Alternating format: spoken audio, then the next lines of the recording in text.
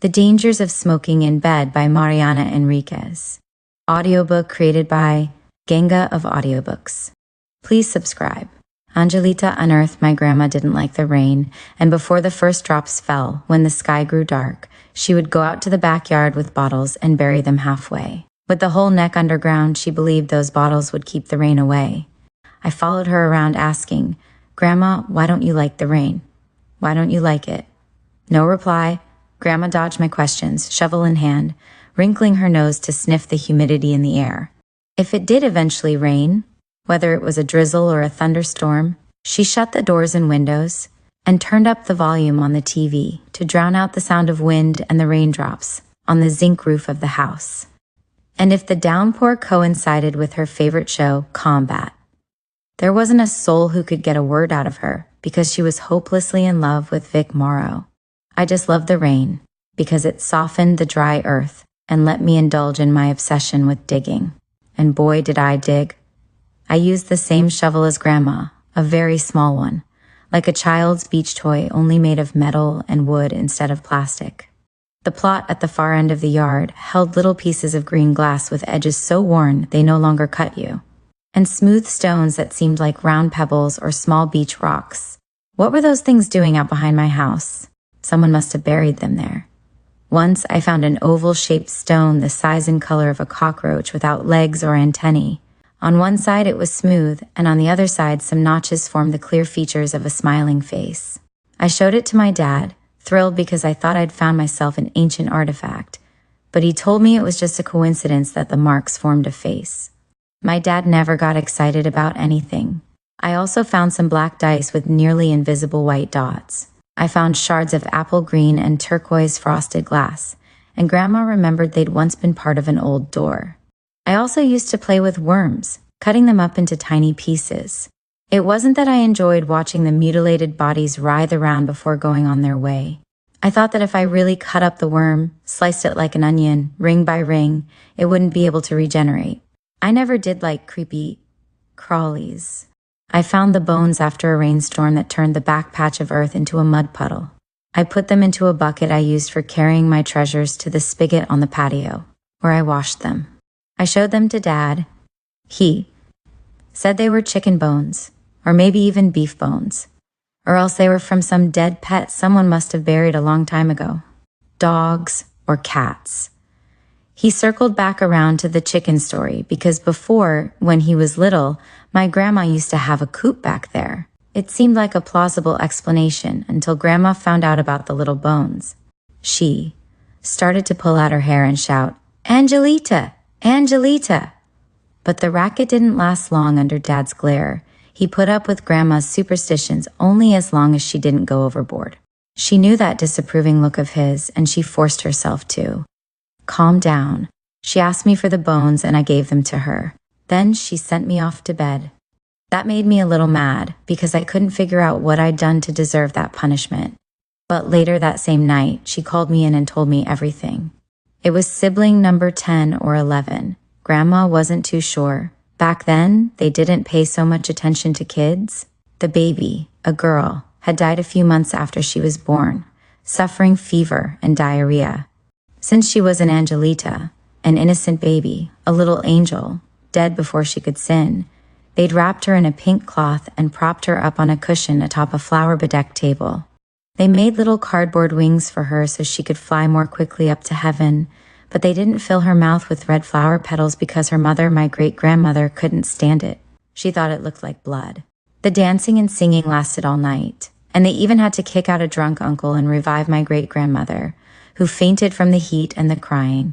There was an indigenous mourner who sang Trisagian hymns, and all she charged was a few empanadas. "Grandma, did all this happen here?" "No, it was in Salavina, in Santiago."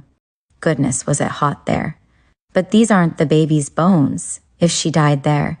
"Yes, they are. I brought them with us when we moved. I didn't want to just leave her, because she cried every night, poor thing. And if she cried when we were close by, just imagine how she'd cry if she was all alone. Abandoned. So I brought her. She was nothing but little bones by then, and I put her in a bag and buried her out back. Not even your grandpa knew, or your great-grandma, no one. It's just that I was the only one who heard her cry. Well, your great-grandpa heard too, but he played dumb. And does the baby cry here? Only when it rains. Later, I asked my dad if the story of the little angel baby was true, and he said my grandma was very old and could talk some nonsense. He didn't seem all that convinced, though. Or maybe the conversation made him uncomfortable. Then Grandma died. The house was sold. I went to live alone with no husband or children. My dad moved to an apartment in Balvanera, and I forgot all about the angel baby. Until she appeared in my apartment 10 years later, crying beside my bed one stormy night. The angel baby doesn't look like a ghost.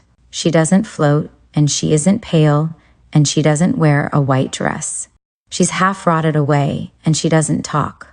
The first time she appeared, I thought it was a nightmare, and I tried to wake up. When I couldn't do it, and I started to realize she was real, I screamed and cried and pulled the sheets over my head. My eyes squeezed tight and my hands over my ears so I couldn't hear her. At that point, I didn't know she was mute. But when I came out from under there some hours later, the angel baby was still there. The remnants of an old blanket draped over her shoulders like a poncho.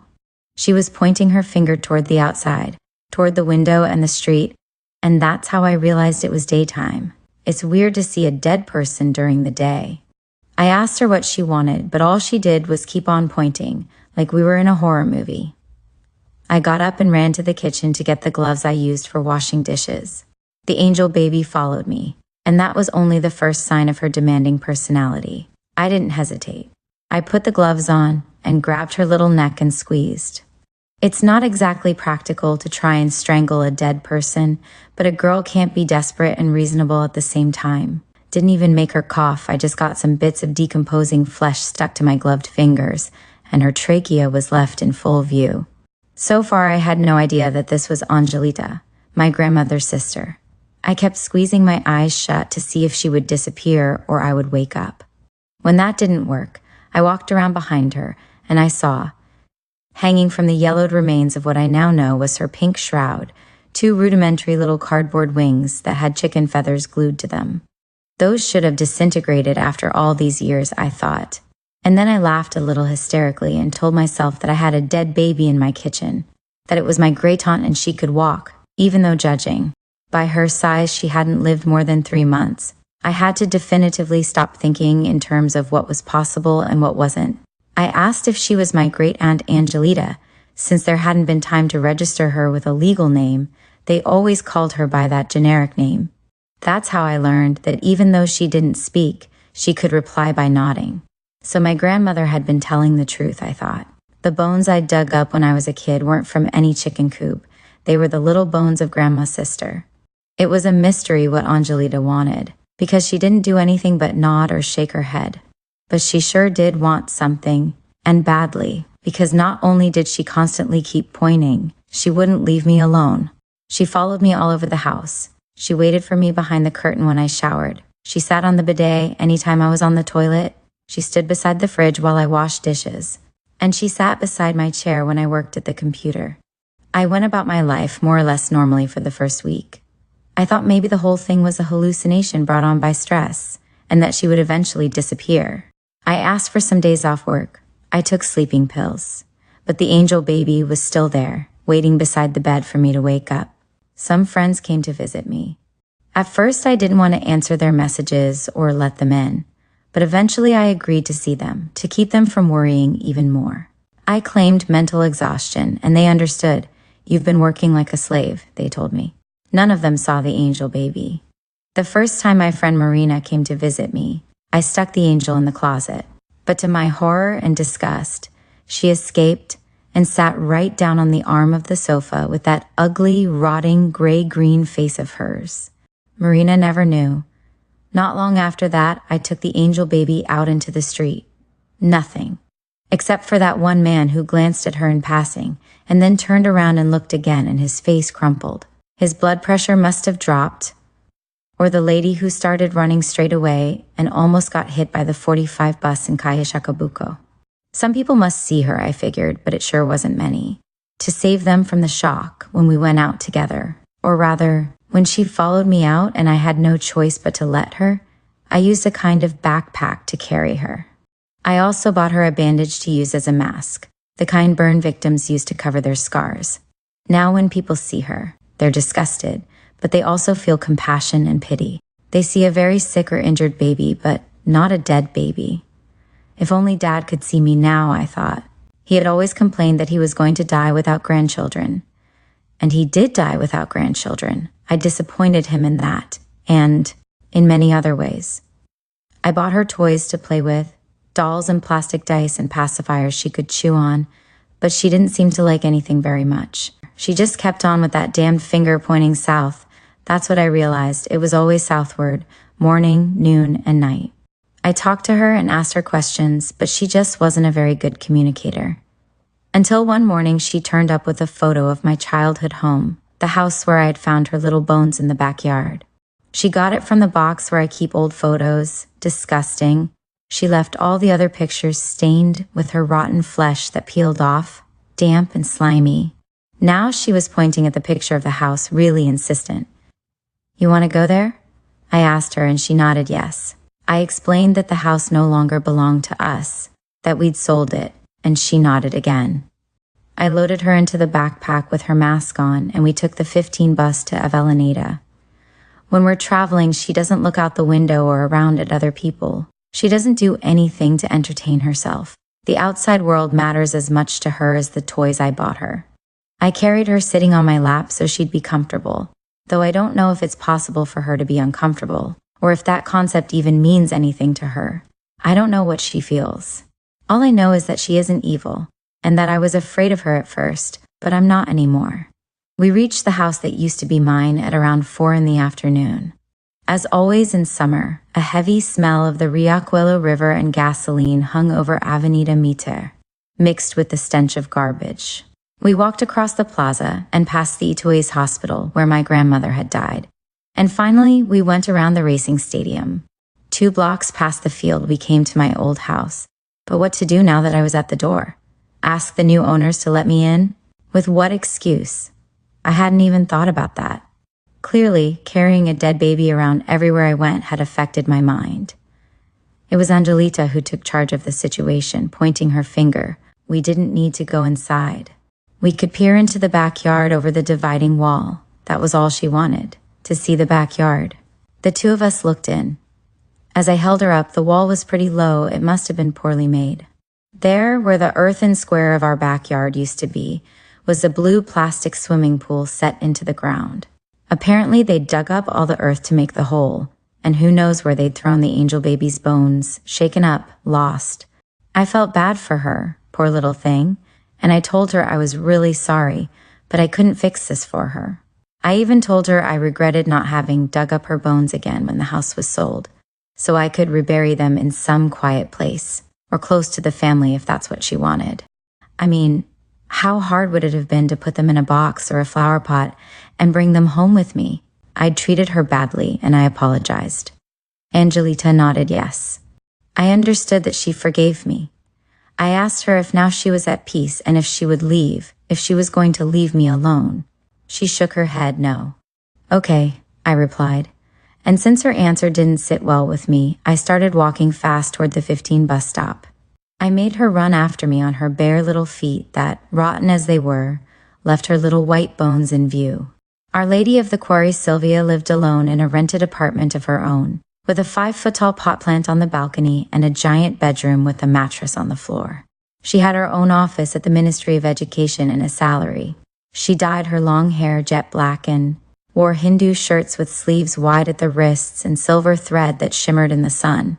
She had the provincial last name of Olivaria and a cousin who had disappeared mysteriously while traveling around Mexico. She was our grown-up friend, the one who took care of us when we went out, and who let us use her place to smoke weed and meet up with boys.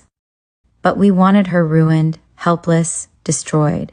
Because Sylvia always knew more. If one of us discovered Frida Kahlo, Sylvia had already visited Frida's house with her cousin in Mexico before he disappeared. If we tried a new drug, she had already overdosed on the same substance. If we discovered a band we liked, she had already gotten over being a fan of the same group. We hated that she had long, heavy, straight hair, colored with a dye we couldn't find in any normal beauty salon. What brand was it?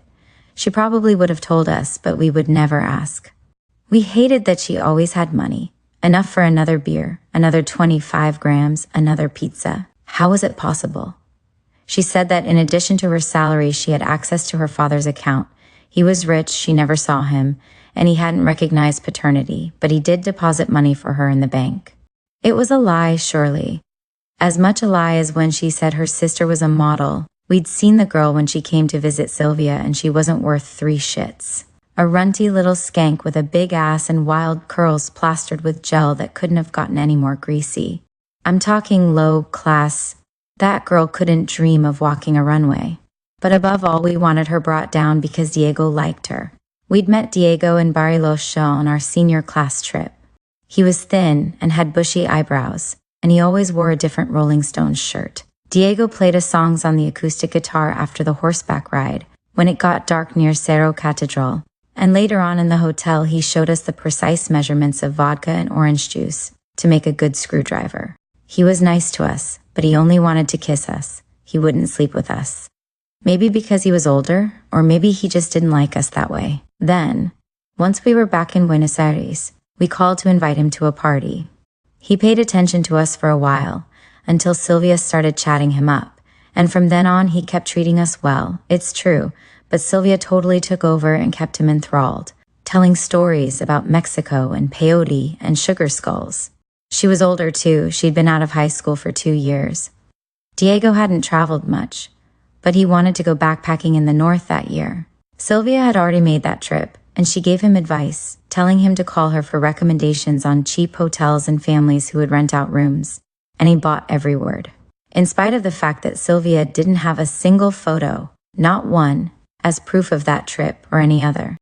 Sylvia was the one who came up with the idea of the quarry pools that summer, and we had to give it to her. It was a really good idea.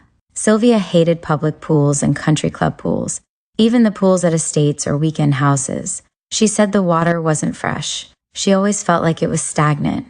Since the nearest river was polluted, she didn't have anywhere to swim. We were all like, who does Sylvia think she is? She acts like she was born on a beach in the south of France. But Diego listened to her explanation of why she wanted freshest water, and he was totally in agreement. They talked a little more about oceans and waterfalls and streams, and then Sylvia mentioned the quarry pools. Someone at her work had told her you could find a ton of them off the Southern Highway, and that people hardly ever went swimming there because they were scared. Supposedly the pools were dangerous. And that's where she suggested we all go the next weekend. And we agreed right away because we knew Diego would say yes, and we didn't want the two of them going alone. Maybe if he saw how ugly her body was, she had some really tubby legs, which she claimed were because she'd played hockey when she was little. But half of us had played hockey too, and none of us had those big ham hocks. Plus, she had a flat ass and broad hips, which was why jeans never fit her well. If he saw those defects, maybe Diego would stop liking Sylvia and finally pay attention to us. She asked around a little and decided we had to go to the Virgin's pool, which was the best, the cleanest. It was also the biggest, deepest, and most dangerous of all. It was really far, almost at the end of the 307 route, after the bus merged onto the highway. The Virgin's pool was special, people said, because almost no one ever went there. The danger that kept swimmers away wasn't how deep it was. It was the owner. Apparently someone had bought the place, and we accepted that. None of us knew what a quarry pool was good for, or if it could be bought, but still, it didn't strike us as odd that the pool would have an owner, and we understood why this owner wouldn't want strangers swimming on his property. It was said that when there were trespassers, the owner would drive out from behind a hill and start shooting. Sometimes, he also set his dogs on them. He had decorated his private quarry pool with a giant altar, a grotto for the Virgin on one side of the main pool. You could reach it by going around the pool along a dirt path to the right, a path that started at an improvised entrance from the road, marked by a narrow iron arch. On the other side was the hill over which the owner's truck could appear at any moment. The water in front of the Virgin was still in black. On the near side, there was a little beach of clayey dirt. We went every Saturday that January. The heat was torrid and the water was so cold it was like sinking into a miracle. We even forgot Diego and Sylvia a little. They had also forgotten each other, enchanted by the coolness and secrecy. We tried to keep quiet, to not make any racket that could wake the hidden owner. We never saw anyone else, although sometimes other people were at the bus stop on the way back, and they must have assumed we were coming from the quarry because of our wet hair and the smell that stuck to our skin, a scent of rock and salt. Once, the bus driver said something strange to us, that we should watch out for wild dogs on the loose. We shivered, but the next weekend we were as alone as ever. We didn't even hear a distant bark. And we could see that Diego was starting to take an interest in our golden thighs, our slender ankles, our flat stomachs. He still kept closer to Sylvia, and he still seemed fascinated, even if by then he'd realized that we were much, much prettier. The problem was that the two of them were very good swimmers, and although they played with us in the water and taught us a few things, sometimes they got bored and swam off with fast, precise strokes. It was impossible to catch up with them. The pool was really huge. We'd stay close to the shore and watch their two heads bobbing on the surface, and we could see their lips moving but had no idea what they were saying. They laughed a lot, that's for sure, and Sylvia's laugh was raucous and we had to tell her to keep it down. The two of them looked so happy. We knew that very soon they would remember how much they liked each other, and that the summer coolness near the highway was temporary. We had to put a stop to it. We had found Diego, and she couldn't keep everything for herself. Diego looked better every day. The first time he took off his shirt, we discovered that his shoulders were strong and hunched, and his back was narrow and had a sandy color just above his pants that was simply beautiful. He taught us to make a roach clip out of a matchbook, and he watched out for us to make sure we didn't get in the water when we were too crazy. He didn't want us getting high and drowning.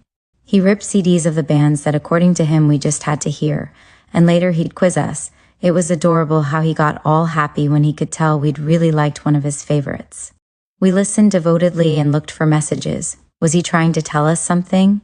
Just in case, we even used a dictionary to translate the songs that were in English. We'd read them to each other over the phone and discuss them. It was very confusing. There were all kinds of conflicting messages. All speculation was brought to an abrupt halt, as if a cold knife had sliced through our spines, when we found out that Sylvia and Diego were dating. When? How? They were older. They didn't have curfews. Sylvia had her own apartment. How stupid we were to apply our little kid limitations to them.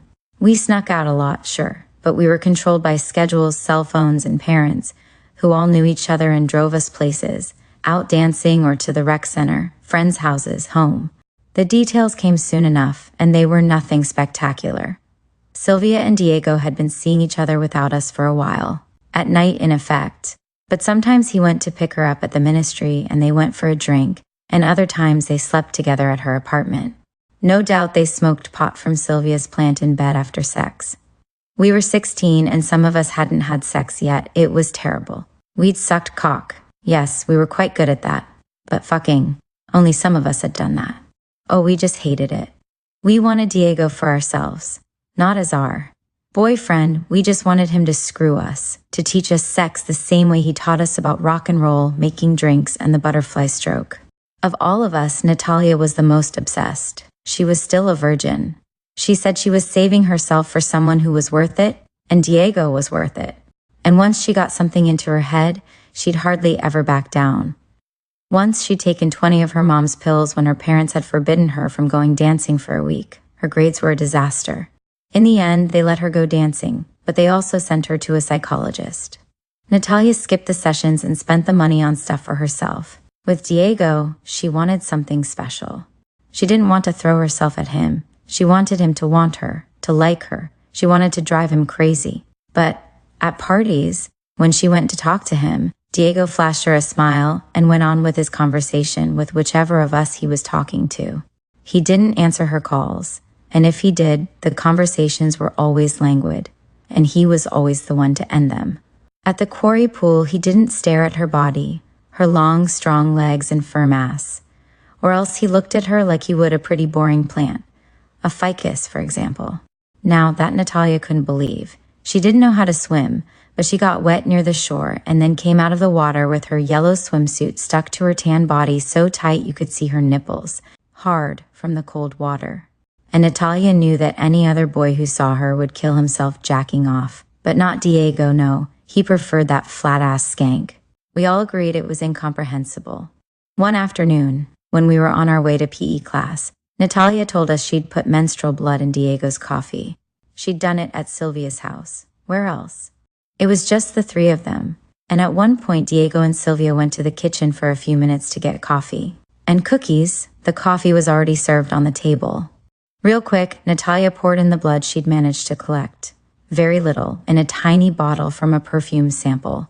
She'd wrung out the blood from cotton gauze, which was disgusting. She normally used pads or tampons. The cotton was just so she could get the blood. She diluted it a little in water, but she said it should work all the same.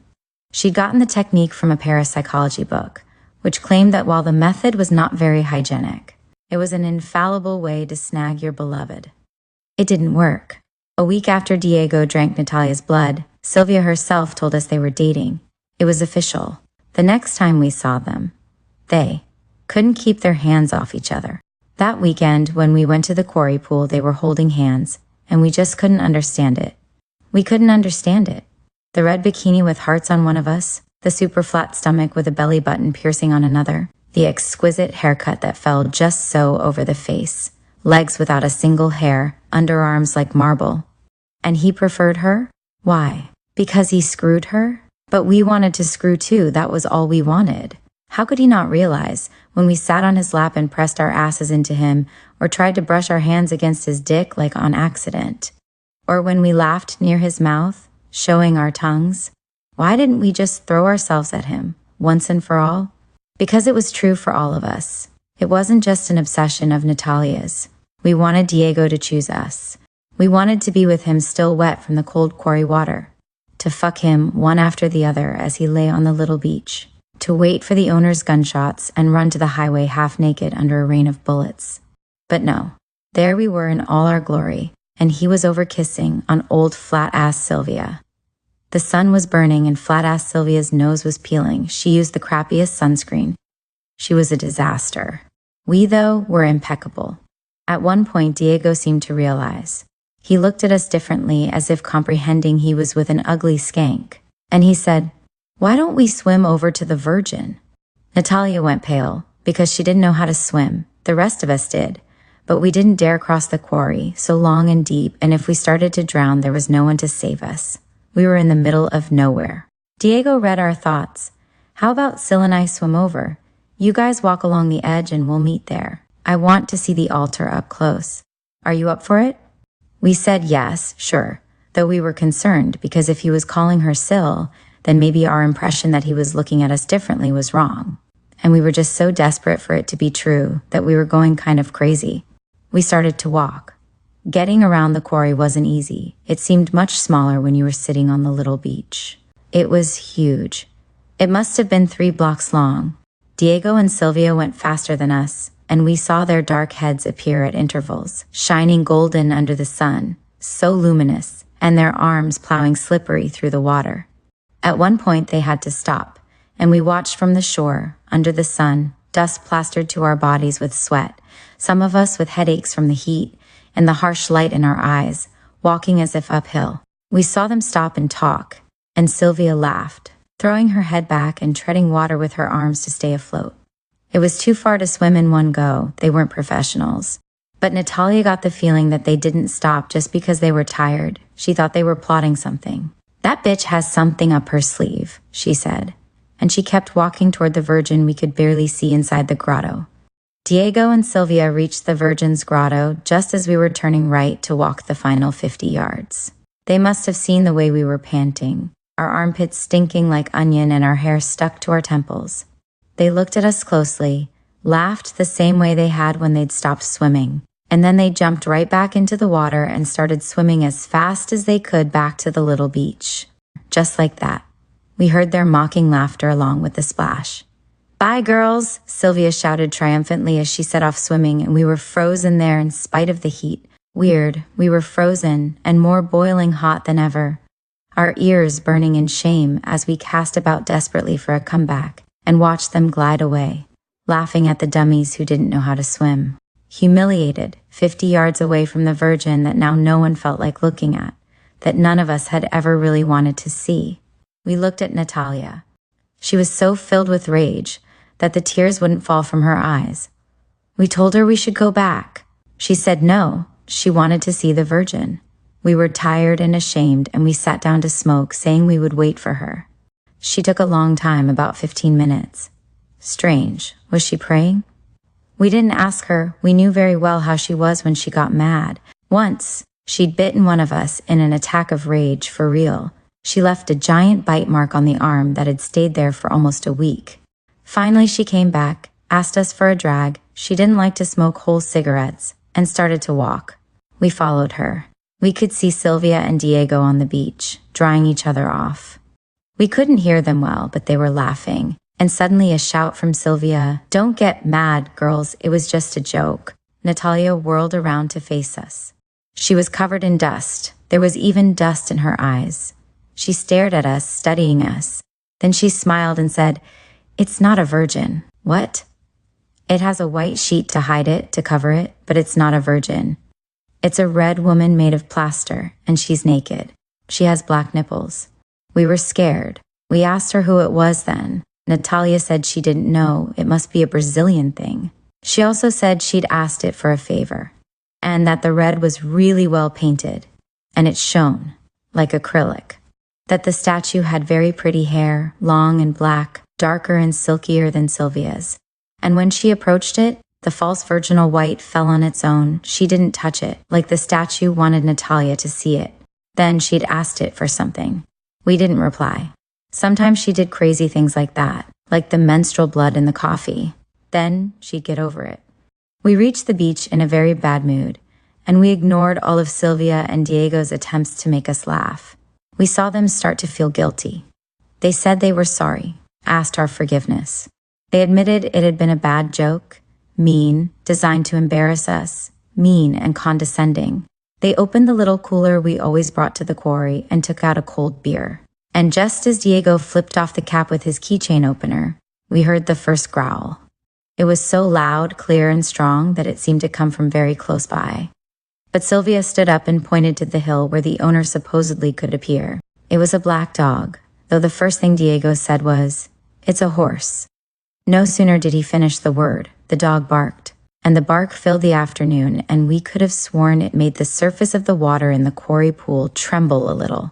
It was big as a pony, completely black, and it was clearly about to come down the hill. But it wasn't the only one. The first growl had come from behind us, at the end of the beach. There, very close to us, 3 slobbering pony dogs were walking. You could see their ribs as their sides rose and fell. They were skinny. These were not the owner's dogs, we thought. They were the dogs the bus driver had told us about, savage and dangerous. Diego made a shush sound to soothe them, and Sylvia said, "We can't show them we're scared." And then Natalia, furious, finally crying now, screamed at them, "You arrogant assholes, you're a flat-ass skank and you're a shithead, and those are my dogs." There was one 10 feet away from Sylvia. Diego didn't even hear Natalia. He stood in front of his girlfriend to protect her, but then another dog appeared behind him, and then 2 smaller ones that came running and barking down the hill where the owner never did turn up. And suddenly they started howling from hunger or hatred. We didn't know. What we did know, what we realized because it was so obvious, was that the dogs didn't even look at us. None of us. They ignored us. It was like we didn't exist, like it was only Sylvia and Diego there beside the quarry pool. Natalia put on a shirt and a skirt, whispered to us to get dressed too, and then she took us by the hands. She walked to the iron arch over the entranceway that led to the highway, and only then did she start to run to the 307 stop. We followed her. If we thought about getting help, we didn't say anything. If we thought about going back, we didn't mention that either. When we got to the highway and heard Sylvia's and Diego's screams, we secretly prayed that no car would stop and hear them too. Sometimes, since we were so young and pretty, people stopped and offered to take us to the city for free. The 307 came, and we got on calmly so as not to raise suspicions. The driver asked us how we were, and we told him, "Fine, great, it's all good, it's all good." The cart wancho was drunk that day. He was getting belligerent as he walked up and down the sidewalk, although by that point no one in the neighborhood felt threatened or even unsettled by his drunken antics. Halfway down the block, Horacio was washing his car like he did every Sunday, in shorts and flip-flops, his prominent belly taut, his chest hair white, the radio tuned to the game. On the corner, the Spaniards from the variety store were drinking mate with the kettle on the ground, between the two folding recliners they'd brought outside because the sun was nice. Across the way, Coca's boys were drinking beer in the doorway, and a group of girls, freshly bathed and overly made up, were chatting as they stood in the doorway of Valeria's garage. Earlier, my dad had tried to say hi and start a conversation with the neighbors, but he came back inside as always, downcast, a little annoyed. Because he was a good guy, but he didn't know small talk. He said the same things every Sunday afternoon. My mom was spying out the window. She got bored with the Sunday TV, but she didn't feel like going out. She peered between the half-open blinds and would occasionally ask us to bring her a cup of tea, or a cookie, or an aspirin. My brother and I usually spent Sundays at home. Sometimes at night, we'd take a spin downtown if Dad would lend us the car. Mom saw him first. He was coming from the direction of Tuyuti's corner, walking in the middle of the street and pushing a loaded-down supermarket cart. He was even drunker than Juancho, but somehow he managed to push that pile of garbage in the cart, all bottles, cardboard, and phone books. He stopped in front of Horacio's car, swaying. It was hot that day, but the man was wearing an old greenish pullover. He must have been around 60 years old. He left the cart at the curb, went over to the car, and right on the side where my mother had the best view, he pulled down his pants. She called to us to come see. We came to the window and all three of us peered through the blinds with her, my brother, my dad, and me. The man, who wasn't wearing underwear under his filthy dress pants, shat on the sidewalk, soft shit, almost diarrhea, and a lot of it. The smell reached us, and it stank as much of alcohol as it did of shit. Poor man, said my mom. A person can come to such misery, said my dad. Horacio was stupefied, but you could tell he was about to get mad because his neck was turning red. But before he could react, Juancho ran across the street and pushed the man who hadn't even had time to stand up or pull up his pants. The old man fell into his own shit, which spattered onto his sweater and his right hand. He only murmured an "Oh, black-ass babum," Juancho shouted at him. "You vagrant son of a bitch, how dare you come here and shit on our neighborhood, you uppity cocksucking scumbag." He kicked the man on the ground. Juancho was wearing flip-flops and his feet also got spattered with shit. "Get up, you bastard." You get up and hose down Horacio's sidewalk. You can't fuck around here, and then get back to whatever slum you crawled out of, you son of a motherfucking bitch. And he went on kicking the man. In the chest, in the back. The man couldn't get up. He seemed not to understand what was happening. Suddenly, he started to cry. "It's not worth all that," said my dad. "How can he humiliate the poor man like that?" said my mom, and she stood up and headed for the door. We followed her. When Mom got to the sidewalk, Juancho had gotten the man up, whimpering and apologizing, and was trying to shove into his hands the hose Horacio had been using to wash the car, so he could wash away his own shit. The whole block stank. No one dared approach.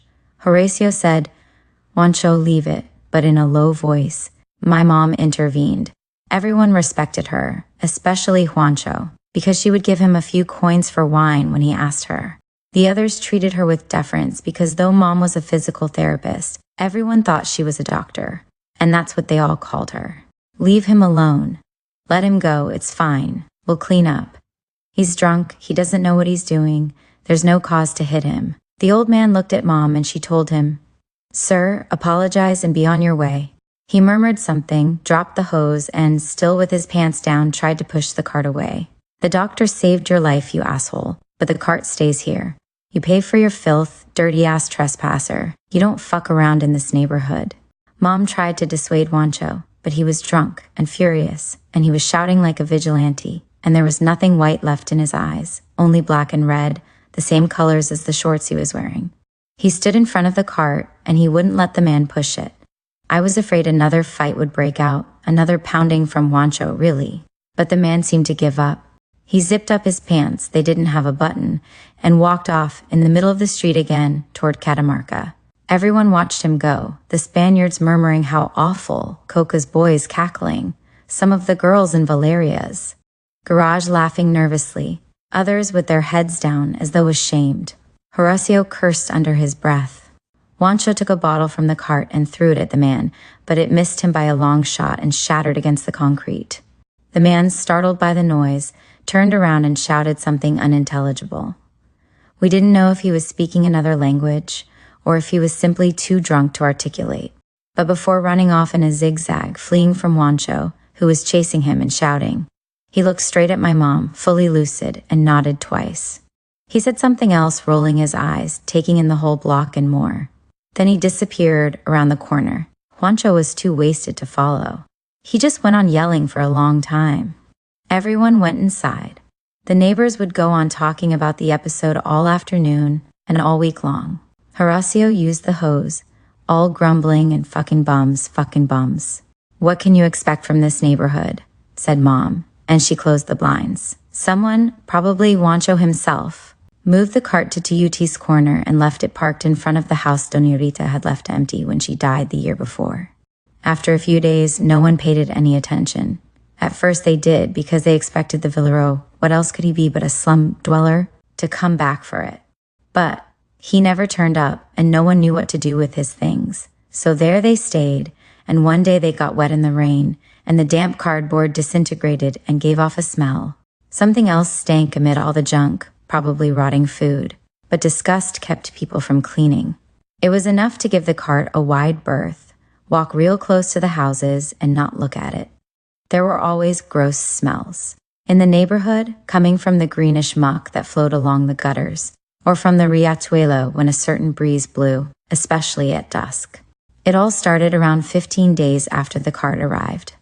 Maybe it started before that, but there had to be an accumulation of misfortune for the neighborhood to feel like something strange was going on. Horacio was the first. He had a rotisserie downtown, and it did well.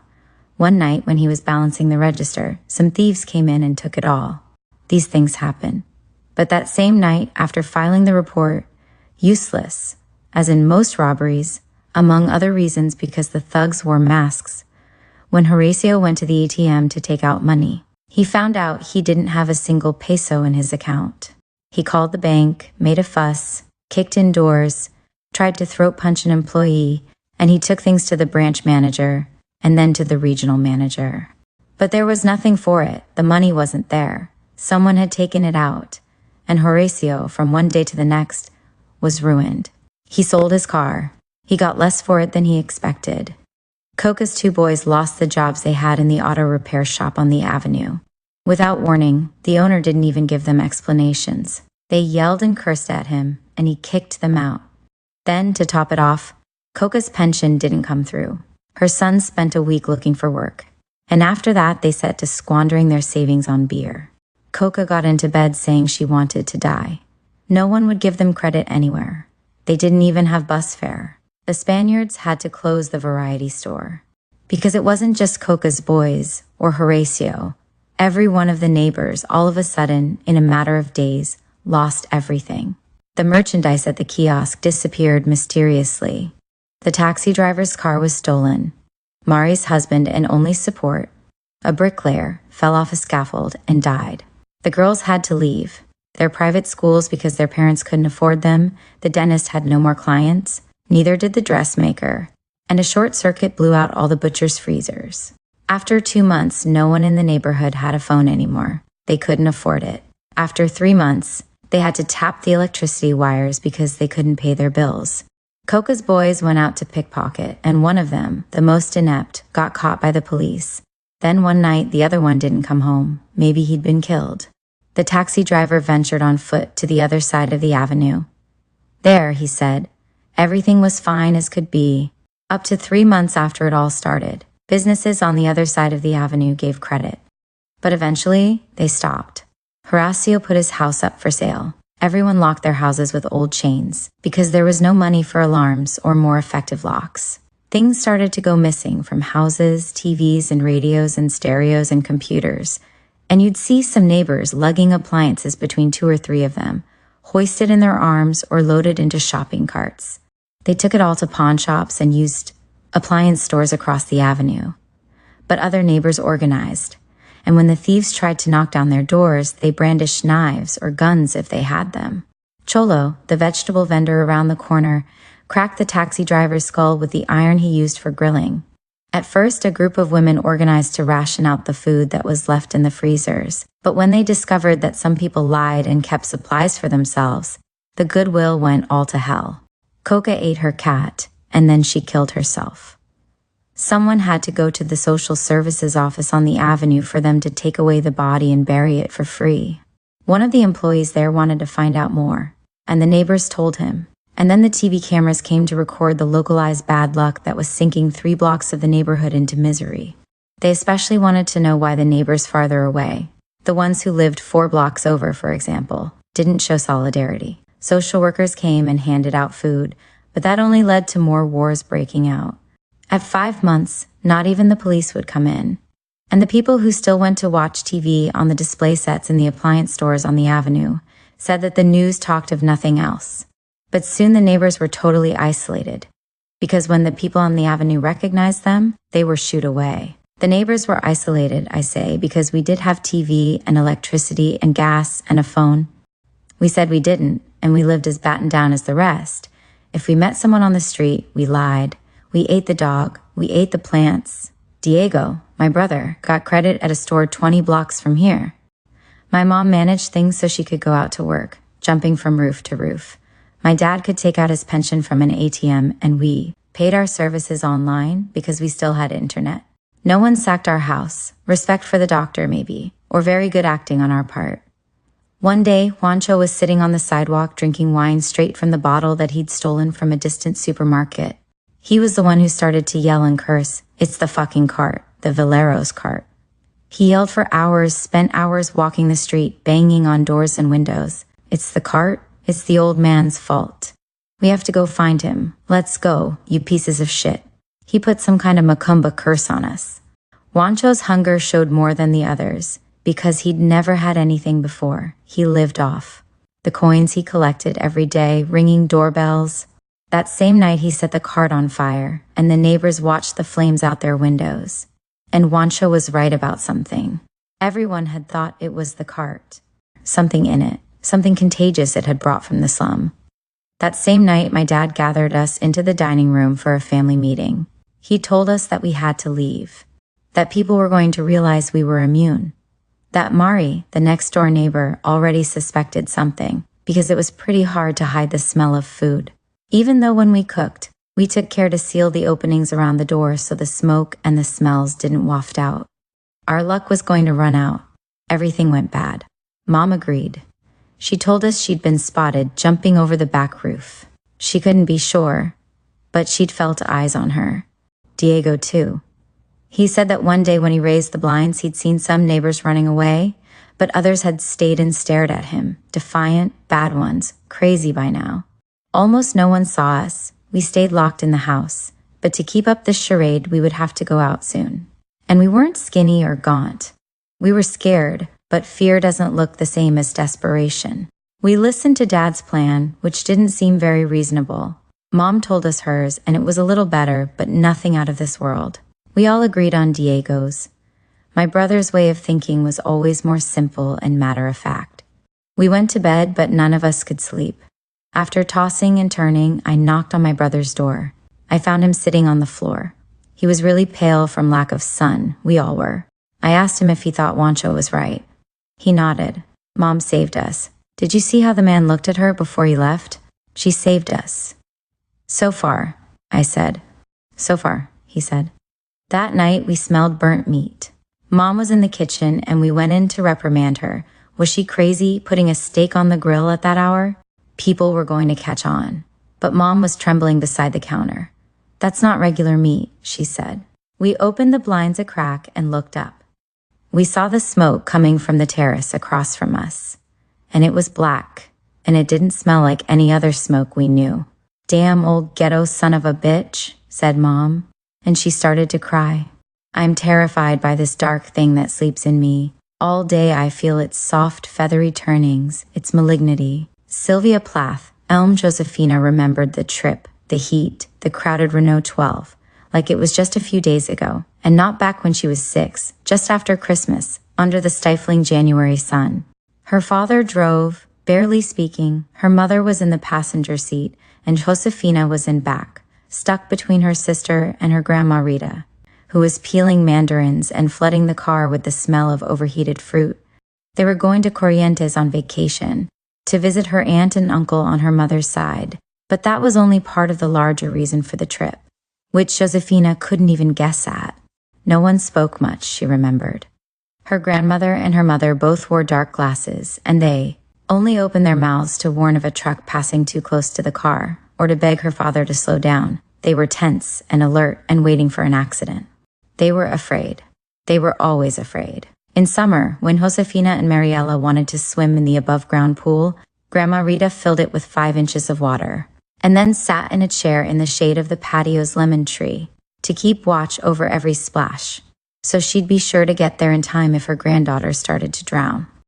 Josefina remembered how her mother used to cry and call in doctors and ambulances at dawn if she or her sister had a fever of just a couple degrees, or how she made them miss school for a harmless cold. She never let them sleep over at their friends' houses, and she hardly ever let them play on the sidewalk. When she did, they could see her keeping watch over them from the window, hidden behind the curtains. Sometimes Mariela cried at night, saying that something was moving under her bed, and she could never sleep with the light off. Josefina was the only one of the family's women who was never afraid. She was like her father, until that trip to Corrientes. She couldn't remember how many days they had spent at her aunt and uncle's house, nor if they had gone to the waterfront or to window shop on the pedestrian walkways. But she remembered the visit to Doña Irene's house perfectly. The sky had been cloudy that day, but the heat was heavy, as always in Corrientes before a storm. Her father hadn't gone with them, the well. Doña Irene's house was near her aunt and uncle's, and the 4 of them had walked there with her Aunt Clarita. They didn't call Irene a witch. Mostly, they just called her the woman. Her house had a beautiful front yard, a little overfull of plants, and almost right in the center, there was a white painted well. When Josefina saw it, she let go of her grandmother's hand and ran, ignoring the howls of panic, to get a closer look and peer in over the edge. They couldn't stop her until she saw the bottom of the well and the stagnant water in its depths. Her mother gave her a slap that could well have made Josefina cry, except that she was used to those nervous wallops that ended in sobs and hugs and, my baby, if anything ever happened to you." Like what?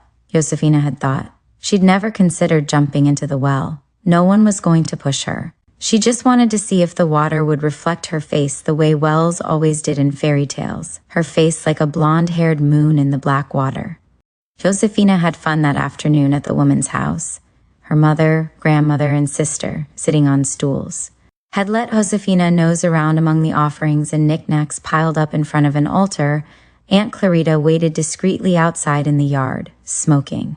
The woman talked, or prayed, but Josefina didn't remember anything strange.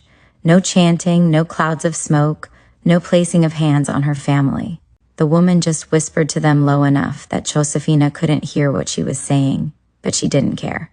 On the altar she found baby booties, fresh and dried bouquets of flowers, photographs in color and black and white, crosses adorned with red cords, a lot of rosaries, plastic, wood, silver-plated metal. There was also the ugly figure of the saint her grandmother prayed to, San la Muerte, Saint Death, a skeleton with its scythe.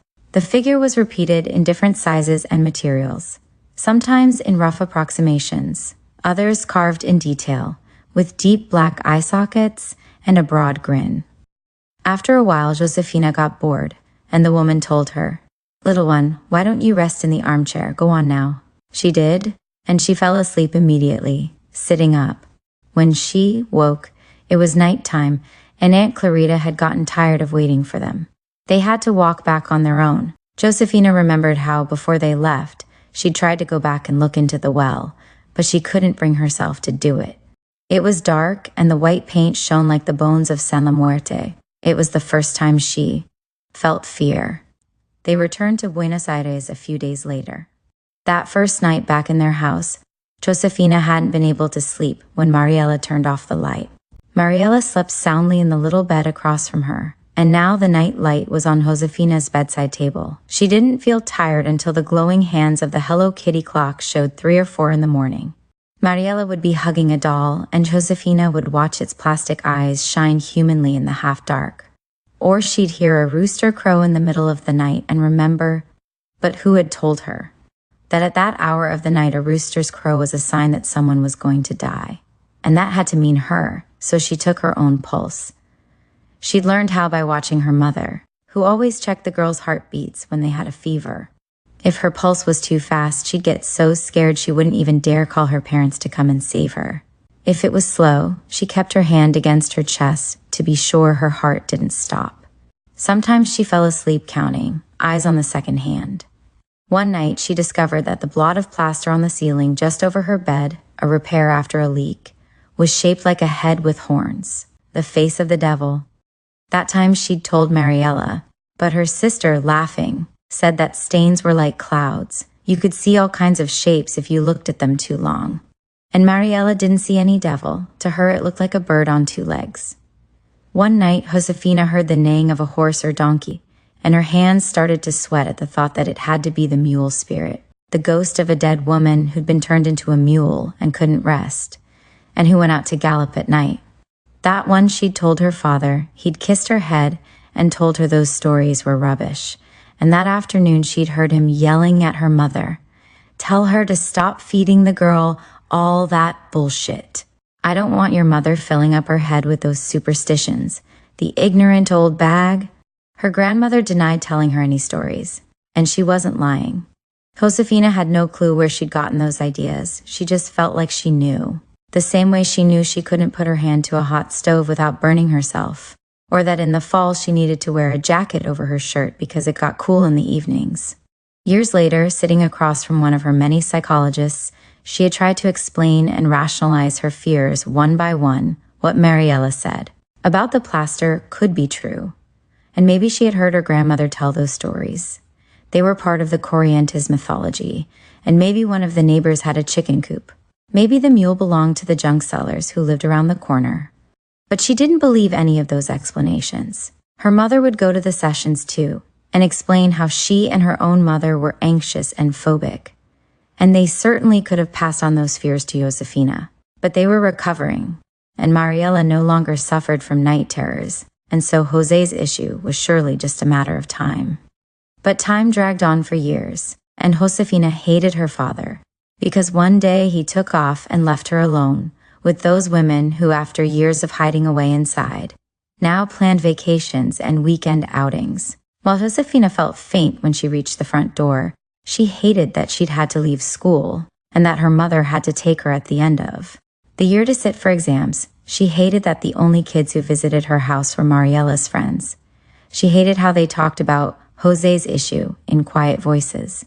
And above all, she hated spending days in her room reading stories that at night turned into nightmares.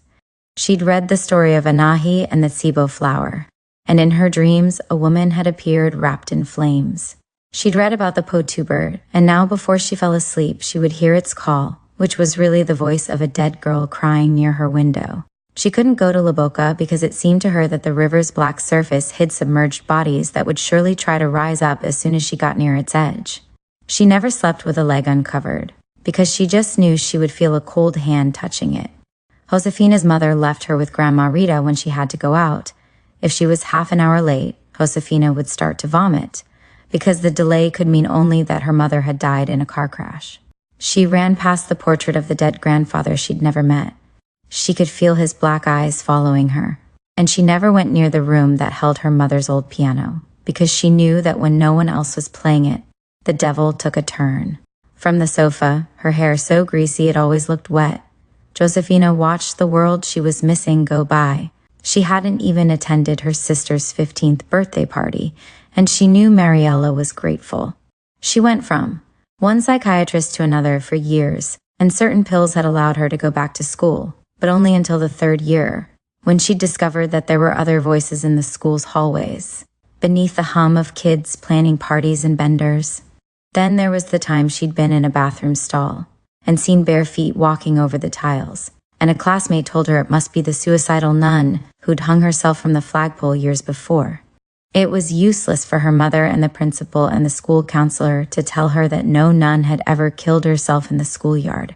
Josefina was already having nightmares about the Sacred Heart of Jesus, Christ's open chest that bled and drenched her face in blood, about Lazarus, pale and rotting as he rose from a tomb among the rocks, and about angels that tried to rape her.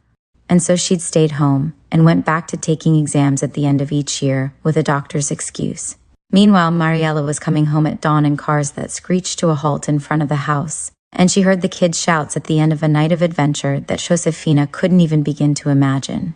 She envied Mariela even when her mother was yelling at her about a phone bill that was impossible to pay. If only Josefina had someone to talk to. Because her group therapy sessions sure didn't work. All those kids with real problems, absent parents or violent childhoods, who talked about drugs and sex and anorexia and heartbreak. But she kept going anyway, always in a taxi there and back, and the taxi driver always had to be the same one. And he had to wait for her at the door because she got dizzy, and her pounding heart wouldn't let her breathe if she was ever left alone in the street. She hadn't gotten on a bus since that trip to Corrientes, and the only time she'd been in the subway she had screamed until she lost her voice, and her mother had to get her out at the next stop. That time her mother had shaken her and dragged her up the stairs, but Josefina didn't care. She just had to get out of that confinement any way possible, away from the noise and that snaking darkness. The new pills, sky blue, practically experimental, shiny like they'd just come from the lab, went down easy, and in just a little while they managed to make the sidewalk seem less like a minefield.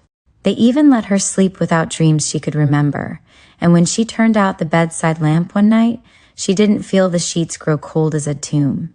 She was still afraid, but she could go to the newsstand alone, without the certainty she would die on the way. Mariela seemed more pleased than Josefina was. She suggested they get coffee together, and Josefina got up the nerve to go, in a taxi there and back, of course. That afternoon, she'd been able to talk to her sister like never before, and she surprised herself by making plans to go to the movies, and even confessing that maybe she wanted to go to college. As long as there weren't too many people in the classrooms and she could stay close to the doors or windows. Mariela hugged her unabashedly, and when she did, she knocked one of the mugs to the floor, where it broke right in half. The waiter picked up the pieces with a smile. And why wouldn't he? Mariela was so beautiful, with her wispy blonde hair hanging over her face, her full lips always damp, and her eyes lightly lined in black so the green of her irises would hypnotize all who looked at her. They went out several more times for coffee. They never made it to the movies. And one of those afternoons, Mariela brought along the brochures for different majors she thought might appeal to Josefina. Anthropology, sociology, literature. But she seemed jittery, and it wasn't the same nervousness of their first outings, when she'd had to be prepared to call an emergency taxi, or, in the worst case, an ambulance, to bring Josefina back home or to the hospital. She pushed her long blonde hair behind her ears and lit a cigarette. "Jose," she said, "there's something else." "What?" "Do you remember when we went to Corrientes? You must have been 6 years old. I was 8. "Yes." "Well, do you remember that we went to a witch? Mom and Grandma wanted to go because they were like you. They were afraid all the time, and they wanted her to cure them." Josefina was now listening intently. Her heart was pounding fast, but she breathed deeply, dried her hands on her pants, and tried to concentrate on what her sister was saying. Like her psychiatrist had advised her to do, when the fear comes, she'd said, pay attention to something else, anything else. Look at what the person next to you is reading. Read billboards, or count how many red cars go by in the street. And I remember the witch said they could go back if it happened to them again. Maybe you could go, now that you're better. I know it's crazy. I'm as bad as Grandma with her small-town superstitious bullshit. But they got over it, right? Mariela, I can't travel. You know I can't. What if I go with you? I can do it, seriously. We'll plan it really well. No way, I can't. Okay, well, think about it. What do I know? But I'll help you for real. The morning she tried to leave the house to go register for college, Josefina found that the stretch between the door and the taxi was insurmountable. Before she could put one foot on the sidewalk, her knees were trembling, and she was already crying. It had been several days since she'd first noticed a stalling, and even a reversal in the pill's effect. She'd gone back to feeling it was impossible to fill up her lungs. Or more like she paid obsessive attention to every inhalation, as if she had to oversee the entrance of air for the system to work. As if she were giving herself mouth-to-mouth resuscitation just to stay alive. Once again, she was paralyzed at the slightest change in the placement of objects in her room. Once again, she had to turn on the bedside light before she could sleep, and now also the TV and the ceiling lamp. because she couldn't bear a single shadow. She expected every symptom. She recognized them as they appeared, but for the first time she felt something else beneath the resignation and despair. She was angry.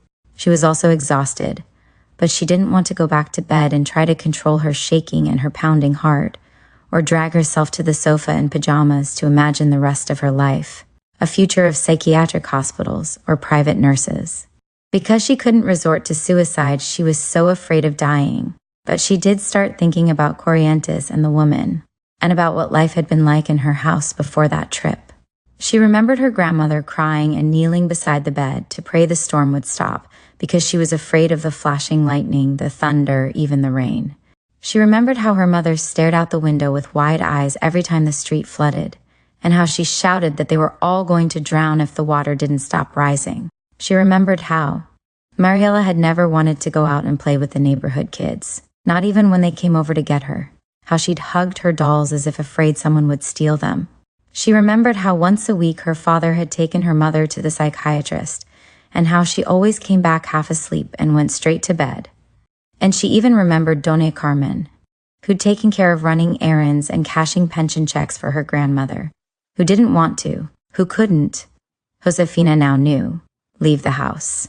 Doña Carmen had been dead for 10 years now, 2 more than her grandmother, and after the trip to Corrientes she'd only come over for tea, because all the isolation and terror had ended. For them. Because for Josefina, they were just beginning. What had happened in Corrientes? Had the woman forgotten to cure her? But there'd been no need to cure her of anything, because Josefina wasn't afraid.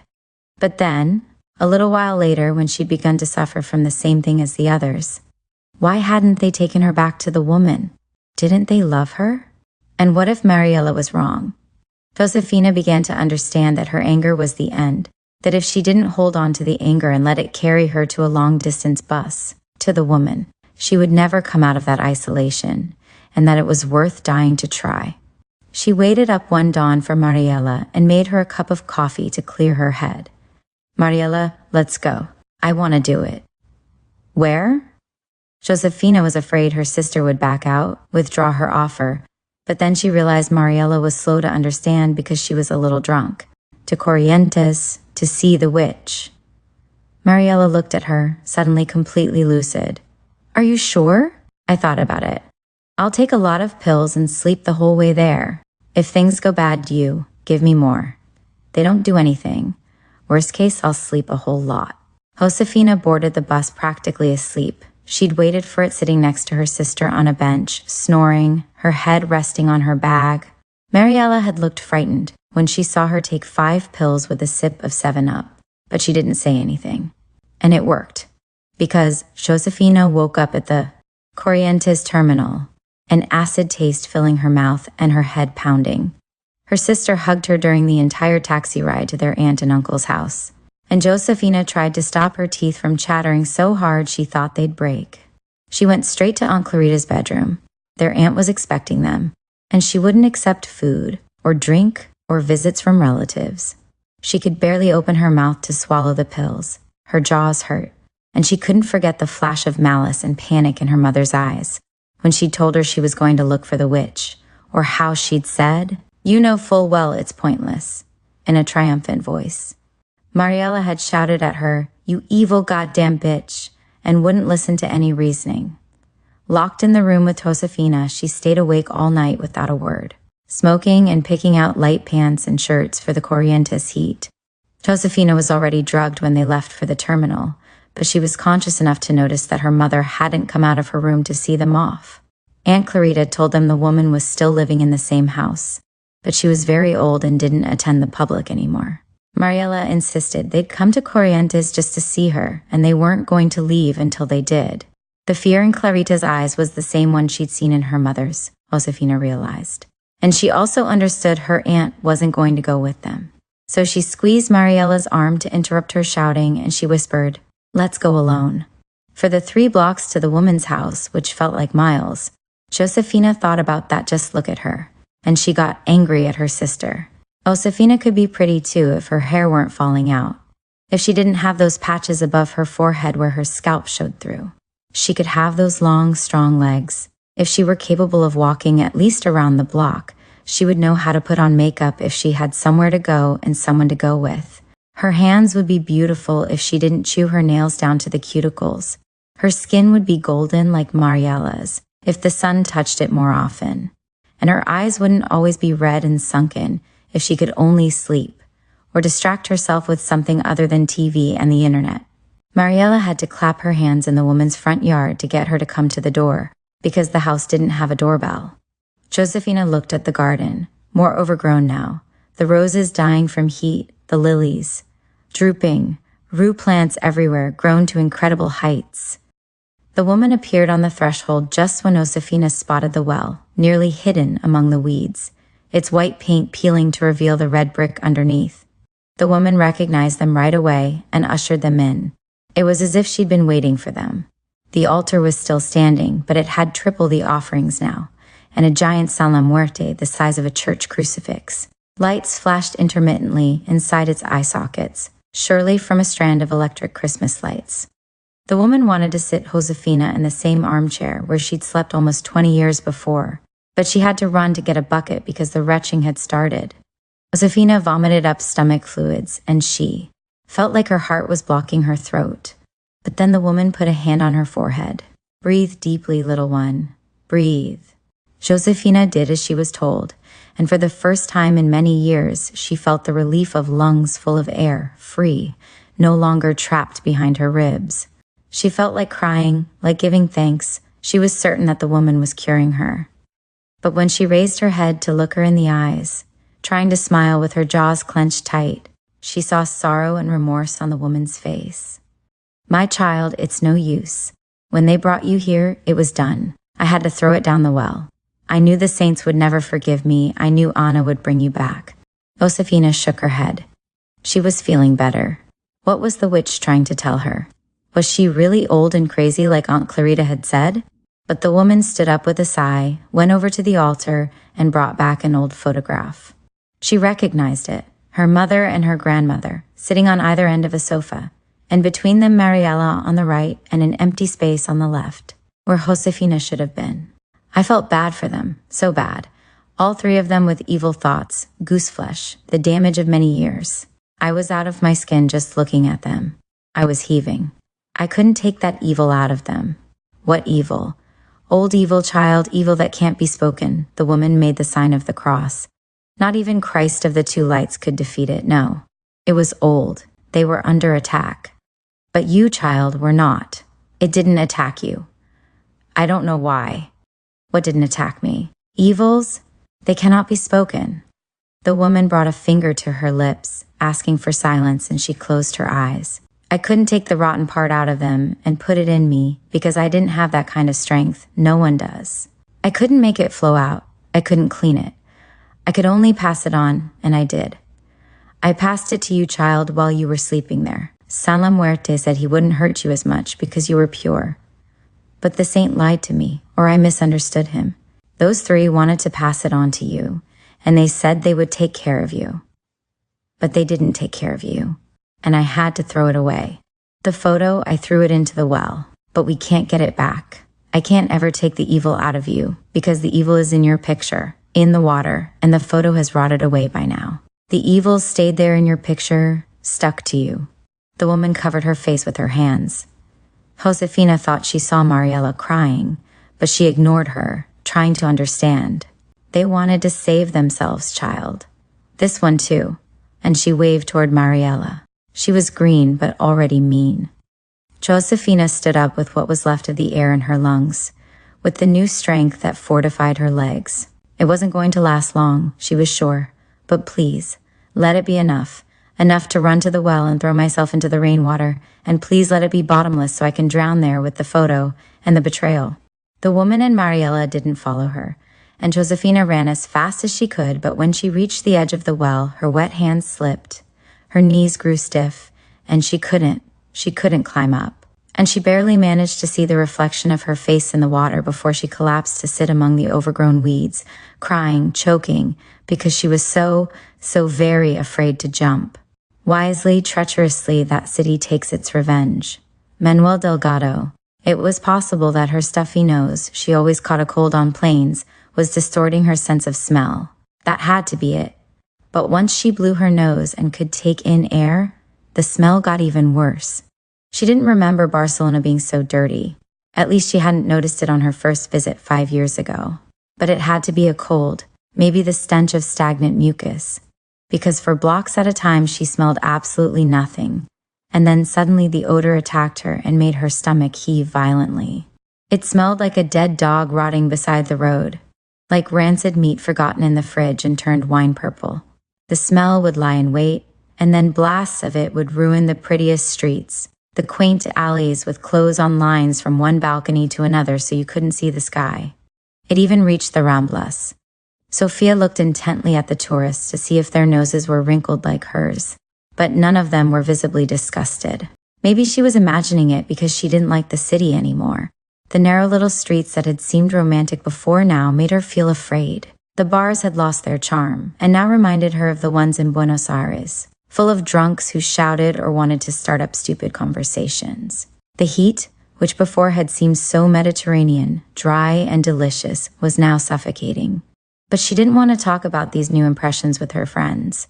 She didn't want to be the typical haughty Argentine tourist superciliously pointing out all the defects of the paradise city. She wanted to leave. Maybe it was all because of the girl. 5 years earlier, Cala Escudellers had been packed end to end with junkies lying on the sidewalk on piles of their own dirty clothes. They weren't there anymore.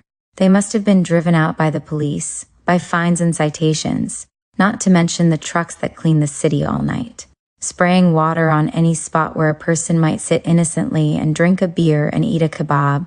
Now you had to keep walking or go into the bars. The street was only for movement. Walking the route she knew through Raval, Rambla Triste. She avoided creepy calle robadores, dark and full of criminals, said the legend perpetuated by its name, which no one dared discredit. And she came to Marquez de Barbera, wider and better lit. A girl was walking ahead of her, somewhat unstable, with jeans too low and tight on her hips, so her flaccid belly spilled out from under her short shirt. A roll of chalky stretch-marked flesh that would have been easy to hide with a long, baggy shirt. But the girl clearly wasn't worried about aesthetics. It was early, barely 8 in the evening, but the street was oddly empty. Not even the tourists from the hostel beside the internet cafe had come outside. Suddenly the girl turned around, looked Sofia in the eyes, and said with a thick Catalan accent but in very clear Spanish, "No puedo más. I just can't." Then she pulled down her pants and defecated on the sidewalk, an explosive, painful diarrhea that made her scrunch up her face from the twisting cramps in her intestines. Then she collapsed against the wall. She missed falling into her own shit by a fraction of an inch. Sofia tried to get her up, asked her where she lived, if she had a phone to call someone who could come and get her. She asked the girl what was wrong, what drugs she was on. But the girl only stared at her with frightened eyes, unable to speak. The smell was no longer imaginary, and Sofia's eyes teared up as she fought back her gag reflex. 10 minutes later, 2 policemen came and took the girl away. Sofia answers questions and stayed to be sure they treated her well. But she didn't stick around waiting for someone to clean the street. She lit a cigarette to banish the smell of shit, and she almost ran to Calle de la Serra, to Julieta's apartment, where she was going to spend those 10 days in Barcelona. She used her own key to get in. The building's entrance was undergoing construction because it had caught fire some months before. The lock on the front door didn't work well, and some vagrants had come inside to sleep. The fire they lit to ward off the cold had gotten out of hand. Luckily, Julieta hadn't been in the apartment when it happened, but she'd also had her own problems with fire. Just a year before, in the middle of winter, she'd ended up in the hospital with carbon monoxide poisoning because the apartment's heater didn't have an exhaust to the outside. The place where Julieta lived wasn't really an apartment.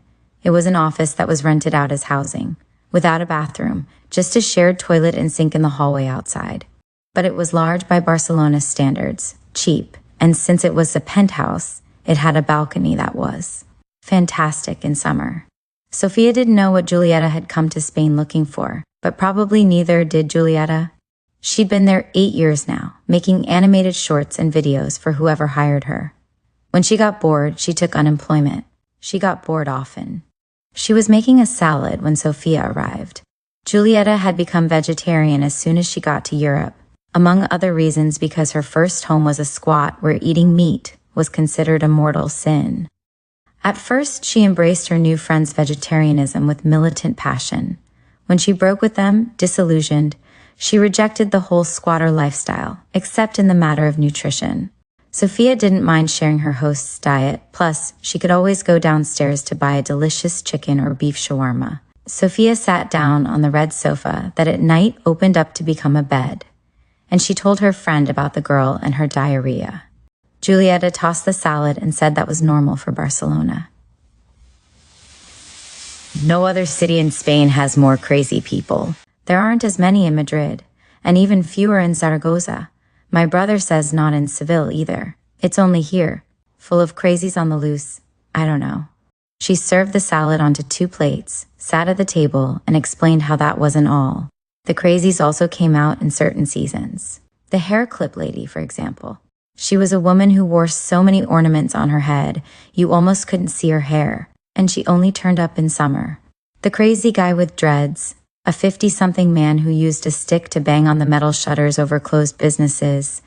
He only showed up for the holidays, around Christmas. An awful racket, said Julieta. The banging sounded like gunshots, and sometimes it sent the tourists running. She was used to it by now, but the first time she saw him, she thought he was going to attack her, because in addition to banging with his stick, he yelled. And, she said, you'll get to see the old man from around the corner. He comes out in shifts, in the morning and afternoon, and he walks about 50 yards round trip, sometimes shouting, sometimes grumbling softly, always waving his hands like he's trying to convince an invisible person of something very important. Julieta's theory was that his family made him go out for walks every day when they got sick of listening to him complain in the apartment, which, if it was on that block, had to be very small.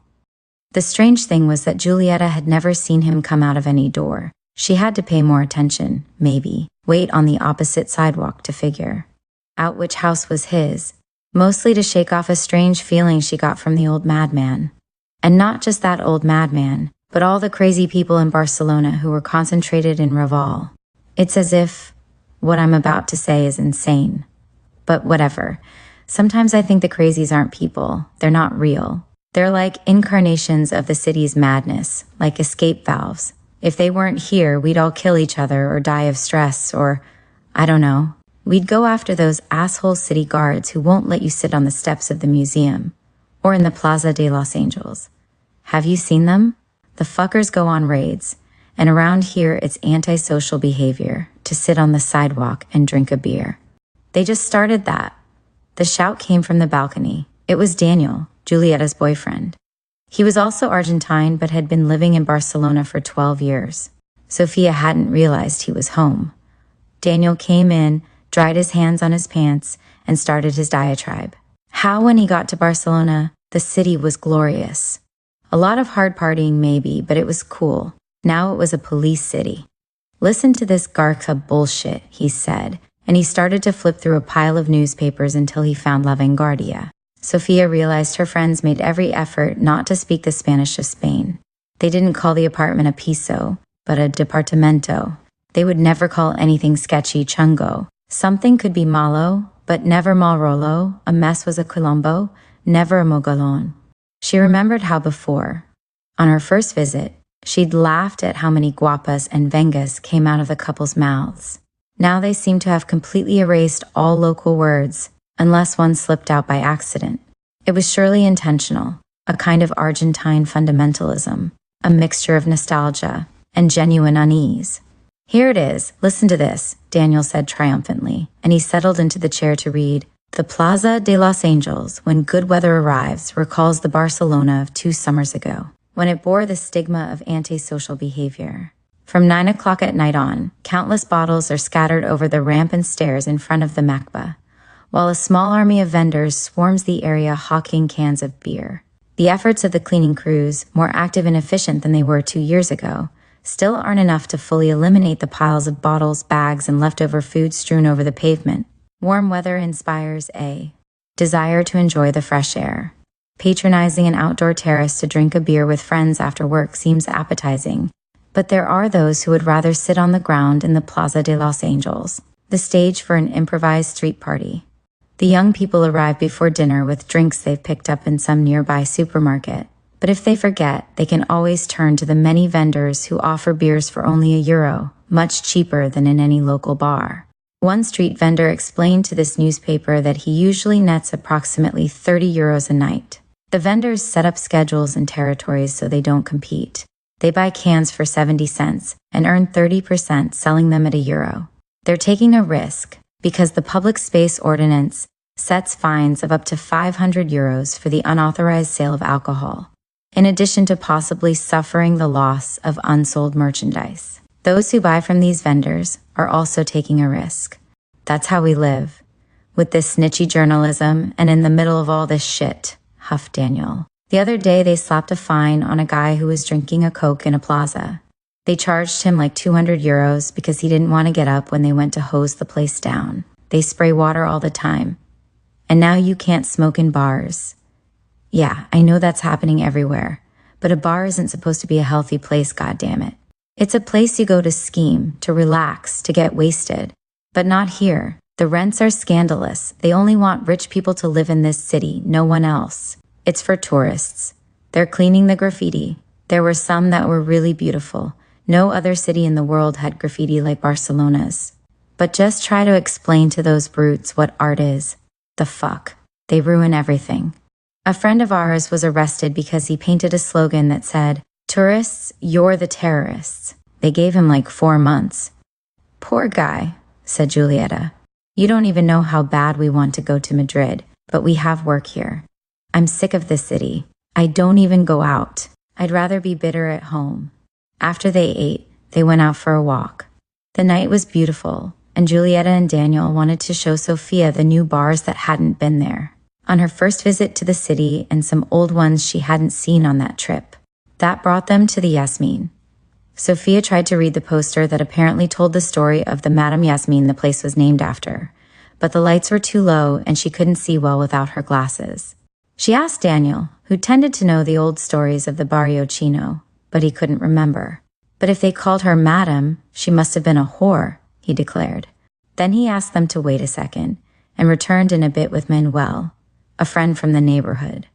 Daniel introduced him as one of the few cool Catalans he knew. Manuel had short dreadlocks and wore a black and white striped shirt. Julieta explained that he worked with them in sound design on videos. Our Argentine friend here wants to know the legends of the Barrio Chino, Daniel told him. Julieta asked him about Madame Yasmin, the bar's eponym. Let's see if I can be of service to the lady, Manuel said, smiling. He was a little drunk. He said that Yasmin's story was famous. She'd been born in the Barrio Chino at the end of the 19th century, the daughter of a flower vendor. And, of course, she was poor and turned to prostitution. The Barrio Chino was a reeking hellhole then, and she was the madam in a brothel frequented by poets and anarchists. She fell in love with one of the anarchists, and they had a child. But Franco's followers killed him, the anarchist, and she opened an opium den. Then the child was killed, decapitated by a cart on Las Ramblas, Manuel told them. He didn't have any more details about the death. The legend said only that a cart had cut off the boy's head, but nothing about how it happened. Oh, how awful, said Julieta. And Manuel went on to say that Yasmin shut herself up in her house and set to smoking opium and emptying bottles. She went out once a week to do the shopping at La Boqueria, always carrying a headless doll in her arms. And, Manuel said, the doll's neck was made of her dead son's skin. What a lovely story to finish off the night, laughed Daniel, but he lit a cigarette a little nervously. The phrase had sounded stupid, uncomfortable. The building where she lived was around here. That's why they called this place Madame Yasmin. But they knocked it down when they built the Rambla del Raval. The depressing Rambla del Raval, said Daniel. Tio, there's a reason they call it Rambla Triste. They say the little boy is still wandering around here without his head. One of Barcelona's many ghost children. Manuel, please, you know I can't listen to that stuff, Julieta snapped. And then Manuel smiled at Sophia and said, satisfied? I have more stories, but you'll have to have coffee with me sometime, because our little friend here can't handle horror stories. And then, without waiting for a reply, he asked Daniel about the dates of their next meetings to retouch a video they were working on. And the conversation turned toward names Sophia didn't know and work disagreements she wasn't interested in. Since the work talk also involved Julieta, Sophia could sit a while in silence, almost alone, thinking about the neck made of dead skin. Suddenly, the bar with its date salads and designer cocktails struck her as horrible, and all she wanted was to get out of there. But she waited until her friends started to yawn. The next night, Sophia and Julieta went out alone. They wanted a girls' night. Daniel was delighted to let them go, so he could stay home and catch up on all the unwatched episodes of his favorite shows. He would rather watch TV than go out in the Barcelona night, he said, and he seemed to mean it. When Julieta closed the door to the building, she grabbed her friend by the arm, hard. "I don't want to go to La Concha and see drag queens," she said. "The shows weren't what they used to be anyway," Julieta told her. Now they were full of bachelorette parties, and half the time the performers just went around, greeting the brides-to-be. There were even little kids who went now. It was going downhill. It was sad. The queens used to be so splendid and ferocious, it was depressing to see them dressed as Marisa Paredes, putting on a show for all audiences. No. Julieta wanted to go to a bar. She wanted to talk. She wanted to tell Sophia things she never would have dared say in her emails or letters, or in their rare phone conversations. "I had a rough time of it last year," she said, and she started to cry in her particular way, suddenly, and with big, heavy tears that she'd held back for a long time. Sophia pulled her into the first open bar she saw, and handed Julieta her tissues. The same smell floated around them, stagnant and constant, but Julieta didn't seem to notice. It wasn't the right moment to ask her friend if she smelled it too. They ordered coffee. Neither of them wanted to drink alcohol. Julieta calmed down a bit, and then was able to talk. She'd gone crazy, she said, maybe from thinking so much about all the crazy people in Barcelona. There's always some event going on in this city, some biennale, some presidential meeting, a Barca game. And then there are helicopters everywhere, flying low. You can't imagine how intense it is. Sophia nodded. She could imagine. And last year, Daniel and I wanted to, I wanted to get pregnant. I was really crazy, seriously. Now it seems like lunacy, wanting to raise a child, no money. What a disaster. And also, I'll get to that. Julieta looked behind her as if she felt a presence. She breathed in relief and went on. "The thing is that last year I wanted to have a baby at any cost. But when we started to try, I got the idea that the helicopters were coming after me, that they were flying around up there just to watch me." "Oh, Julieta, I know, you don't have to say anything. I was paranoid. Just last month I stopped taking mood stabilizers. I miss them a little, but I have to get through it. So I thought they were coming to get me, so they could take me and the baby to experiment on. Some kind of science fiction delusion. Or else they wanted to steal the baby from me. They were, how can I explain it, like a kidnapping commando unit of the city of Barcelona. That's how serious it got. Daniel only realized it much later.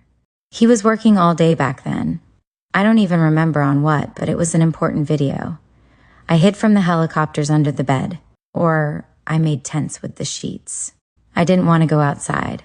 One day Daniel found me there and, he took me to a shrink. The poor guy was really scared.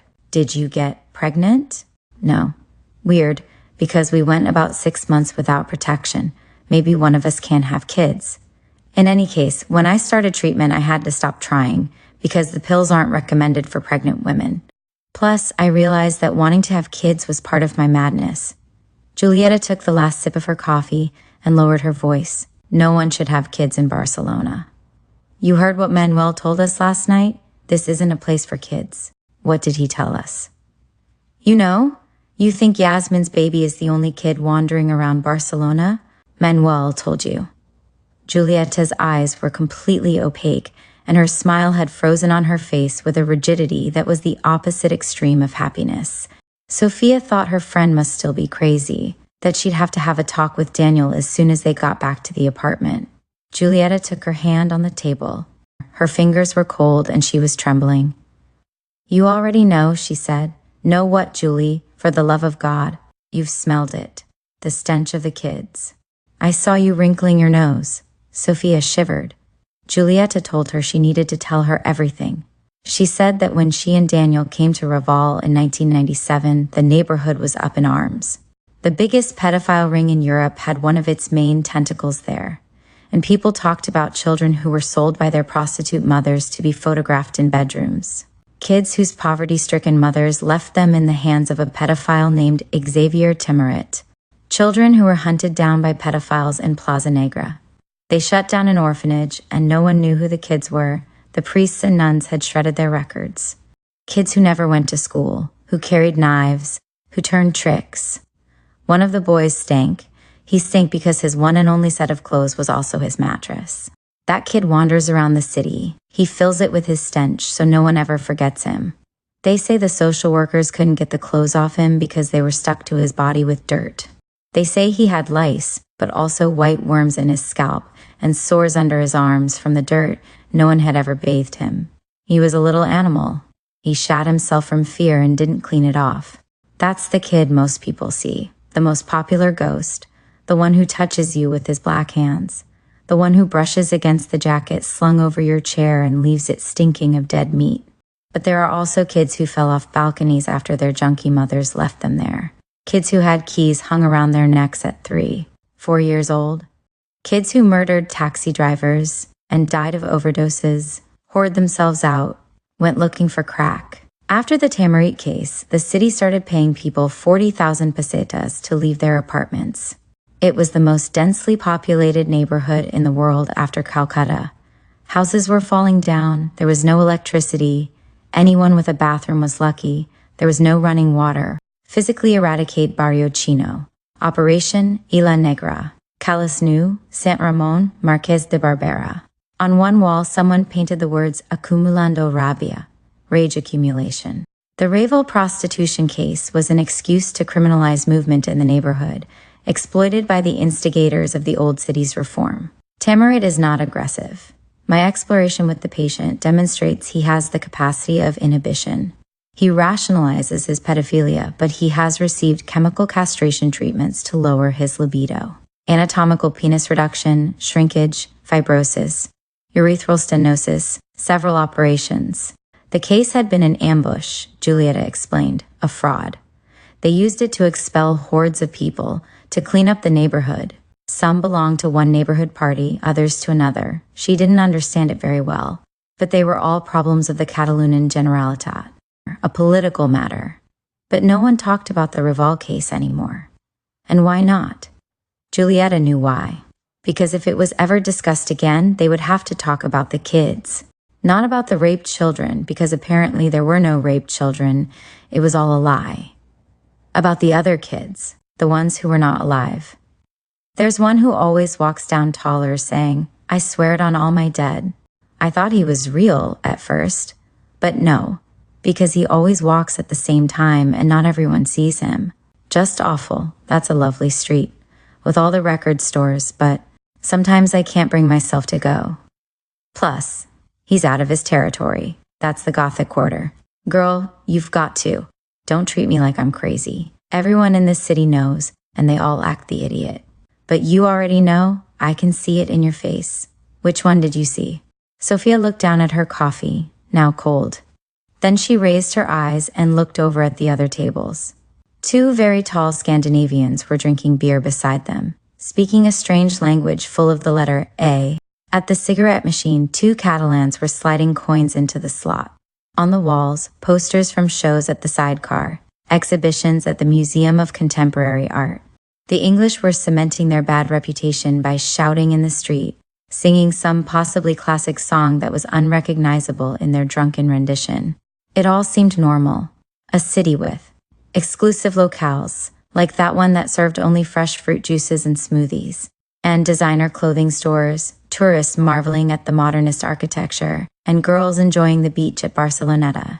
Sophia was afraid she was letting herself be influenced by her friend's paranoia, which seemed to confirm her own unease. What if her apprehension only came from a deep antipathy for proud Barcelona? What if hers was the phobia of a provincial tourist? She just decided to keep quiet when the smell inundated her nose like a hot pepper, like strong mint, making her eyes water. A smell that was almost palpable. Black, from the crypt. I haven't seen anything. said Sophia. She was telling the truth, but she did believe Giulietta, and she believed she would see before long. Giulietta seemed disappointed, frightened, but Sophia soothed her by squeezing her hand and went on. But I smelled it. I smell it. Sophia felt like gagging. She held it back by breathing deeply and using the napkin to block the smell a little. You smelled it where? Murmured Giulietta. Everywhere, right now. You know what they do? They don't let you leave. What? The kids won't let people leave. We can't leave Raval. The kids were unhappy. They don't want anyone to go. They want to make people suffer. They suck you in. When you try to leave, they make you lose your passport, or miss your plane, or the taxi crashes on the way to the airport, or you get a job offer you can't refuse because it's a lot of money. They're like the spirits in those stories, the ones that move things around in the house at night, but much worse. Anyone who says they don't want to leave Raval is lying. They can't leave, and they learn to live with it. Sophia closed her eyes. She thought she could hear the quick footsteps of children running barefoot through the refurbished apartments of Raval, and she pictured a boy who used his filthy clothes as a mattress, so angry, so unhappy. She could almost see his toothless mouth, his old misery. She didn't want to see him for real, sitting in one of the doorways on Escudellers using a junkie's old blanket. She didn't want to see the nocturnal rounds he made with his friends in Plaza Negra. You're leaving tomorrow, Giulietta told her, serious now and protective. We'll change your ticket. I'll help you. You're just visiting. They can't trap visitors. And then, following the lights of a helicopter that was crossing the sky northward, she murmured, Go home. Leave us here. And don't worry. We'll get out someday. Someday soon. The lookout the lady upstairs always wanted to tell the girl, the daughter of the current owner, not to be afraid. There was nothing to fear. She was there. It was true. But the girl couldn't sense her, didn't see her. No one could sense her, unless, of course, she took on shape. But without shape, she was denied presence. It wasn't that the girl had any special sensitivity. She was just terrified. She went running past the stairs that led to the hotel's lookout, imagining that there in the tower, which for years had been the tallest building in Ostende, a crazy woman was hiding, a witch with long hair who wore a white nightgown and gazed at herself in a mirror. The girl was afraid, too, of the Italian cook who added wood to the boiler, afraid of him even after he was fired. Now that she was a grown woman, the owner's daughter didn't spend winters in the hotel. She said she couldn't stand the mediocrity of the solitary resort in the freezing winters. Nothing but wind, not even a movie theater open in Pinamar. She said she was also afraid the place would be robbed, but those were lies. She still felt the same fear that had paralyzed her in the hotel's circular hallways when she was little. It was the same fear that kept her away from the practically monastic dining room on the first floor, or from the big mirror awaiting restoration in the guest room used for storage, where she was afraid of seeing something unknown reflected. Strange. And even odder was what people said, the guests, the owner himself. There was the story of the worker who died during construction and was bricked up in the wall, as if the hotel aspired to be a Gothic cathedral. Then there was the guest who claimed to hear sounds of a party coming from the main dining room, which dissolved with a cautious hiss when she tried to approach. A cook confirmed the rumors of the celebrating ghosts. All false. The lady upstairs was the one tasked with finding for the hotel the thing that all those people feared or invented, and she had never managed it. Not when the Belgians abandoned the hotel to go to war, not during the years of sand, when the building was buried up to the second floor. Not even during the summer of the whale, with all those flies that invaded the beach with their death buzz, feeding on the lifeless animal run aground. The summer no one went swimming. Yes, desperate people stayed at the hotel. Yes, she'd heard them mutter death wishes, and she'd bestowed on them dreams of terrible childhoods and forgotten pain. But none had been ready, and it was a lie that time didn't pass for beings like her. She was tired. She longed for each summer to be the last, and she spent more and more time in the lookout tower, where she could barely hear the whisper of the living, which she knew how to imitate so well, but could not comprehend. And if this damn jacket won't fit in the suitcase, I'm going to freeze to death. It's cold at night on the coast, thought Alina, and she couldn't help it. She started crying again like she always did these days, with every little setback, like when the dining room lamp burned out and she didn't have a replacement bulb, or any idea how to change it, like when she forgot to pay the electricity bill and had to cross the city to the company's offices, like when she ran out of pills and went searching for an all-night pharmacy at 4 a.m. She had taken leave from the university, and she tried to fake a certain amount of sanity with family and friends. But it was so difficult that she no longer answered the phone and barely replied to emails, and they would just have to deal with it. She didn't care how worried they were. She didn't even inform them that she'd stopped going to therapy and was just taking the pills. She had nothing more to talk about or dig up. She just wanted that vaguely distant, chemically induced state that disconnected her but still let her live a little. Less and less, but enough. She didn't even really want to go to the hotel, but she'd promised herself she would months ago, before the hospital, back when she still thought that a week at the ocean could make her feel better. Force her to stop thinking about Pablo. He had left and he hadn't called her again, or written. She didn't know if he was alive or dead, and she would prefer either possibility, either of them, to this suspended life of waiting for him for a year now. As always, she sent him a message to let him know where she would be. She even included the phone number. She was going to spend her birthday at the hotel. If Pablo was alive, if he had ever loved her, he had to call. She missed his caresses on her back, missed his laughing at her paranoia, his useless attempts to console her, the hours it took him to bathe, how he practically didn't like to eat, the bones of his hips, his way of moving his hands when he talked. She wanted to look at his photos again and get jealous when he paid more attention to the cat than to her, and to walk in the sun beside him in his ever-present sunglasses. She missed the early morning phone calls and watching him sleep, and how he knew to stay quiet, and how she got irritated when he stayed quiet too long, and the mornings begging him not to leave and crying when he left, even if he'd be back in 2 hours, and she never, ever would have left him like that. No news, no goodbye, ungrateful. But what if he was dead? Because it was possible he was. No one had ever heard from him again unless they were hiding it from her. But how could they hide something like that when they'd seen her vomit blood from not eating? When they'd seen her biting her pillow until she tore the case? When they'd seen her hurting herself and drunk and waiting hours for an email with her eyes fixed on the screen until she had a headache and bloodshot eyes and was crying onto the keyboard, never going out and waiting for a phone call? They'd heard her say to hell with all that bullshit about out with the old and in with the new life goes on. You have to get laid, there are thousands. Of men out there, you look great. Let's go dancing. I want to introduce you to someone. The lady upstairs liked this new girl, but over the years, she'd learned not to trust first impressions. She remembered that time almost 20 years before when she'd seen a blonde woman arrive, her nose red from crying and her eyes dull and staring. That same night, she learned that the woman was spending some days at the hotel in order to be close to the sea and try to console herself a little over the death of her son.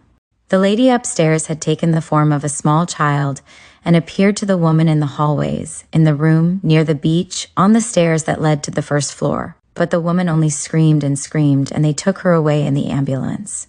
She was with her husband. That had been a lesson. Only try with women who are alone. The new girl's name was Alina, and she was alone. She was beautiful, but she didn't know it. She had the sunken eyes of insomnia and too many cigarettes. She wore a defiant expression, and she was gruff with the charming and loquacious owners. She didn't even look at the other guests. The first day, she didn't go down to the beach, or to breakfast, or to lunch, and at dinner she pushed the food around on her plate, and surreptitiously took 3 pills with her wine. She could tell Alina hated the beach. Then why was she there? Something had happened to her on a beach years before. She'd have to find out that night, so Alina would remember it in her dreams. The lady moved down the blue carpeted hallways to Alina's room. The girl had paid for one of the better ones, a suite with a microwave and refrigerator, but she clearly wasn't going to use any of the amenities. It still wasn't the right moment to take shape. Tomorrow. Tonight, it was enough for Alina to dream of that night on the beach. When she was 17 years old and thought she was indestructible, that night when she'd left the bar and agreed to go with the drunk man to the empty beach. He had covered her mouth to keep her from screaming, but Alina hadn't even moved, frozen from fear. And afterward, she hadn't told anyone.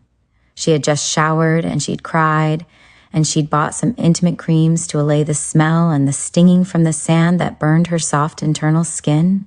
What a perfect time to remember that shit, thought Alina, and she looked out the window of her room, which had a view of the pool. It's not that she'd forgotten, but it was rare for that night on the beach to appear in her dreams. But she knew that it was why Pablo had left her, because sometimes he touched her and she remembered the sand between her legs and the pain, and she had to say enough. And she'd never been able to explain anything because of the fear, until he'd gotten fed up, and why wouldn't he, when she was ruined forever. Outside, she saw a couple talking, each on a lounge chair, holding hands. She hated them. The kids were in the pool even though it wasn't hot, and a man some 50 years old was reading a book with a yellow cover in the shade. Only a few guests, or at least that was the feeling the hotel gave, silent as it was. This was not a good idea, thought Alina, and she waited an hour, 2 hours, but no one rang from reception to let her know she had a call. 31 years of so much not knowing what to do. What to do. 20 more years teaching classes at the university. 20 more years as an adjunct. 20 years of not enough money and then dying alone. 20 years of faculty meetings and complaints. She had no other plan.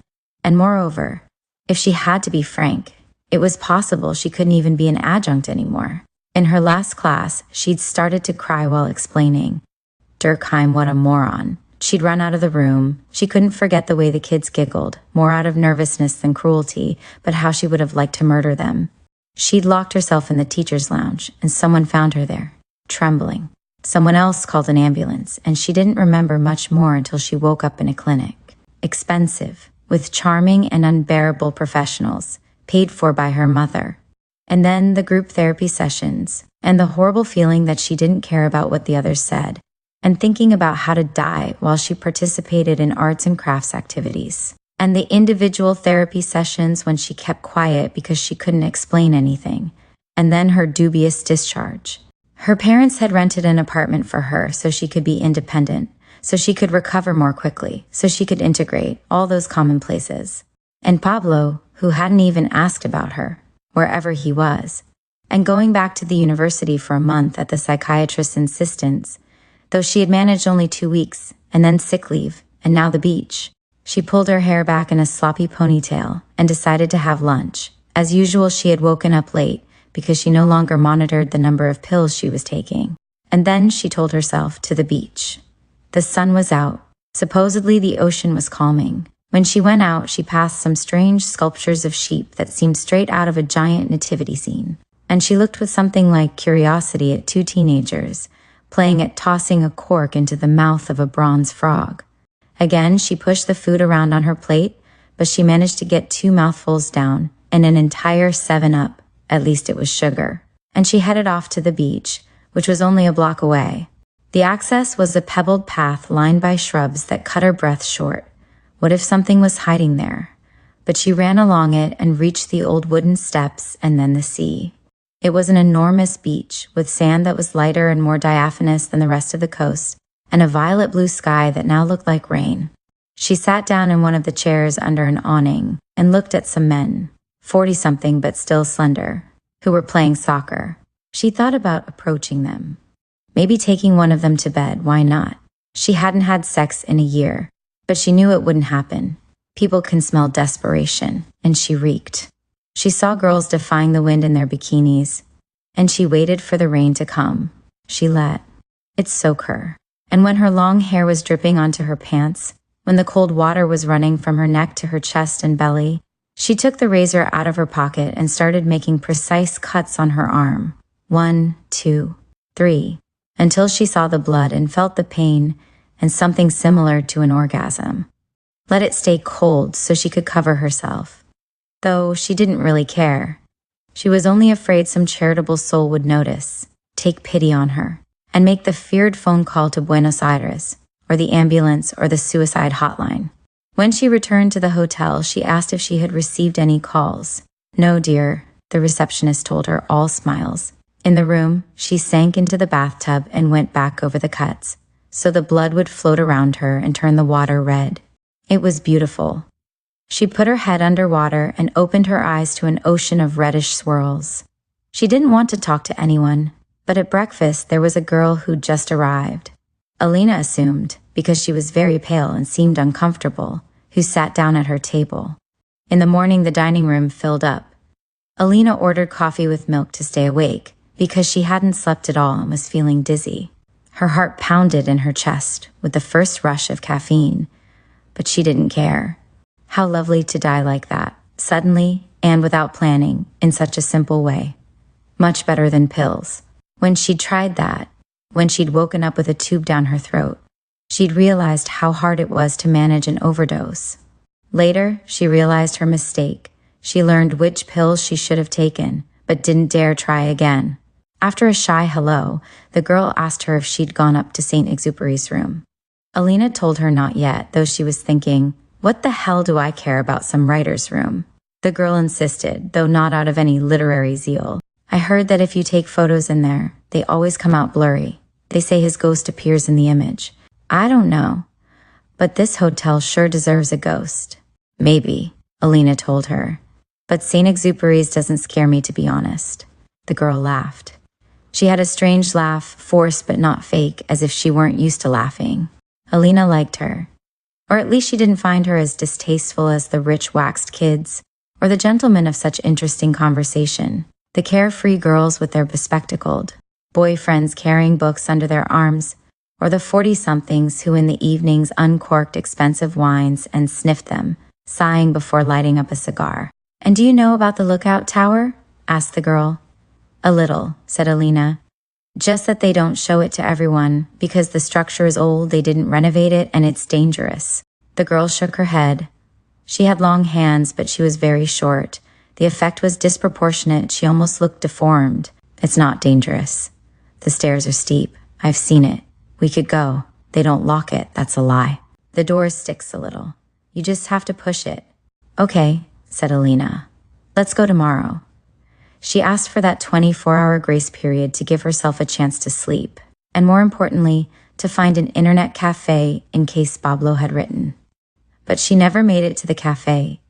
She recognized the shaking in her hands, the shortness of breath, the need to get out of her body, that thinking always of the same thing. She lit a cigarette in the hallway and went back to the room smoking, to wait for the night and the next day, lying face up on the bed. The TV on, though she couldn't understand the meaning of any of the programs. Terrified because she couldn't cry. Beings like the lady upstairs didn't get excited or worked up. They were just sure. And she was sure that Alina was the one, that she was going to do it. She'd brought her to the lookout tower. It was true that the owners locked the door leading to the wooden staircase, so steep, but of course those tools couldn't stop her. Alina had followed her up, panting a little. She had gotten a splinter in her hand on the way up, but she didn't even cry out. And when they reached the square space of the lookout, the windows from where, when you stood on tiptoe and breathed in the scent of the wood, you could see the ocean in the distance, the sepia light and the shadows below. In a kind of hollow beneath the tower, she saw Alina smile. The owner's daughter, when she was little, thought the crazy lady was hiding up here. What crazy lady? Alina was still smiling. None. There never was one. She'd read some book with a crazy woman locked in a tower, and she started to believe it was real. They always lock up the crazy ladies in books, murmured Alina. They could escape. They could, said Alina, and she sat down on the floor to toy with shards of glass left over from a renovation that was never finished. I had a birthday yesterday, she said. 31 years old. And you didn't want to celebrate? Alina looked at her, and the girl smiled, although surely that was not the thing to do. Maybe she should hug Alina, as she sometimes saw people do, but that could ruin everything. Better to bring her to the tower again the next day, and lock her in, and maybe reveal her true form before leaving her alone up there, and keep the guests and the owners from hearing her screams. The lady upstairs was capable of controlling what reached people's ears and what didn't, and wait for her to grow desperate from hunger, and talk to her from the other side of the door, tell her how no one would come looking for her, because no one cared about her. Maybe even go in again, several times if necessary, and each time show something more of her true form, and her true smell, and, of course, her true touch. Oh, she knew that nothing was as terrifying as her touch. And wait for the impact, the sound, the screams. Alina had looked closely not only at the windows, but also at the stairs. One wrong step on those stairs would be enough. And if not, she could climb them again and throw herself down again from the top. She was capable of doing that. And then the hotel would have Alina to wander in circles with her cold hands and her bloody arms. And the lady upstairs would be free, because at last she'd found the one. Where are you, dear heart? I have 3 memories of him, but one of them could be false. The order is arbitrary. In the first, he is sitting on a sofa, completely naked, on a towel, watching TV. He doesn't pay any attention to me. I think I'm spying on him. His penis rests in a tangle of black hair, and the scar that cuts through his chest hair is dark pink. In the second, his wife is leading him by the hand to the bedroom. He's naked again. He looks at me sideways. His hair is pretty long, even for the time, the 70s, and I can't see his scar. In the third, he smiles at me from up close, his face almost touching mine. In the memory, I feel naked and shy. But I don't know if it's real. It doesn't have the same naturalness as the others, and I might have made it up, though I recognize that feeling of shyness and vulnerability that often repeats in my dreams. I don't know if he touched me. The sensation that accompanies his memory is something like desire, when, if my suspicions are true, it should be more like horror. I'm not afraid of him. His face doesn't torment me, even though I've tried to dredge up something like childhood trauma and its consequences in my adult life. I was 5 years old when I met him. He was very sick. He'd had a heart operation, and it had gone badly. I found that out later, after I stopped going to his house, really, the house of his daughters, my friends. I found it out when he died. I don't remember what his name was, and I've never dared to ask my parents. Sometime after his death, I started using my nails to mark my chest right in the center, imitating his scar. I did it before falling asleep, naked, and I'd raise my head to look at the line of irritated skin until it disappeared and my neck started to ache. When it was very hot, I liked to go into the spare bedroom. It was the coolest in the house, the only room no one went into, because Mom used it for storing old books and furniture. I adored that room. I liked to stretch out naked on the leather sofa, always cold, bring in a little fan and read all afternoon. My friends from the neighborhood and from school were all at the club pool, but I didn't care. In that room, I'd fallen hopelessly in love for the first time when I discovered Helen Burns in a battered edition of Jane Eyre, illustrated. I hated those illustrations because they depicted Helen as much bigger than the book described her, and because for some reason they depicted her as blonde, though the book never mentioned her hair color.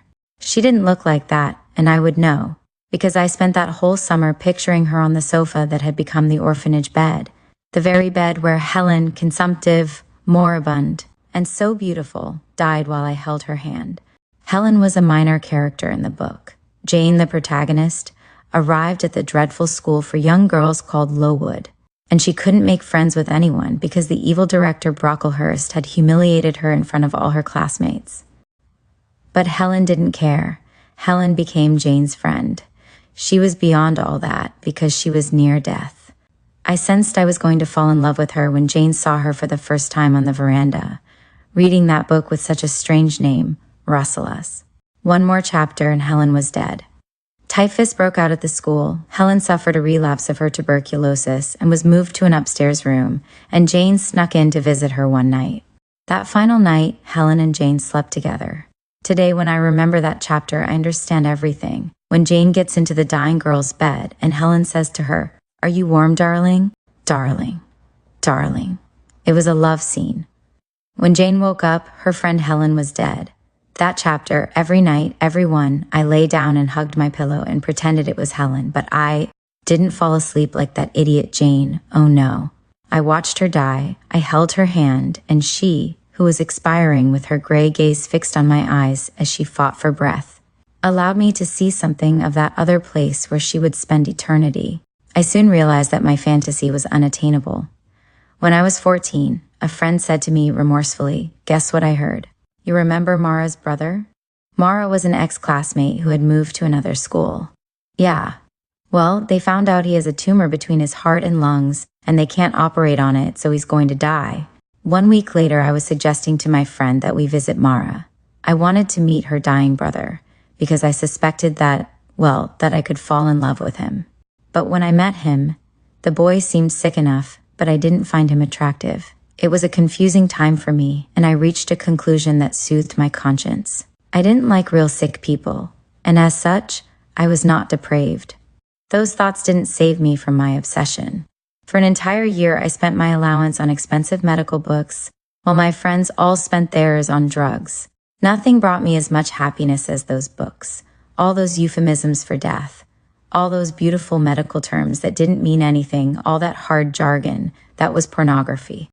By then, I was pretty clear on what turned me on and what didn't, and so I was increasingly bored by Victorian novels, where there was always some sick person, but you never really knew what they were dying of.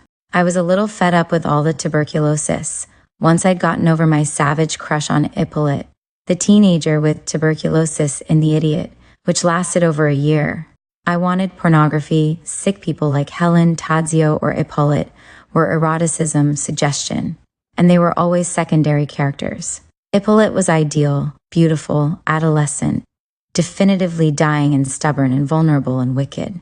But he talked a lot and fainted little. I was tired of reading descriptions of paleness and sweating and coughing. I wanted details. I wanted explicit sex.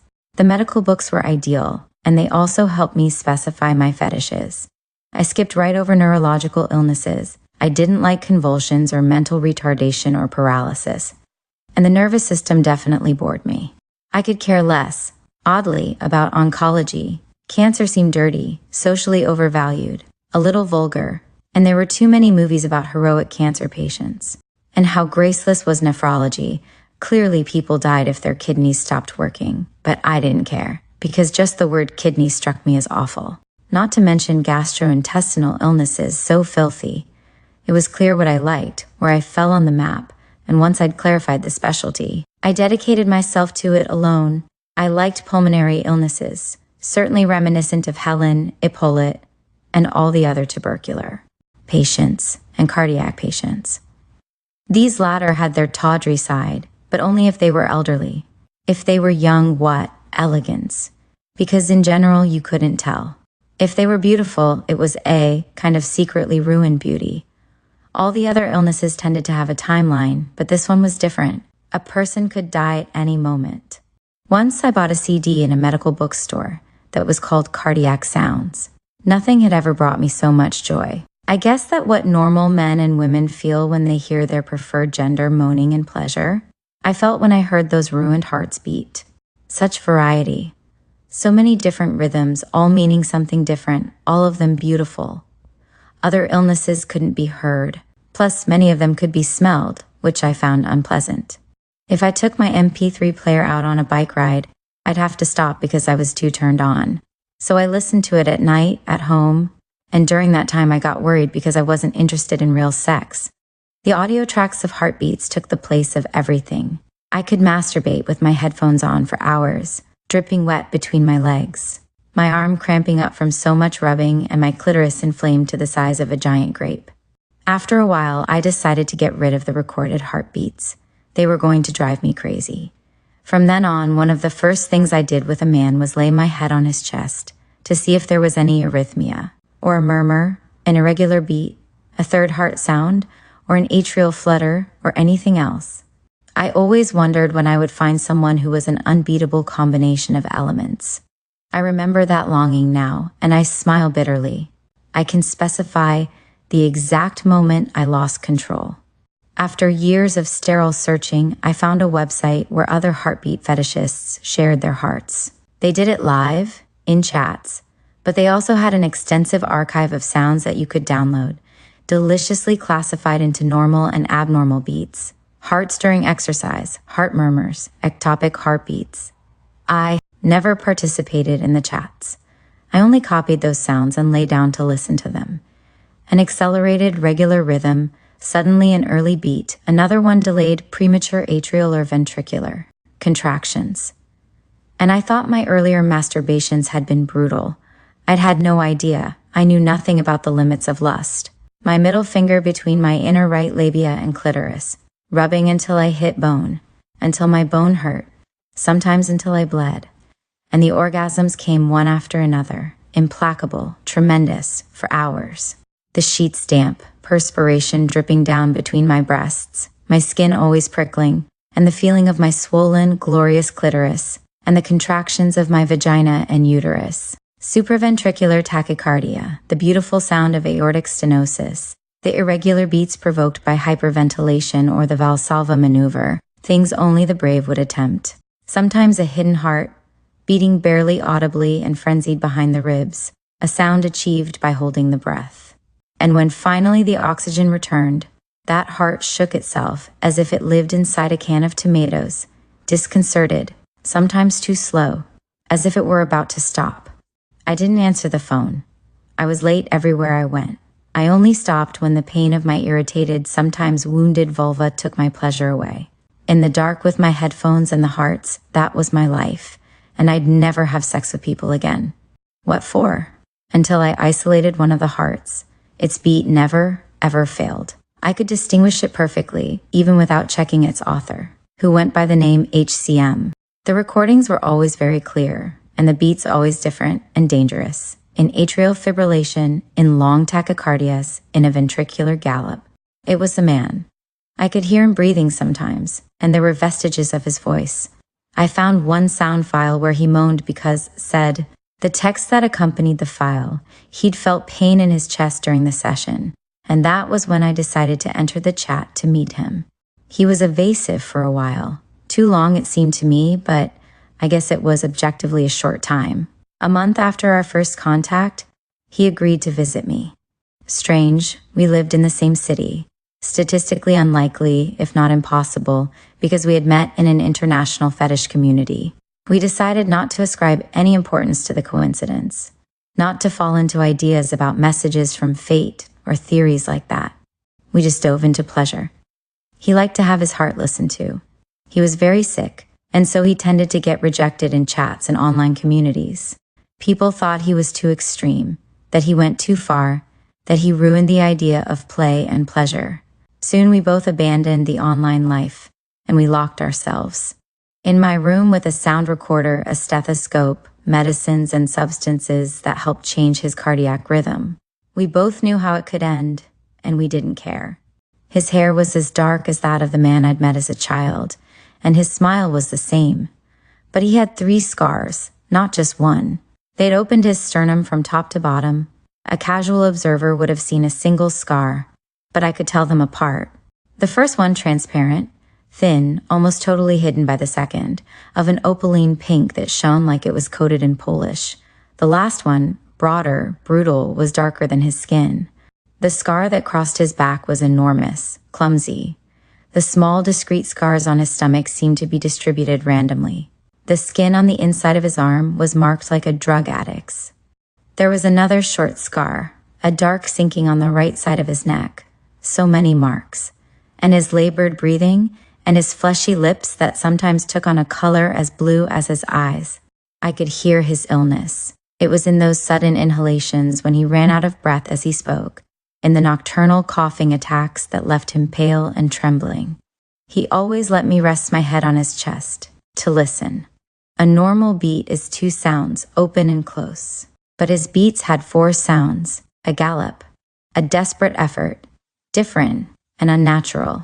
It got worse with a cup of coffee. It was scary with a little cocaine. He fainted often, and I went on listening through the stethoscope, terrified and excited, until his heartbeat recovered a kind of normalcy and he woke up. I could spend hours on his chest, and then, thrilled, I kissed and embraced him almost violently, and his laughter and abandon worried me. Because at times, ever more often as our intimacy grew, I was certain that if I listened 1 second longer, I was going to wound him even more. Hitting him, clawing him with my nails, scarring him more, was a way of being even closer, of making him more mine. I had to contain that desire, that wish to sate myself, to open him up, play with his organs like hidden trophies. It got to the point that I imposed little punishments on myself, not eating all day, going 72 hours without sleeping, walking until my legs cramped up. Little.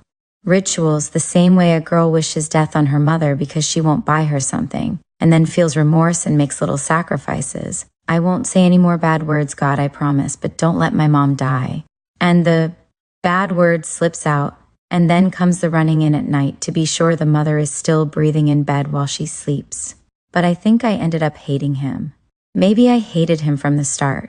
Just like I hated the man who had made me abnormal, who'd made me sick, with his tired penis in front of the TV and that beautiful scar, the man who'd ruined me.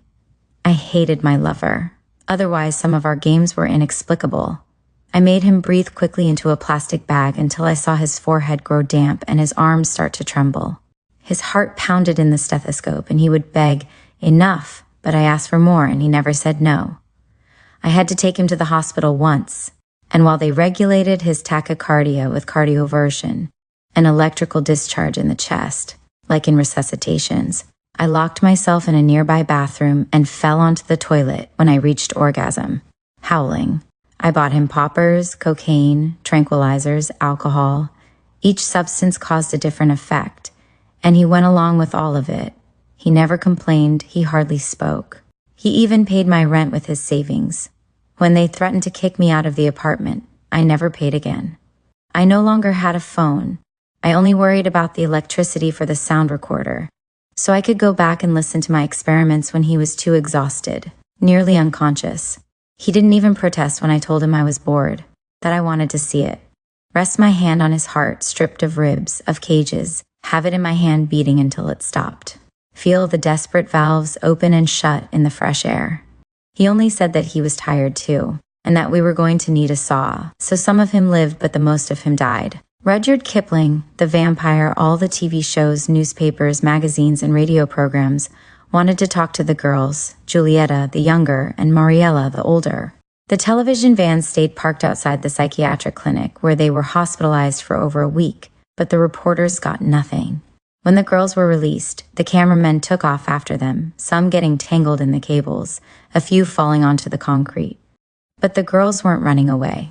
They looked into the cameras with smiles that were later described as terrifying and cryptic, and they got into the car that Mariella's father drove away. The girls' parents wouldn't talk either. The cameras could only record their nervous pacing through the hospital hallways, their fearful eyes, and Julieta's mother sobbing when she came out of her house with a bag full of clothes. The silence provoked an extreme hysteria. The front pages of the newspapers talked about the most shocking case of teenage fanaticism not only in Argentina but in the whole world. The story was picked up by international media outlets. Psychiatrists and psychologists were called in as experts. The case monopolized the news, the gossip shows, the afternoon tabloid and talk shows, and the radio talked of nothing else. Julieta and Mariela, 16 and 17 years old, two girls from Mataderos who were fans of Santiago Espina, the rock star who in less than a year had left the suburbs behind to fill theaters and stadiums in downtown Buenos Aires. Santiago, whom the music press loved and hated in equal measure. He was a genius. He was pretentious. He was an unclassifiable artist. He was a commercial artifact for hypnotizing alienated girls. He was the future of Argentine music. He was a capricious idiot. El Espina, as he was known by both his worshippers and his detractors, had stupefied the critics with his second album, Meat. 11 songs that split opinions even further. On one side, they called it a masterpiece. On the other, a self-indulgent anachronism. Sales skyrocketed, and the record label started to dream about an international release. Santiago Espina was strange. Yes, he was unpredictable and almost never gave interviews. But how could he refuse promotional tours through Mexico, Chile, Spain? They just had to convince me, him, to finally make a video once and for all so the world could get a glimpse of his eyes and the way his pants hugged the sharp bones of his hips. 1 month after Meat sold out, the city, papered end to end with Espina's face, received the news that he had disappeared, mere days before he was going to present his hit album at Obras Stadium. Tickets were sold out. His fans, almost all of them girls, which only increased his detractors' contempt, sobbed in spontaneous gatherings in the street, organized marches, and recited Meat lyrics in an ecstatic litany, kneeling before posters of Espina scotch-taped to monuments and trees in all the plazas of Buenos Aires, as if praying to a moribund god. As the desperation was spreading to teenagers in the country's interior, the discovery of Espina's body provoked an unheard-of terror among disoriented parents. Santiago's body had been found in a hotel room near the once station, his whole body flayed. He had used a razor and a knife to carefully skin his arms, legs, stomach. On his left arm, he'd sliced to the bone. In his chest, you could see his sternum. And finally, possibly semi-unconscious, he'd slit his jugular with a bold, precise cut. He had not mutilated his face. One of the policemen charged with forcing the lock on the door of the room said that it had reminded him of a walk-in freezer. It was the middle of winter, and Santiago had left the air conditioner on. There were several conspiracy theories about a possible murder, but they were ruled out when it was leaked that the room had been locked with a key from the inside, and the suicide note was published, almost illegible because of the nervous handwriting and the bloodstains. It said, "Meat is food, meat is death. You all know what the future holds." Ravings of a dying man, said the experts, and the fans were silent and cried locked in their rooms, where the teddy bears and pink-covered diaries mixed with always overloaded backpacks and photos of Espina, more beautiful than ever now that death shone in his eyes. The nation expected an epidemic of teenage suicides that never came. The girls went back to school and to the clubs, and only one case of serious depression was recorded in Mendoza. Still, the fans all listened to Meat as their idol's last will and testament, trying to decipher the album's lyrics in online forums and on long phone conversations. The press said goodbye to Santiago Espina with features and elegies, and for a time talked about nothing but suicide, drugs, and rock and roll. The funeral in Chacarita was less well attended and much sadder than expected, and the mourning subsided once the people close to the star finished their procession through TV programs. Santiago Espina was relegated to important anniversaries, ready to be unearthed a year after his death, or on his birthday. No one could have suspected that something was being hatched between two girls in Mataderos over a wrinkled photo of the suicide note, Meat on the stereo, start to finish, over and over. Mariela had been one of the very first Espinosas. She had followed him for a year, night after night, wherever Espina played. She knew the suburban trains and buses well, and she'd spent freezing dawns trembling on train platforms, the song list in her pocket, caressing the paper with her eyes closed. Espina knew her, and sometimes, very rarely, because he almost never spoke to his audience, not even to announce songs or say goodnight. He'd give her some small offering, his guitar pick, or a plastic cup with a little beer in it. In the bathroom of a club in Berzaco, she met Julieta, who was the most famous Espinosa because she had tattooed the idol's name on her neck. From far away, the letters looked like a scar, as if her head had been sewn onto her neck. Julieta had managed to take a photo with Espina. They both looked very serious. They weren't touching, and the flash had turned their eyes red. Julieta and Mariela lived just 10 blocks apart, and Espina's suicide united them so much that they started to resemble each other physically, like couples who live together for decades or solitary people who start to look like their pets. That mimetic resemblance had surprised the cemetery caretaker who'd found them in the early morning as they were trying to jump the wall. It was still dark, he said, but I never thought they were thieves. I could tell from far away they were young girls, and when I got closer, I saw they were also twins. Julieta and Mariela didn't put up a fight when the caretaker caught them. They seemed dazed, and they let him lead them to the office. The man thought they were on drugs, and he figured they'd spent the night in the cemetery keeping vigil at Espina's grave. The caretaker and his co-workers had found girls there before, hiding in the passageways of niches or behind trees around closing time, but none of them had ever managed to stay with their idol until dawn. The caretaker thought Julieta and Mariela had been lucky, but as he was scolding them and asking for their parents' phone numbers, he noticed that the girls were covered in dirt, blood, and a film of muck that stank and was smeared all over their hands and clothes and faces.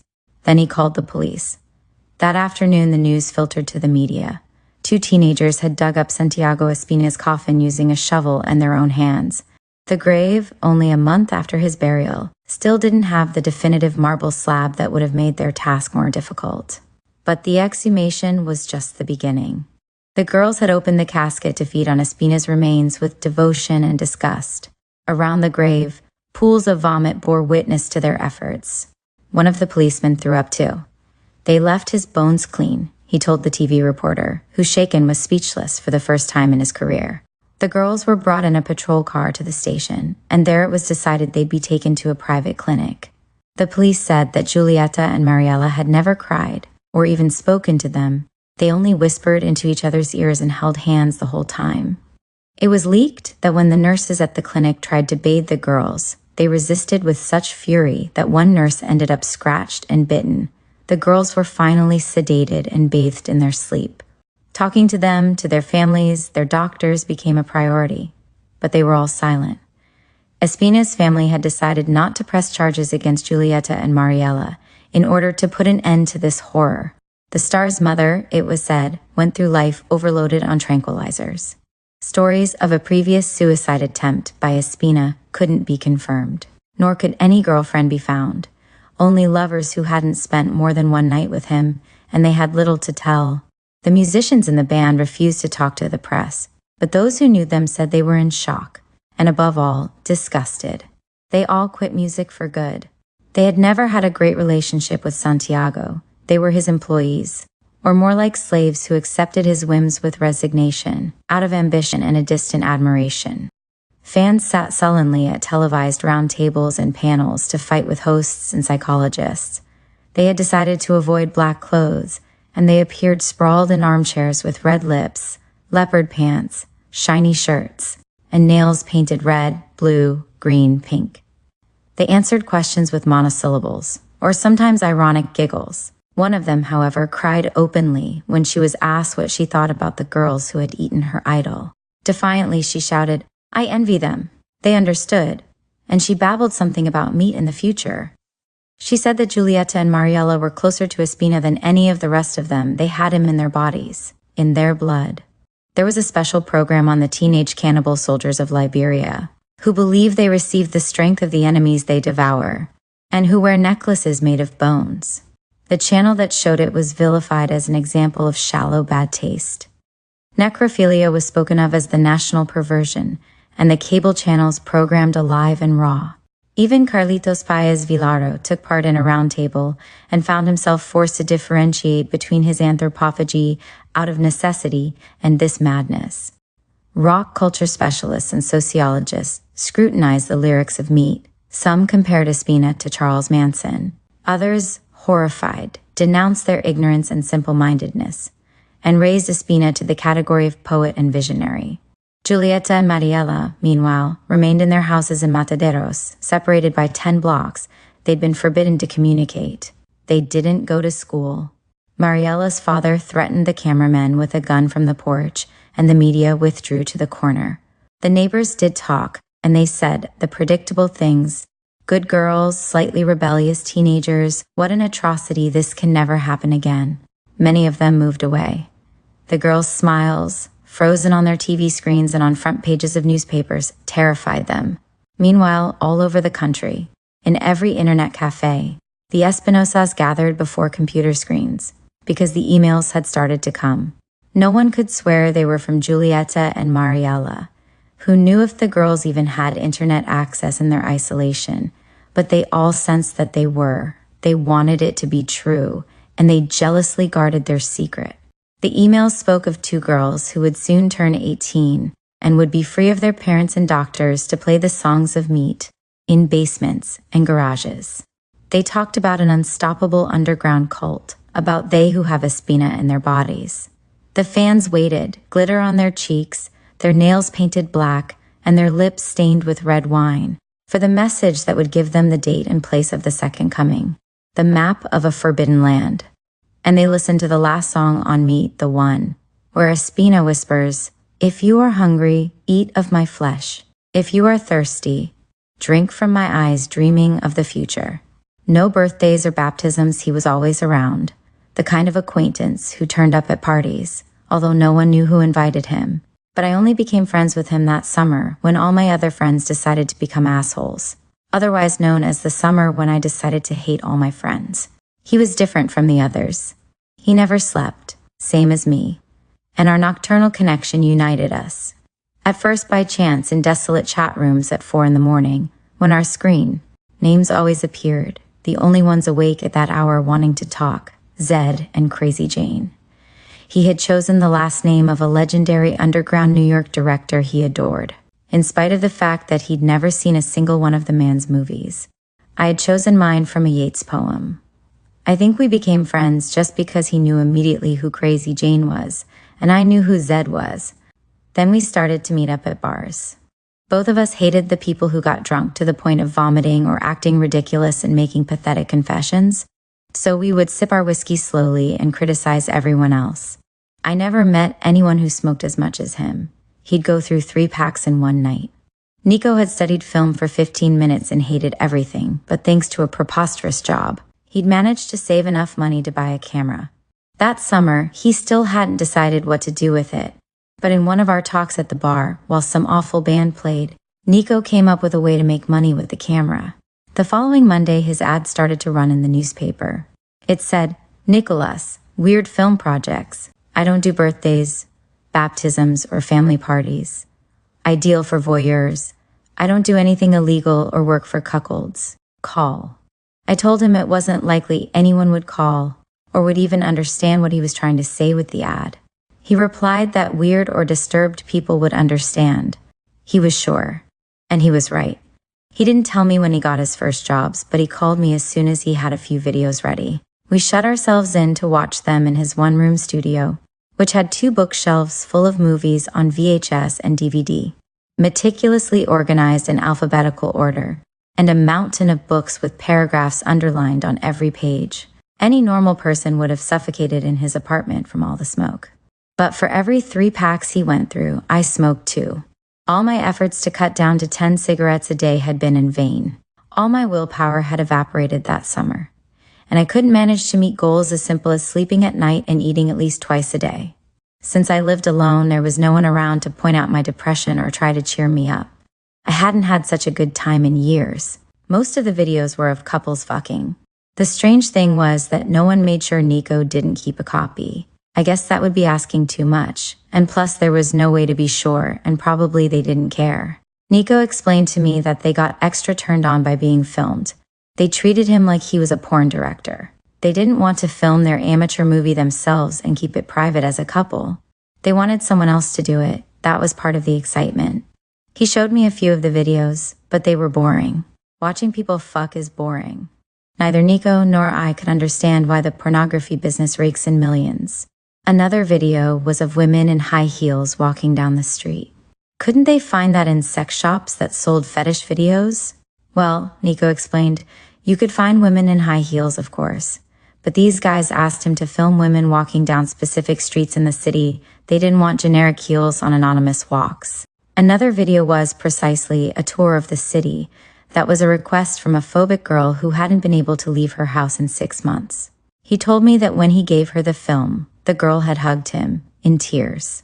He'd never seen a person so pale, he said. Now comes the most interesting one, he said then, and he placed in the tray a CD that he'd titled Girls in Black Marker.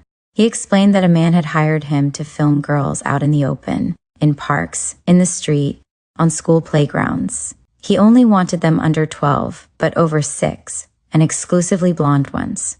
Nico didn't ask why or what for, but it wasn't hard to imagine. And that's why he'd had to pretend to be sitting on a park bench with the camera on his knees, waiting, when in reality it was on and he was trying to stealthily focus on the little girls as they played. Nico didn't have a fixed price for filming, but he wasn't surprised when the presumed pedophile offered him 3,000 pesos. Really, Nico became convinced the guy was a pedophile when he announced the figure he was willing to pay. He turned in the video, he told me, and the next day the man called back, displeased. At first, he didn't know or couldn't explain why, until finally, after a lot of hemming and hawing. He said only that the video didn't have enough skin. Nico replied that he thought he had the solution, and he asked the man to trust him. The guy committed to paying double if he was satisfied. We watched the video. Nico had chosen a warm water pool at a club, a swim class for girls between 6 and 9 years old. There were several blonde ones. It was a club in Barrio Norte. Through the steam, the girls trotted along the edge of the pool, and the zoom focused in on their wet swimsuits hugging pubic areas, droplets sliding over their little asses or down between their legs. One of the girls caressed the hair of another, who, in a fit of childish affection, kissed her effusively and then rested her head on her friend's shoulder. In the pool, you could see kicking legs, little asses swimming away through the choppy water, At the poolside, some of the girls adjusted their suits when the straps slipped down and left their flat chests almost bare. Did he like it? I wanted to know. Nico smiled, and in reply he told me he'd received 6,000 pesos, with a tip of 500 more. When Nico called me one terrible freezing day, while I was trying to study something tedious, I could tell from his tone that this was something urgent related to his job. It was the only thing that ever made him sound happy. A woman had called him 2 days earlier, he said. She hadn't wanted to explain anything over the phone, but that didn't seem strange to him. Requests for erotic videos were always like that. He went to her house with no great expectations, but right away he realized his intuition had failed him. There was something about the woman, her curved posture, her meticulous but overdone makeup that didn't hide the lack of sleep or the circles under her eyes, and above all the fact that she offered him tea. Nymphomaniacs never made tea, he explained. Always coffee, or in the evening a glass of red wine. The woman started to explain what she wanted with almost didactic calm. Nico guessed she was a teacher, not just because of how she laid out the facts, but because in spite of how she wrung her hands and tried to hold back tears, she had looked disapprovingly at his dyed hair, and she'd paused for a second, confused, at the black polish Nico used on his nails. Her daughter had started to hallucinate, the woman explained. Not long ago, the girl had always said that she saw things, but the mother had never believed her.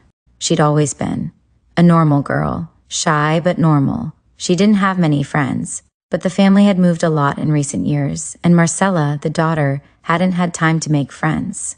They had tried psychiatric treatment with no results. The woman was desperate. The girl refused to accept that what she saw in her hallucinations wasn't real. No one had been able to convince her otherwise. So her husband had had an idea. They would film her while she was hallucinating, and that's how they would prove to her, when she saw the tape, that she was alone, screaming at the walls.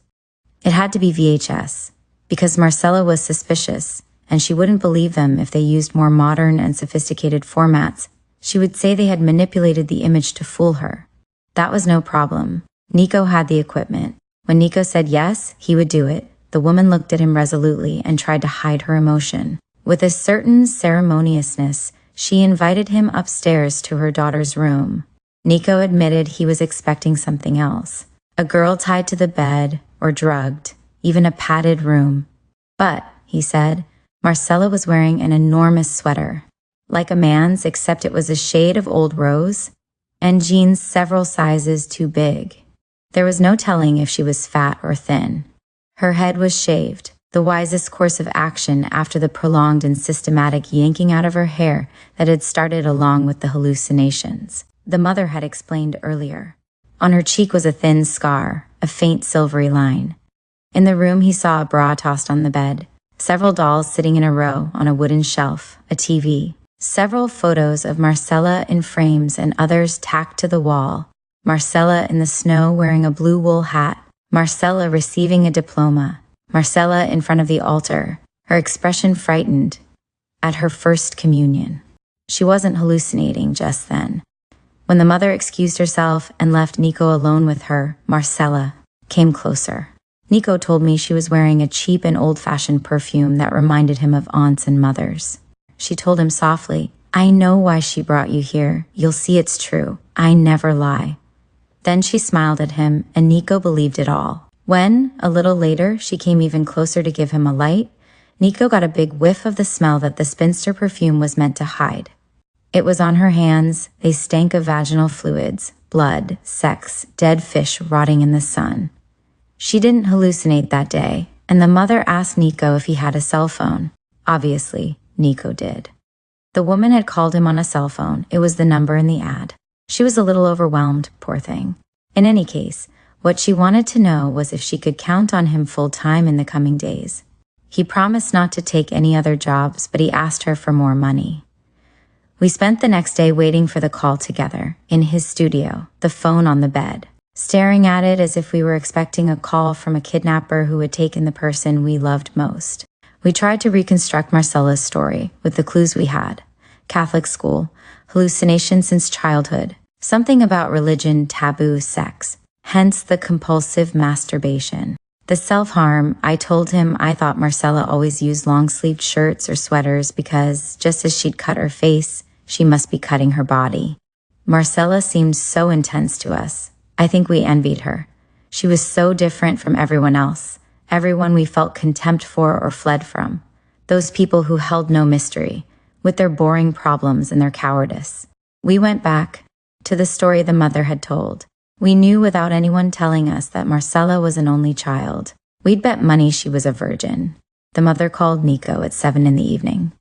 I knew I couldn't go with him, and I could barely stand the tension of those incredibly long 3 hours during which he filmed Marcella from every possible angle. Later on, we watched her together, her shaved head banging against walls while she pulled off her enormous sweater, until the moment when, face down, she stuck fingers in her vagina and ass, screaming, "Enough!" and "No!" We were silent when the tape reached the end, and the lines came back on the screen, gray, white, and black. Nico admitted that, for a moment, he had expected and hoped to see on the tape the thing Marcella saw. He had believed such a thing was possible. He would have liked it to be possible, to be real. Marcella refused to believe the tape showed her alone. After she saw it, the mother said it had been very difficult to calm her down. This time, the mother didn't offer Nico any tea. She just said that Marcella wanted him to film her again, and she hadn't been able to refuse, but she couldn't pay him anymore. Nico said he would do it for free. The mother didn't seem sufficiently grateful. When Nico filmed Marcella the first time, the mother had run from the room right at the moment when her daughter pulled down her pants. After the masturbation, Marcella had climbed into bed to sleep, completely naked. Her body was beautiful in spite of the scars. Nico had filmed her as she slept, and then he'd cut that part out before turning in the tape. Her sunken stomach, almost free of scars. Her pointed breasts, without nipples, pulsing faintly to her heartbeat. Her soft thighs covered in golden fuzz, their tautness interrupted by brutal scars that looked like seams, and the astonishing web on her arms that bore witness to their butchering. The film tour of Marcella's naked body lasted over half an hour. Nico told me he would have liked to lie down beside her, but he held back. Instead, dazed, he had left the room to go find the mother. He knocked shyly on her bedroom door. Through the crack, he could see her lying on the double bed, face down. The mother got up and composed herself before walking him to the door, but she didn't say a word to him, or even look him in the eyes. Nico told her he would bring the video as soon as possible, but not even then did she reply. On the next visit, it was the father who received him. I'd imagined a shy, timorous man. But Nico told me that, somehow, he'd looked more like a cop or a soldier. We were both wrong. He was just your average physical therapist. He seemed more open to conversation than his wife had been. He served coffee, and running his hand through his graying hair, he contributed a few more valuable details, though they were surely wrong. Marcella had always had a lot of imagination, and he felt guilty for having encouraged her. She'd always played with invisible friends, but it had never been a problem until she got to high school and started to withdraw more, and she never wanted to go to parties, or spend the night at classmates' houses, or go dancing, much less meet boys. He said he was a modern father. He'd assumed it was a phase and let it go. After all, Marcella had always done well in school. The bigger problems had begun just a year before, and he couldn't think of any trigger, no traumatic event that would explain it.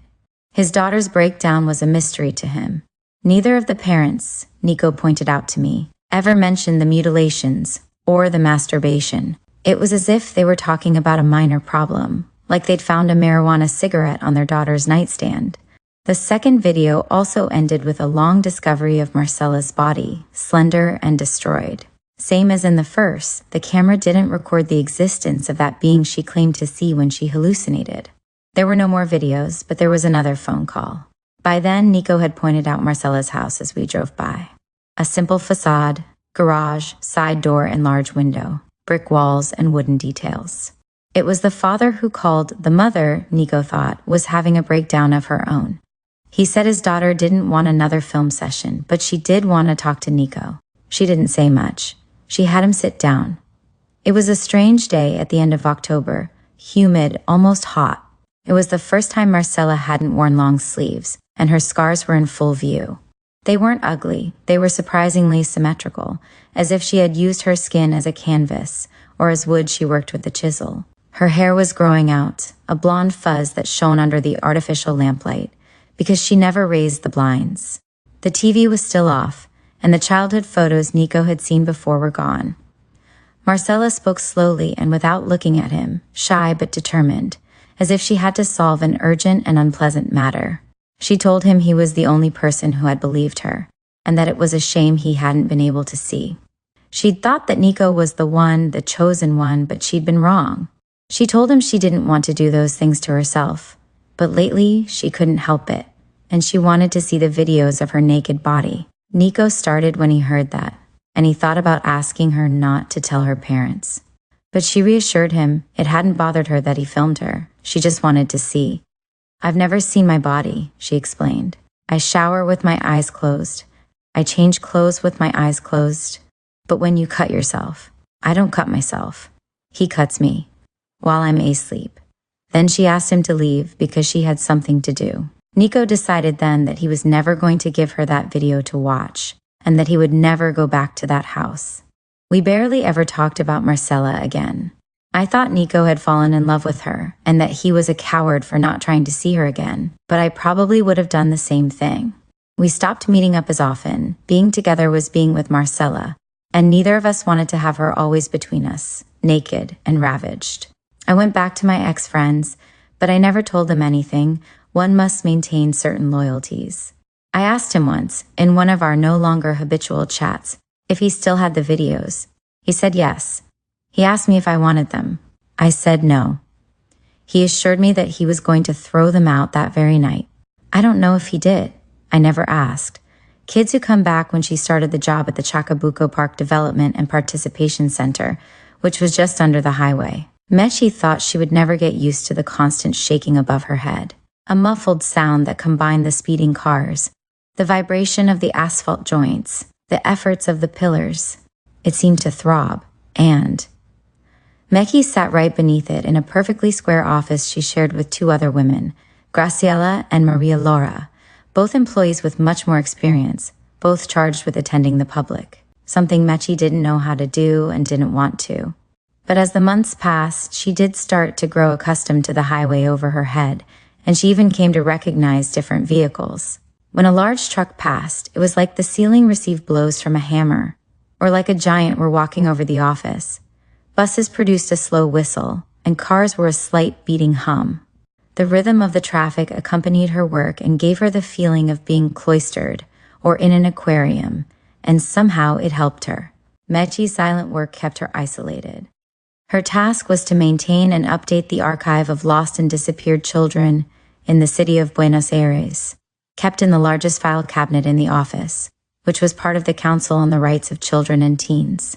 Not even she was clear yet on the bureaucratic networks of councils and centers and agencies that they belonged to, and sometimes she felt hazy on who exactly she was working for. But in her 10 years as a city government employee, this was the first time she had liked her job. Since she'd taken over almost 2 years before, the archive had received lavish praise, and that was in spite of the fact that it had a merely documentary value. The important files, the ones that mobilized police and investigators to follow up clues about the kids, were in police departments and prosecutors' offices. Her archive was more useless, a sort of constantly expanding report without the capacity to inspire action. Although it was, on the other hand, open to the public, sometimes relatives came in to go over the archive and see if some loose thread would allow them to put together the puzzle of where their lost children were. Or they came back in to add new suspicions, new details. Among the most desperate were those referred to in the office jargon as victims of parental kidnapping, fathers or mothers whose spouse or partner had fled with the baby they shared. Usually, it was the mothers who ran, and the men came. And often, distraught for them, time was essential, because babies' appearances change very quickly. As soon as the first personality traits emerged, hair grew out and eye color was defined, that baby, frozen in time in the photo on the missing posters, would disappear once again. In all the time Mechi had been in charge of the archive, no child kidnapped by a mother or father had ever reappeared. Luckily, she didn't have to look the missing children's families in the face. When they came into the office, if they wanted to see their file, Graciela or Maria Laura asked Mickey for it, and then they would hand it over to the relatives. The system was the same. If people came in to give new information, they left it with or told it to one of the other two women, who then passed it on to Mickey, and she added it to the correct file. Or rather files, one digital and the other paper. Sometimes, especially when Graciela and Maria Laura got caught up in their long personal conversations, or went out to eat and took their time coming back, Mickey opened the files and daydreamed about the children. She even had a separate file cabinet where she kept the solved cases, those of the kids who had reappeared. The ones who were found were almost always teenagers and usually girls, kids who'd said they were going out dancing and then didn't come back. Jessica, for example. She lived on the corner of Piedrabuena and Chilavert in Villa Lugano. The house shown in the photos was squat and had a dirty white facade. It didn't advertise what went on inside. 6 kids, a single mother, and Jessica's room, bare walls of unfinished bricks, a foam mattress over boards, and her section of the wall, because she shared the room with 2 siblings, decorated with photos of Gia, her hero. Pictures of Gil torn from magazines, or more or less whole posters, covered in pink kisses, and I love yous, written in red marker. Jessica always met up with other girls in Plaza Sudamerica, recently refitted with new iron benches and police guards. People said she wasn't a troublemaker. She'd never even been caught smoking a cigarette. But one day she ran away, and her desperate family went out to search the neighborhood and put up flyers. They made sure to leave the photocopies of Jessica's picture at all the taxi stands, because taxi drivers know everyone. Jessica reappeared 2 months later. She'd been staying at a friend's house after an argument with her mom, who had yelled at her, "If you keep this up, I'll ship you off to Comodoro Rivadavia." That was where Jessica's father lived. When the girl reappeared, Mickey sat looking at her photo. Her hair dyed a deep shade of red, her lips glossed, and earrings shaped like music clefs, and she thought she should tell the kid. Jessica was 14 years old. That surely Comodoro Rivadavia was much better than Villa Lugano, and maybe her dad would get her a bed that didn't look like a giant sponge. But Jessica wanted to stay in Buenos Aires so she could go to all of Gil's concerts there. Gil never went to Patagonia. There were many Jessicas, because most of the missing kids were teenage girls. They took off with an older guy, or got scared by a pregnancy. They fled from a drunken father, from a stepfather who raped them in the early morning, from a brother who masturbated onto their backs at night. They went out to the club and got drunk and lost a couple of days, and then were afraid to come home. There were also the crazy girls, who heard something snap in their heads the day they decided to go off their medications. And the ones who were taken, the kidnapped girls who disappeared in prostitution rings, never to resurface, or to resurface dead, or as murderers of their captors, or as suicide victims on the Paraguayan border, or dismembered in a Mar del Plata hotel. Mechi thought her meticulousness in maintaining the archive, her serious interest in the missing kids, must be connected to Pedro, one of her few friends. She had met him about 5 years before, when she was still working right downtown in an office near Plaza de Mayo. She'd get distracted looking out the window at the marches and protests, and practically her only entertainment, her only strong emotion, came when some manifestation ended in repression, and the sirens, screams, and the burning smell of tear gas reached her window. Some afternoons, Mechi decided to have a beer before going back to her apartment. She didn't much care for any of the bars in the area. At the end of the day, around 6 in the evening, they filled up with young executives, well-paid administrative employees, and secretaries in expensive clothes, who all went to happy hours and ordered imported beers and tried to call attention to themselves, to meet each other, and, if possible, take someone they liked to bed. No one tried to talk to Mechi. She was too skinny and short, she wore platform boots in summer, and she never wore makeup. She was weird, nor did she expect any of the clean-shaven guys wearing suits and cologne to treat her to an iguana beer. Mechi easily accepted the reality of a situation and wasn't one to agonize over it. Those bars weren't her place. But she liked to get home a little buzzed, to walk down the avenue while the sun sank, and it became very easy to ignore what went on around her. Sometimes she even brought a book to the bar, and that attracted some glances, but no one had ever bothered to ask what she was reading. With a book, she could tune out the conversations of the other office workers, which didn't interest her at all. One of those evenings she met Pedro, who pulled her from her isolation when he asked if he could share the table. The bar was full. He talked a lot, with no need for her to ask any questions. He told her he was a journalist, that he worked at a nearby newspaper, that he was a police reporter, and that he rarely left the newsroom to drink a beer in the evening. But that day had been particularly hectic, and he'd needed to clear his mind. He asked for her number, and Meki gave it to him without much expectation.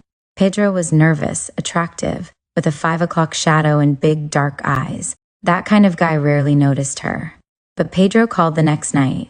He invited her for a beer at another bar, different, cheaper, and far from the office workers' circuit, and later on to drink more at his apartment. Mechi still remembered the place, the litter box in the laundry room beside the kitchen overflowing with shit. He must not have cleaned it in weeks. Books in the corners, a beautiful stone balcony, the computer on the table, and a vintage poster of the Al Pacino film Dog Day Afternoon. They sipped their beers sitting on the sofa and went to bed before they'd finished them. Bed was a mattress on the floor, with the alarm clock to one side, a full ashtray within arm's reach, and the white sheets overly used, so much so that in the center they looked gray. Mechi hadn't enjoyed the sex with Pedro. For some reason, she'd been unable to concentrate, and she spent the whole time looking at the decorative details on the closet doors, the night sky, the cat's curious eyes peering in through the cracked door, even the lit window of the apartment across the street, which she could see from the bed. She'd acted like she enjoyed it because Pedro seemed to be having fun, and she'd reacted with enthusiasm and delicacy when necessary.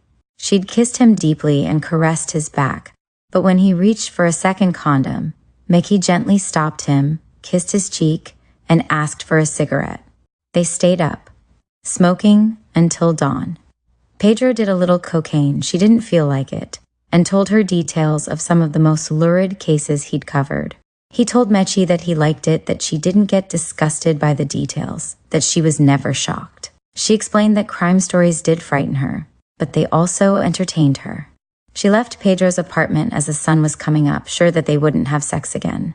And she wasn't wrong there, but she misjudged Pedro when she thought that they would never talk again either. Pedro wanted to keep seeing her, though he didn't try to sleep with her. That first night, something had become clear that they didn't want to say out loud. They weren't attracted to each other. They'd known it even before going to bed together. But they still wanted to try, because they were alone and they'd both fantasized that the encounter could be, at least, the start of a companionship. Quite simply, they hadn't fallen in love, but they had begun a friendship that was consistent, even if it wasn't all that close. At first, Meki called him to comment on his articles, and he called her to inform her of the outcome of cases she was interested in. Over the years, they confided in each other about frustrated relationships and small hopes that in general vanished quickly. Pedro changed girlfriends often. Meki was more solitary. And although they complained, they both knew they preferred being alone. In recent years, Pedro's police beat had changed. Tired and a little frightened after years of mafia crimes, he'd started to investigate teen disappearances, especially girls. He ended up discovering networks trafficking in minors and characters every bit as sordid and fearful as any narco-murderer. But there was something in the terrible journeys of these girls, mostly girls, though he also investigated cases of missing boys, that led him to write special feature essays, long and detailed, that were much commented on and brought congratulations from his bosses, and even salary raises. Almost like a strange coincidence, while Pedro was insinuating himself into provincial brothels and dark police stations in search of the missing kids, Mechi was offered the job in the council's archive of disappeared children. She accepted immediately, and the first thing she did after saying yes and finishing the bureaucracy to make the change official was call Pedro, who received the news of Meki's new job with shouts of joy and "I can't believe it," repeated so many times it disturbed her. He started to visit her often, and when the archive finally had the seal of Meki's order and dedication, she became an obligatory consultation for him. Before Meki, the archive was a pile of messy papers that no one paid much attention to, except for the poor, desperate families. In 3 months, according to Pedro, she'd turned it into a treasure. Girl, "This thing is worth its weight in gold," he always told her, as he turned the pages and copied details into his notebook.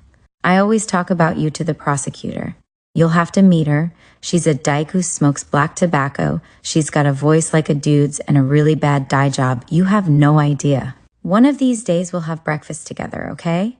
That meeting never happened. Pedro was never awake at breakfast time, and plus he traveled at least every 15 days to go after kidnappers of teen girls. With help from Mechi's archive and Pedro's investigations, the police had already caught one of the czars who trafficked in women and teens. A missionary settled in Posadas, where he had several open escape routes to Brazil and Paraguay, and whose tentacles reached to the southern edge of Greater Buenos Aires. He was brought to court, and the terrifying details were published, and some of the girls were interviewed. Several had lived right in Palermo, crammed into a one-room apartment. They weren't allowed to go outside. A woman watched over them and brought them food and essential items, and they had pale skin and cracked lips from the confinement. Pedro became a TV star, and he took part in panels, news shows, even went on cable access programs. He bought a few jackets and white shirts for his peak of stardom, and Mechi thought how easy fame and TV were for men. They just showed up in different jackets and their elegance was guaranteed. If it had been her, she would have had to buy 12 different dresses and accessories to match.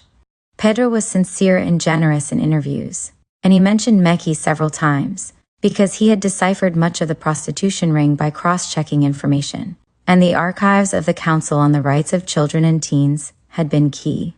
But no one had called Mechi in to talk about her kids on TV. She'd just been interviewed for a few newspaper articles. She'd received some of the journalists at the Chacabuco Park office, and they all commented on the noise of the highway that monotonously filled the office. Mechi told them that after a while you stopped hearing it, but that wasn't true, and they didn't believe her. She could tell from their false smiles.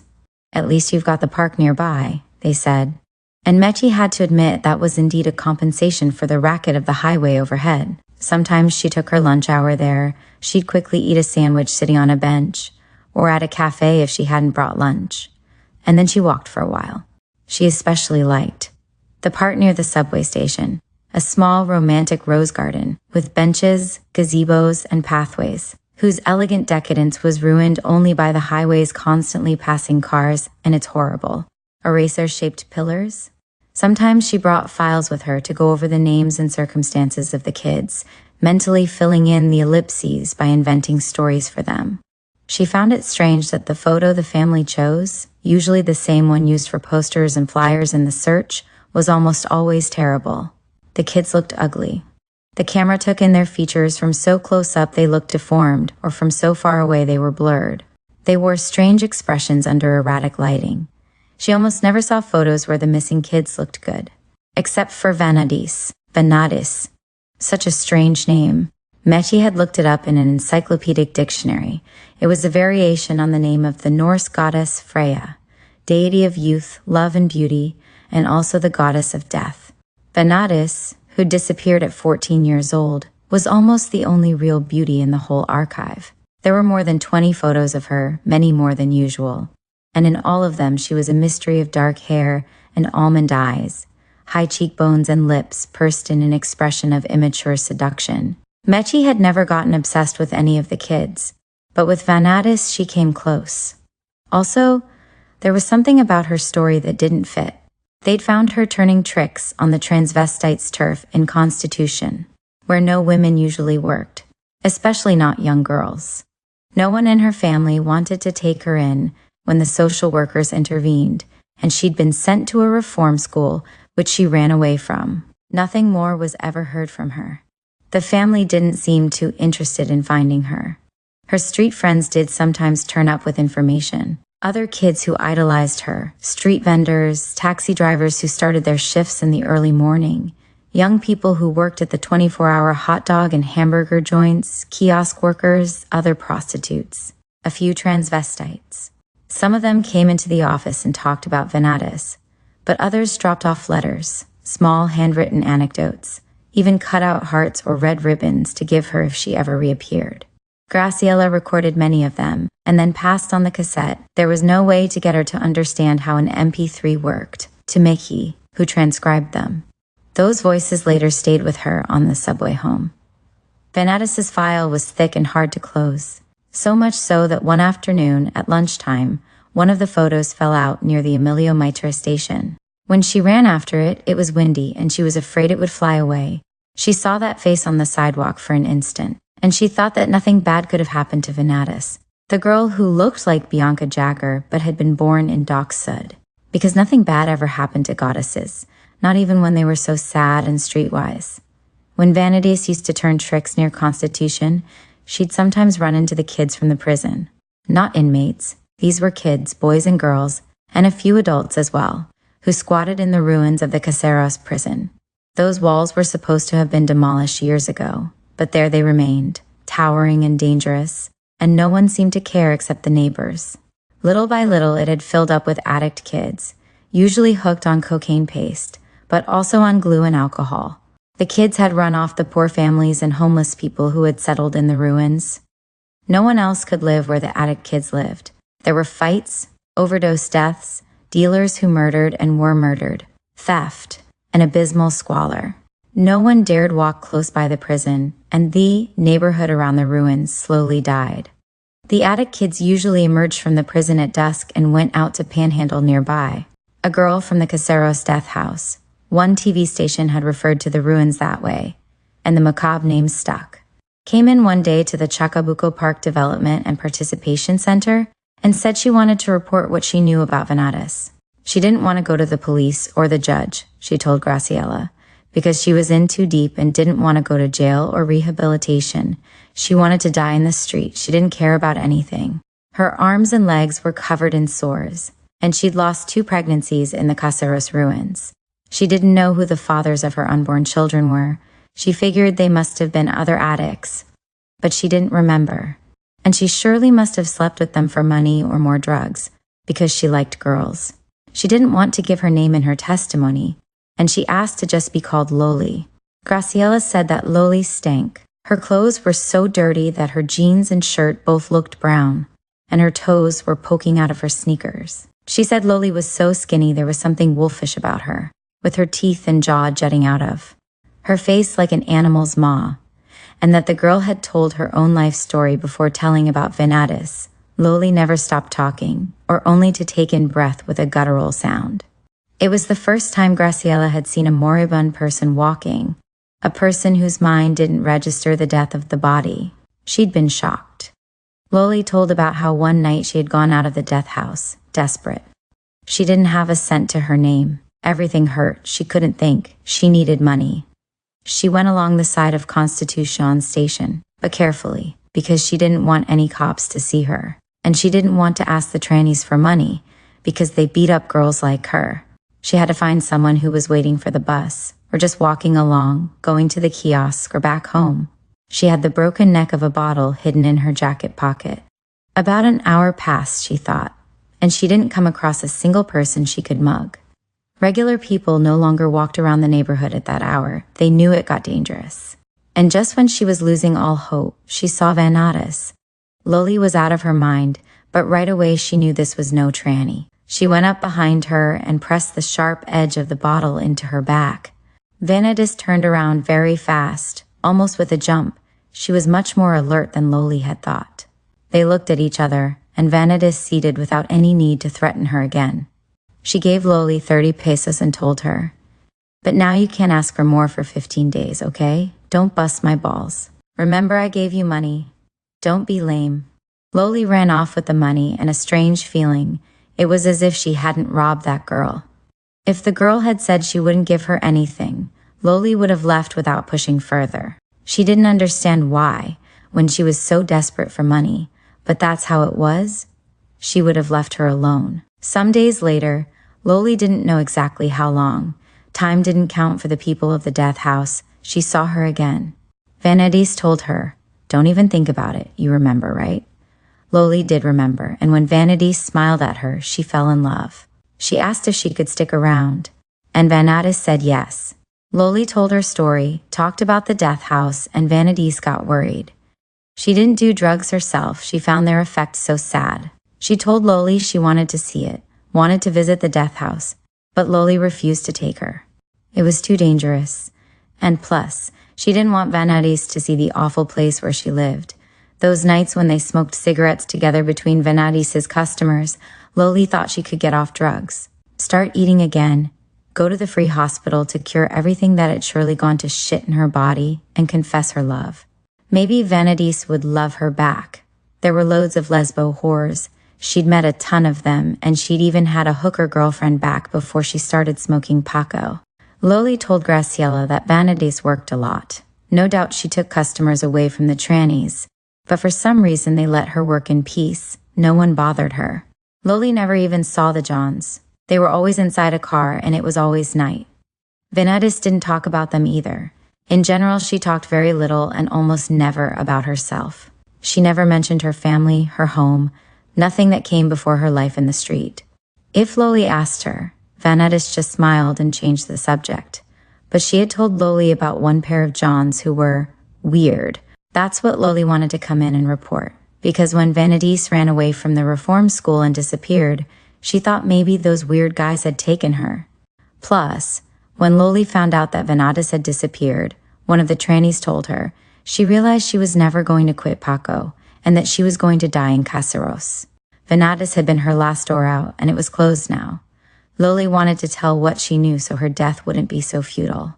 The weird guys picked Vanadis up together and brought her to a hotel nearby, almost right across from the station. While one of them fucked her, the other one filmed, and they took turns. They made her do normal things, suck dick, take it up the ass, regular sex. But they filmed her. Vanadis had asked them what they did with the videos, and the guy said they were just for personal use. They weren't doing anything strange. Vanadis didn't believe them, and Loli didn't either. When Vanadis kept insisting they tell her where the videos would end up, online or what, they told her that if she said anything they'd kill her, that she was nothing but a street kid. And who in the world would give a fuck about her? Vanadis didn't argue, and she kept doing the videos, but she was afraid of those men. She wouldn't admit it, but Loli could tell, even though Vanadis always denied it, saying they were just a couple of assholes. And anyway, she didn't care if they put her videos online or sold them. It was all the same to her. The men, of course, paid more than the usual customers, and that was enough for her. Loli hadn't learned that the social workers and police had come to Constitution until after Vanadis was sent to reform school. She hoped she'd come back, and after a really long time, it seemed like years, the tranny told her Vanadis had disappeared. And that just killed her, said Loli. It killed me. Maybe they killed her too.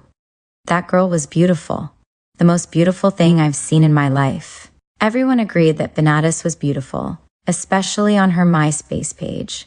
It was remarkable how many of the disappeared kids left Facebook and MySpace profiles behind. They sat immobile like headstones, visited only by a handful of the kids' hundreds of friends, and a few family members who went on leaving messages with the hope of one day receiving an answer. Vanadis' profile had surprised Mechi. It had new messages almost every day. There wasn't much information about her, though. An extraordinary photo taken with a cell phone. She had her hair pulled back very tight, and you could see her whole face, her full lips in a soft smile. She'd completed the information requested with a strange mixture of truth and macabre fantasy. She was a fan of heavy metal and horror movies. She called herself Vagabond of the Night, described herself as the worm that lives in every death, and claimed to be 103 years old. She'd left the space for about me blank, and for who I want to meet, she'd put everyone. The rest went like this: interest general, no time now, I'll finish later music. Metal. Movies, Saw, The Exorcist, The Others, Japanese movies, TV, I don't have one, it's bad for you. Books, haha, heroes, My Fingers groups, Marilyn Manson, Slipknot, Korn status, none I'm here for. Friends orientation, bisexual hometown, the underworld measurements, 5'2", super skinny. Ethnicity, religion, nothing sign. Scorpio drink, smoke, yes and yes children. Poor kids schooling. Salary, haha. She had 228 friends and 7,200 messages. Hope you come back, pretty girl, I love you. Hey beautiful, I love you, come back, you are missed. Some of her friends had profiles of their own, but not many had filled them out. Except for -0, a tattoo artist who had an extensive profile full of photos of his work, including several of Venada's. He had tattooed 2 wings over her shoulder blades and a tear on the nape of her neck, or at least those were the tattoos of hers that he displayed. But he left messages at least once a week on Venadis's profile. Some of them were short and others very long, up to the limit of words allowed for one message. Which girl, I'll never forget you or what you told me. I looked for you last night everywhere in Constitution, and in Patricio's. I even went into the prison and almost got mugged. If you started smoking that shit, I'll beat your ass. But I'll save you. Okay, tell me where you are. I feel like you're not dead the other night. You came to me in a dream. You floated above my bed. I was naked, face up, and you were floating with real wings, like the ones I gave you, and your eyes were weird and silvery. It made me remember when you came here and told me you had to sleep under covers, even if it was hot, because you felt like hands touched you during the night. You had some really fucking crazy dreams, and sometimes you heard voices whispering in your ear that wouldn't let you sleep. I looked for you in the hospitals too. Have you gone crazy out there? Sometimes you seemed really crazy, my love. I went to open door and to the Moyano, but you're not anywhere. I'm gonna go crazy. Mechi gave Graciela the guy's name and asked if he'd ever come in to give information, but no, she'd never seen him. Mechi believed him. He seemed truly in love, and she felt so sorry for him that sometimes she thought about breaking her promise not to get involved with the kids beyond the archive. She wanted to go see the tattoo artist and ask him to tell her more about those dreams and those voices, but in the end she decided to keep her distance. The special attention she paid Venada's seemed unfair to the other kids, and she decided, as always, to leave the matter alone. It had been a year since that sensational case of the missionary who ran a child prostitution ring, and except for the individual successes of a few girls who reappeared, the office went on with its usual rhythm. Distressing, but routine. Pedro had gone back to his maps marked with the movement of the kidnapped girls. He often followed their trails thanks to inscriptions that they themselves left in bathrooms of gas stations and hotels. It's Diana. I'm alive, Mom. I'm kidnapped. I love you, help. Every 15 or 20 days he visited Mechi and her archive. He took notes, and when Graciela wasn't looking, he photocopied the pages he needed. Mechi, though, preferred to meet up with him at the bar. It was uncomfortable at the office because Pedro shouted all the time, even more after he'd had a few beers. He'd already been a little like that when they first met. Excitable, chain-smoking, answering the phone non-stop. But these days he drank too much and got drunk quickly. It embarrassed Mechi, and she felt a little disgusted at the sight of the saliva droplets flying out of Pedro's mouth with every peal of laughter. But sometimes he made her laugh too, and she liked to sit in the grass in the park and drink a beer with him, as if they were a couple of teenagers, while they talked about the reasons behind all those ugly photos, or how many taxi drivers ran off with minors, or if the kidnapped kids were smuggled out of the country through Paraguay, or through Brazil as the NGO investigators and the journalists suspected. Things went on pretty much the same, until one day Pedro turned up with a tip that he called fabulous. One of his sources, he never fully explained to Mechi who his informants were, was selling a video with an underage girl who'd been reported missing. She'd been filmed with a cell phone, the girl was wrapped in a blanket, or tucked in a sleeping bag or something like that, and presumably was supposed to remain hidden. The girl was dead, and what happened in the cell phone video was that, in a clumsy movement, while they were carrying her out a door to load her into a truck, the wrapping fell and you could see her uncovered face perfectly. Pedro was going to pay for that video, and what he asked from Mechi was to be able to check her archive afterward to try to place the girl from the video. In Pedro's voice, Mechi heard the same eager exhilaration he'd had when he was investigating the missionary case. She said yes, that after he watched the video, she absolutely didn't want to see it herself. Though Pedro offered her a copy, he should come to the office and check the archive. Pedro called at the end of the day one Monday, and he arrived agitated, smelling of Subway and with droplets of sweat on his forehead, as if it were summer and not August in Buenos Aires. How's it going, Makita, my dear? The video is really intense. It looks like shit, all pixelated, and it doesn't help me at all, because you can't see the plates on the truck they put the girl into. All the guys have their faces covered like with ski masks. The house could be any house, and the street is just any awful street in Greater Buenos Aires. It could be anywhere. But you can see the girl perfectly. They toss her around like they want to show her. I don't know if the guy with the phone films her on purpose, because there's no audio, but they move her a little from here to there. The blanket falls and you can see her whole face. Then it's like a close-up, the 6 sons of bitches, and one arm falls really floppy, like this, across her chest. Is she dead? She looks bad, but she's not stiff, and her face isn't beaten up. She could be high, drunk, asleep. I think I got ripped off. But yeah, she could also be dead. The video lasts 30 seconds, and you can see her face for about 10. There's no way to know. A divine kid, that's for sure. Beautiful, she looks like a model.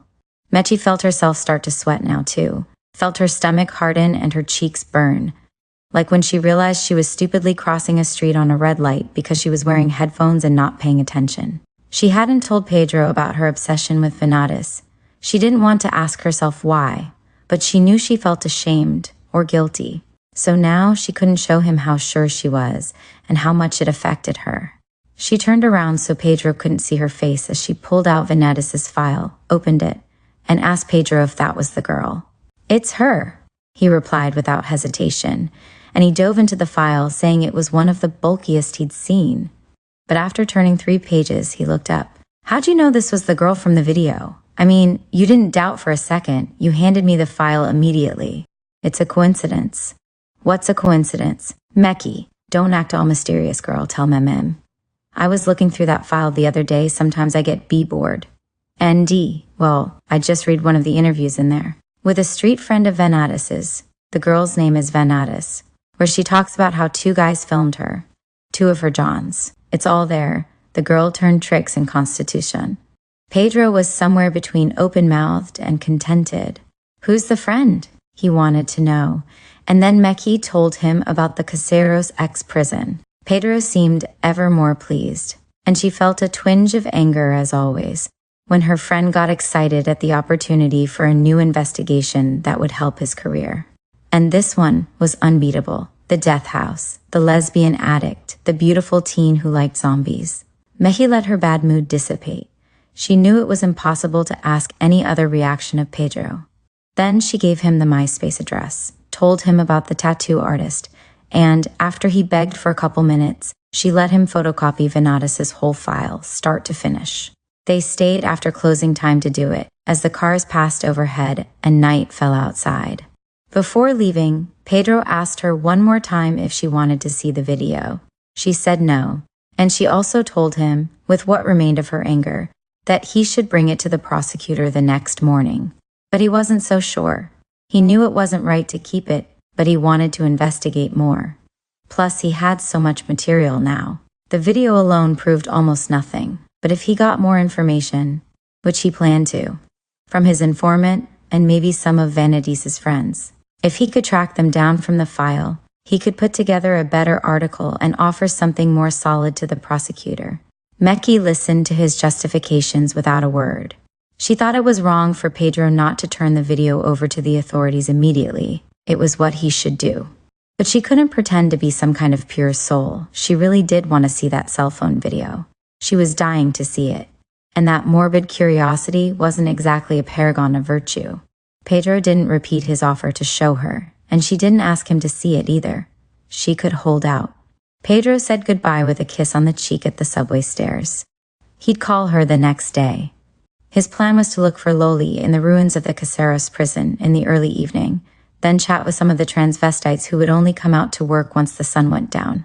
And maybe he'd even contact the infatuated tattoo artist.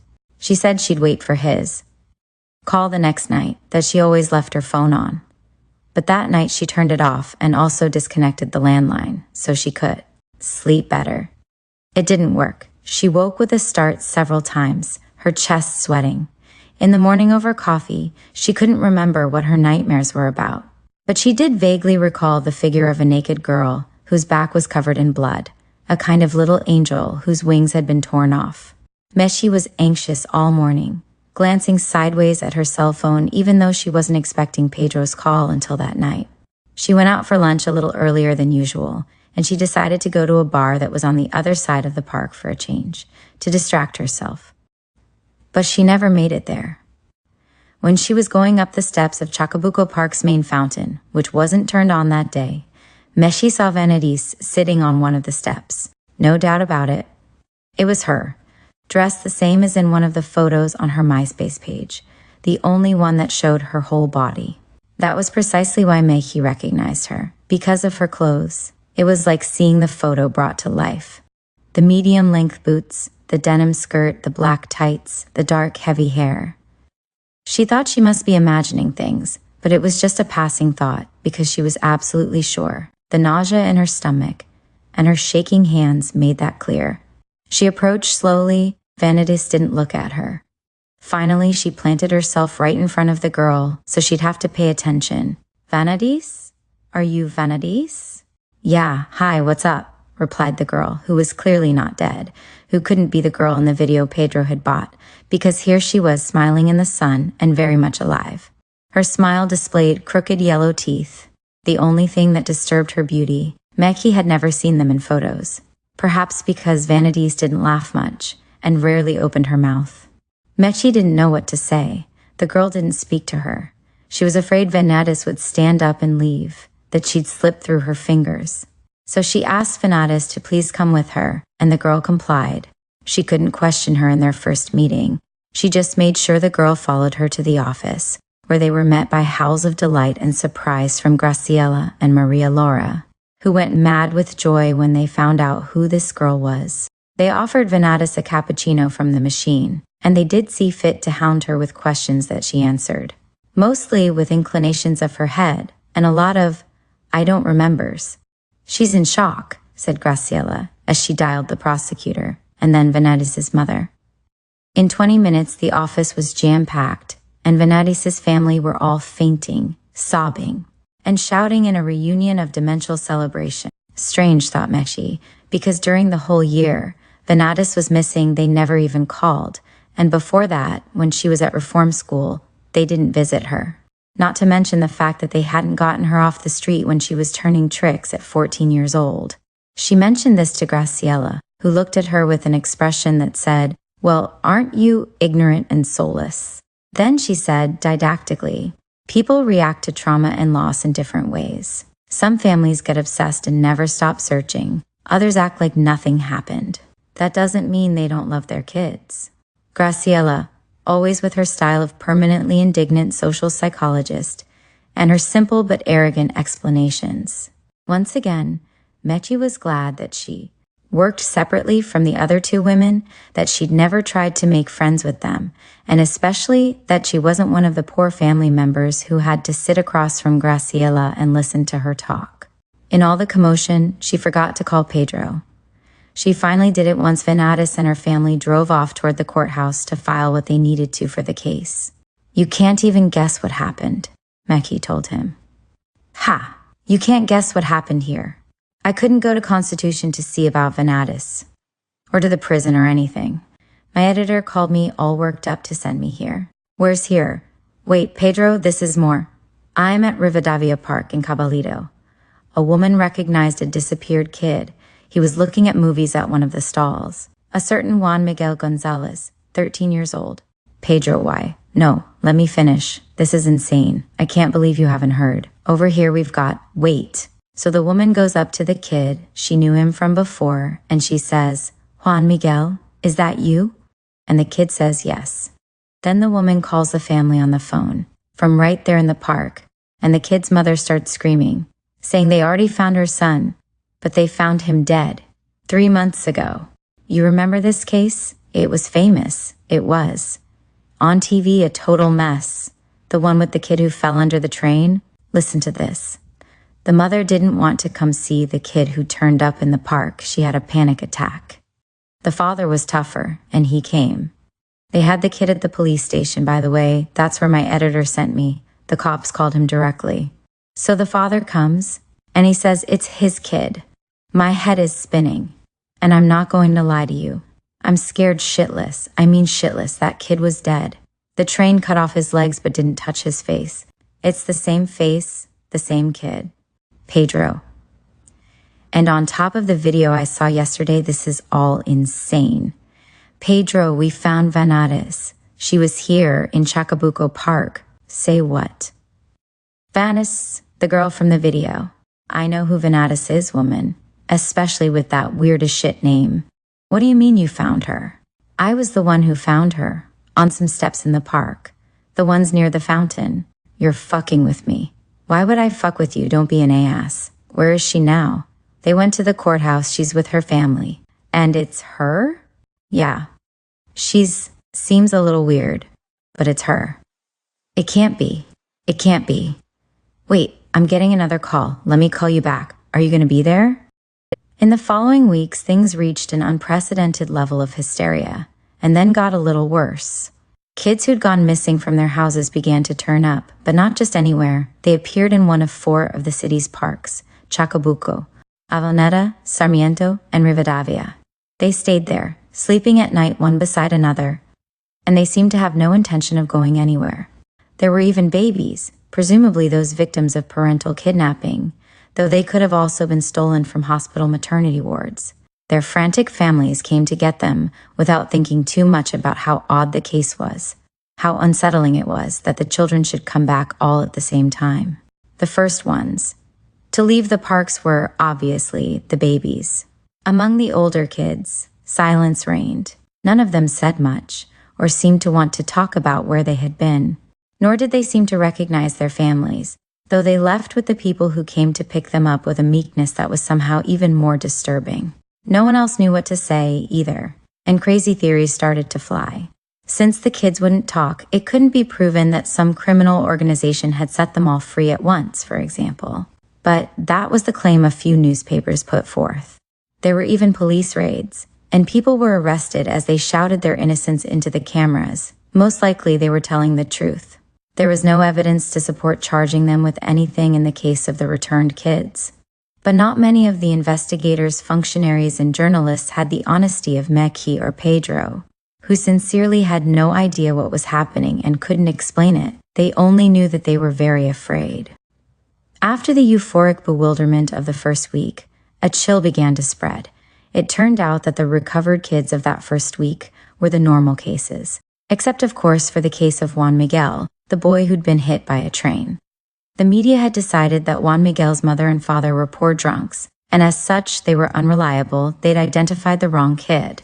The public accepted that story with relief. For the rest of that first week then, everything happened relatively normally. Boys and girls who had disappeared recently, from more or less stable families, with no signs of violence, practically happy endings. But toward the middle of the second week, a muffled dread started to settle in that no one dared put into words for fear that their echoes would never end. One of its triggers was the case of Victoria Caride, an economics student, one of the few upper-middle-class kids who'd disappeared. It was said she could have been kidnapped by human traffickers or suffered a psychotic break when she stopped taking her antidepressants, or else she'd taken off with a married man. Victoria's case was a mystery. In sum, a girl who had gone out to buy cookies and never come back, a meticulous girl, with friends, money, university studies, and moral scruples that she channeled into volunteer work at a soup kitchen. It had been 5 years since she'd disappeared, and almost no hope of finding her remained. But now she'd appeared in Avellaneda Park. Near the station of the decrepit little train that wound around the property, she was sitting on a bench and looking off toward the mansion that had once been an estate house. Her family was elated, and no sooner did they see her on TV, there was a mobile news unit in every park, day and night. Then they came for her and whisked her away, squeezing her in an embrace of tears and runny noses. At first, neither Victoria's family nor anyone else dared to mention that the girl had not changed at all, physically speaking, in the 5 years she'd been gone. She was wearing the same clothes she had on the day she disappeared, even the same clip holding her curly brown hair back in a ponytail. The second case was even trickier to explain. Lorena Lopez, a girl from Villa Soldati who had run away from home with the taxi driver, and had been 5 months pregnant when she left. She appeared in the Rose Garden at Chacabuco Park, 5 months pregnant. She'd been missing for a year and a half. The gynecologist confirmed that it was her first pregnancy. And so, she must not have been pregnant when she left. It must have been a mistake. Or maybe the girl had lied. The taxi driver didn't turn up to confirm or deny anything. And, well, he didn't, because he would have gone straight to jail for statutory rape. Or maybe the doctors were wrong. How could they be so sure? Lorena went back to Soldati, but after 15 days her family returned her to the corresponding juvenile court.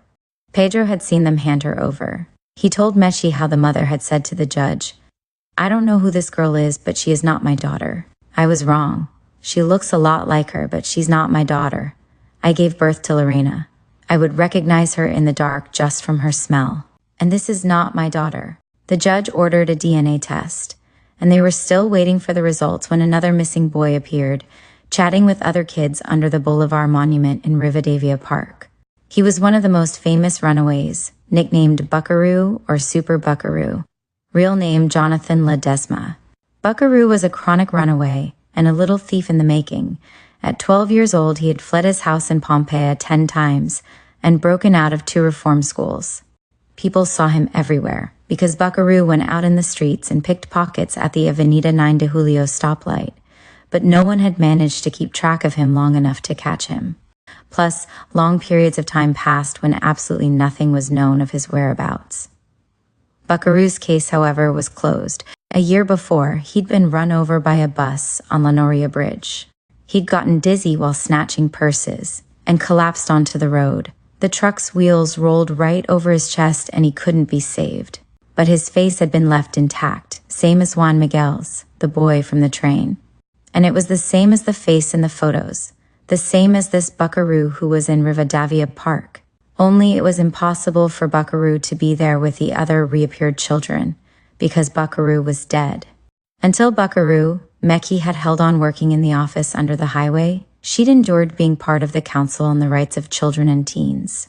But then the little pickpocket turned up alive, and without his ribs stuck into his lungs, she'd seen the photos of the pavement covered in blood and entrails.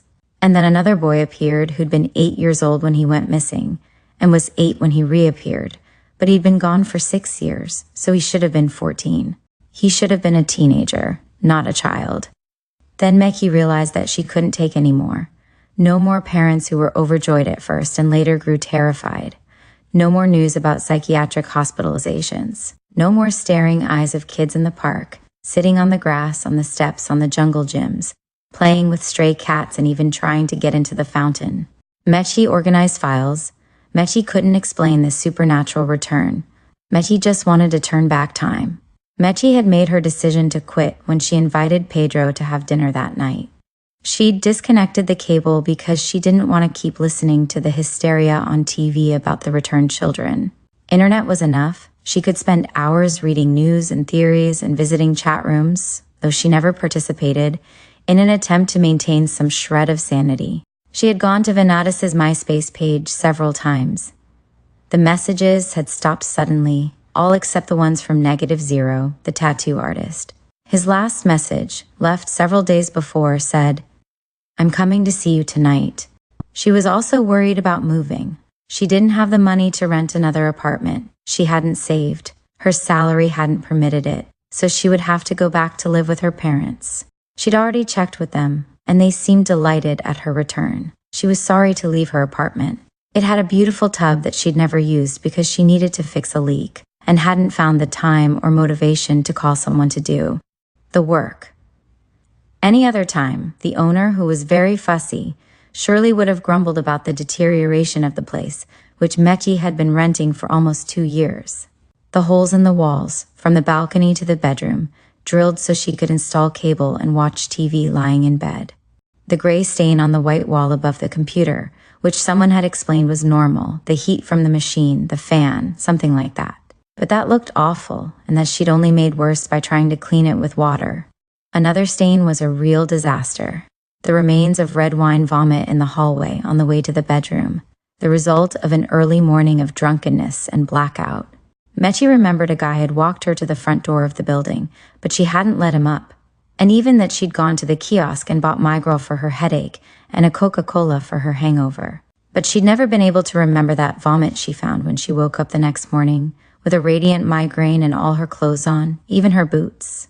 She found the vomit there, stinking, and her keys still in the lock. Luckily, no one had taken them. Luckily, none of her neighbors had noticed, because they would have gotten paranoid and called the cops. But now it was possible the owner wouldn't say a thing. It was even possible he wouldn't charge her the last months of rent. People were behaving very strangely since the kids had come back, with a depressive indolence that was clear in the vacant stares of the kiosk vendors who apathetically let people run off with candy, or the subway employees who, if you didn't have change, would let you through for free. There was a deafening calm everywhere, a vast silence on the buses, fewer phone calls. The TV kept on until late in apartments. Not many people went out, and no one went near the parks where the kids lived. The kids still didn't do anything. They were just there. Months after the first return, one thing had become clear: the kids didn't eat. At first, people brought them fruit and pizza and baked chicken, and the kids accepted it all with a smile. But they never ate in front of the cameras or the neighbors who brought them meals. Over time, a more daring cameraman, plus a few people with their own cameras, had started filming the kids' daily habits. They did sleep, but they never ate or drank.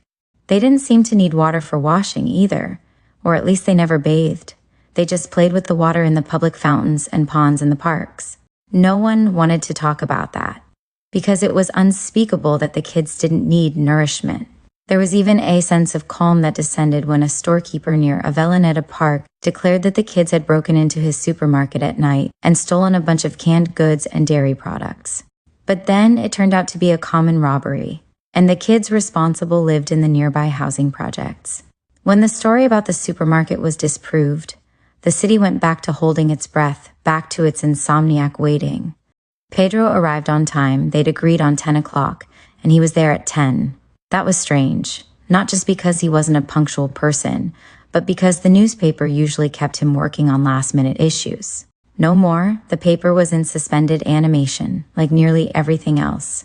Another example was the delivery boy who brought their pizza. He rang the doorbells of other apartments before reaching Mechi's, muttering an apology and saying he'd lost the paper where he'd written down the apartment number.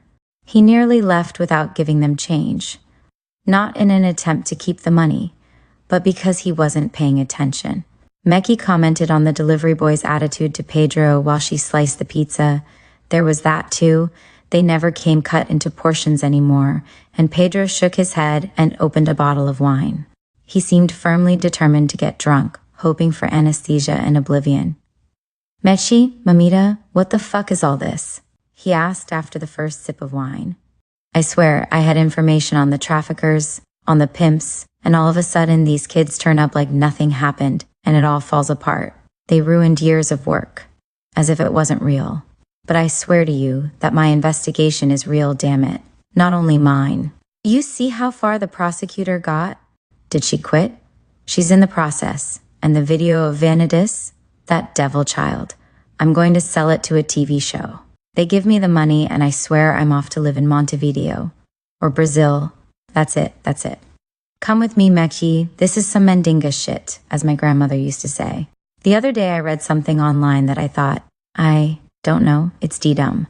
Don't spend too much time online, it'll drive you crazy. But tell me. I don't remember well, but it's something like this. The Japanese believe that after people die, their souls go to a place that has, so to speak, limited space. And when all the places are taken, when there's no room for any more souls, they're going to start coming back to this world. And that return heralds the beginning of the end of the world, really. Pedro was silent. Mechi thought of the photo she'd seen of Buckaroo with his chest stuck to the pavement and his legs cut in 3 places.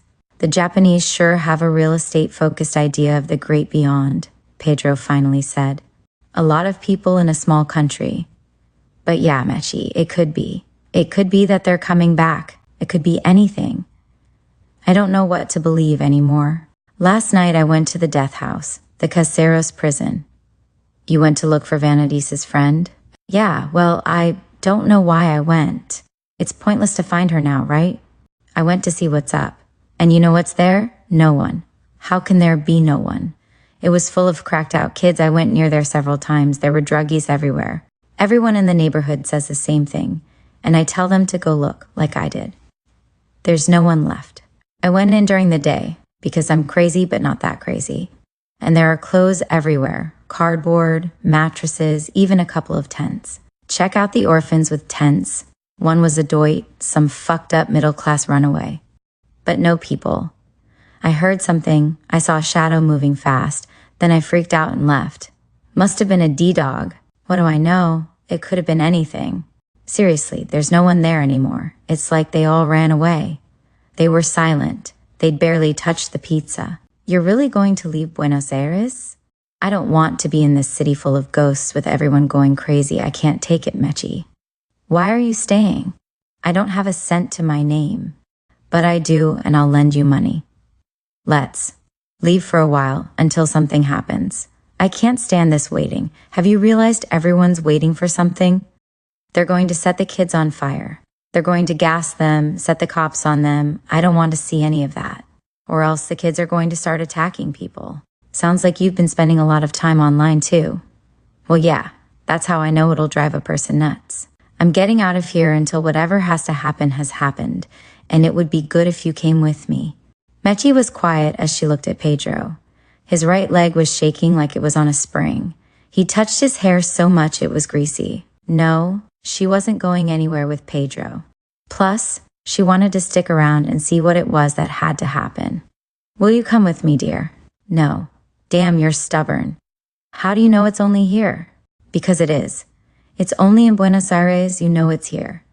Go to Mar del Plata and there's nothing like this. Don't play dumb. No, I mean, how do you know it's not going to start happening in other places? You're diabolical, Mechi. What are you imagining? Some kind of apocalypse with Walking Dead? A lot of these kids weren't dead. Let's start there. Quit it with the internet. They said goodbye with a long hug when Pedro left in the early morning. He'd decided to go to Brazil to stay with a friend who worked at a newspaper in Sao Paulo and who would love to have a journalist from Buenos Aires who'd witnessed the children's return, because of course the case was already known internationally. Before leaving, he told her his boss had authorized the long 4-week vacation without blinking, almost relieved. Pedro told Mechi he felt like his boss didn't want him around, like the guy was afraid of him.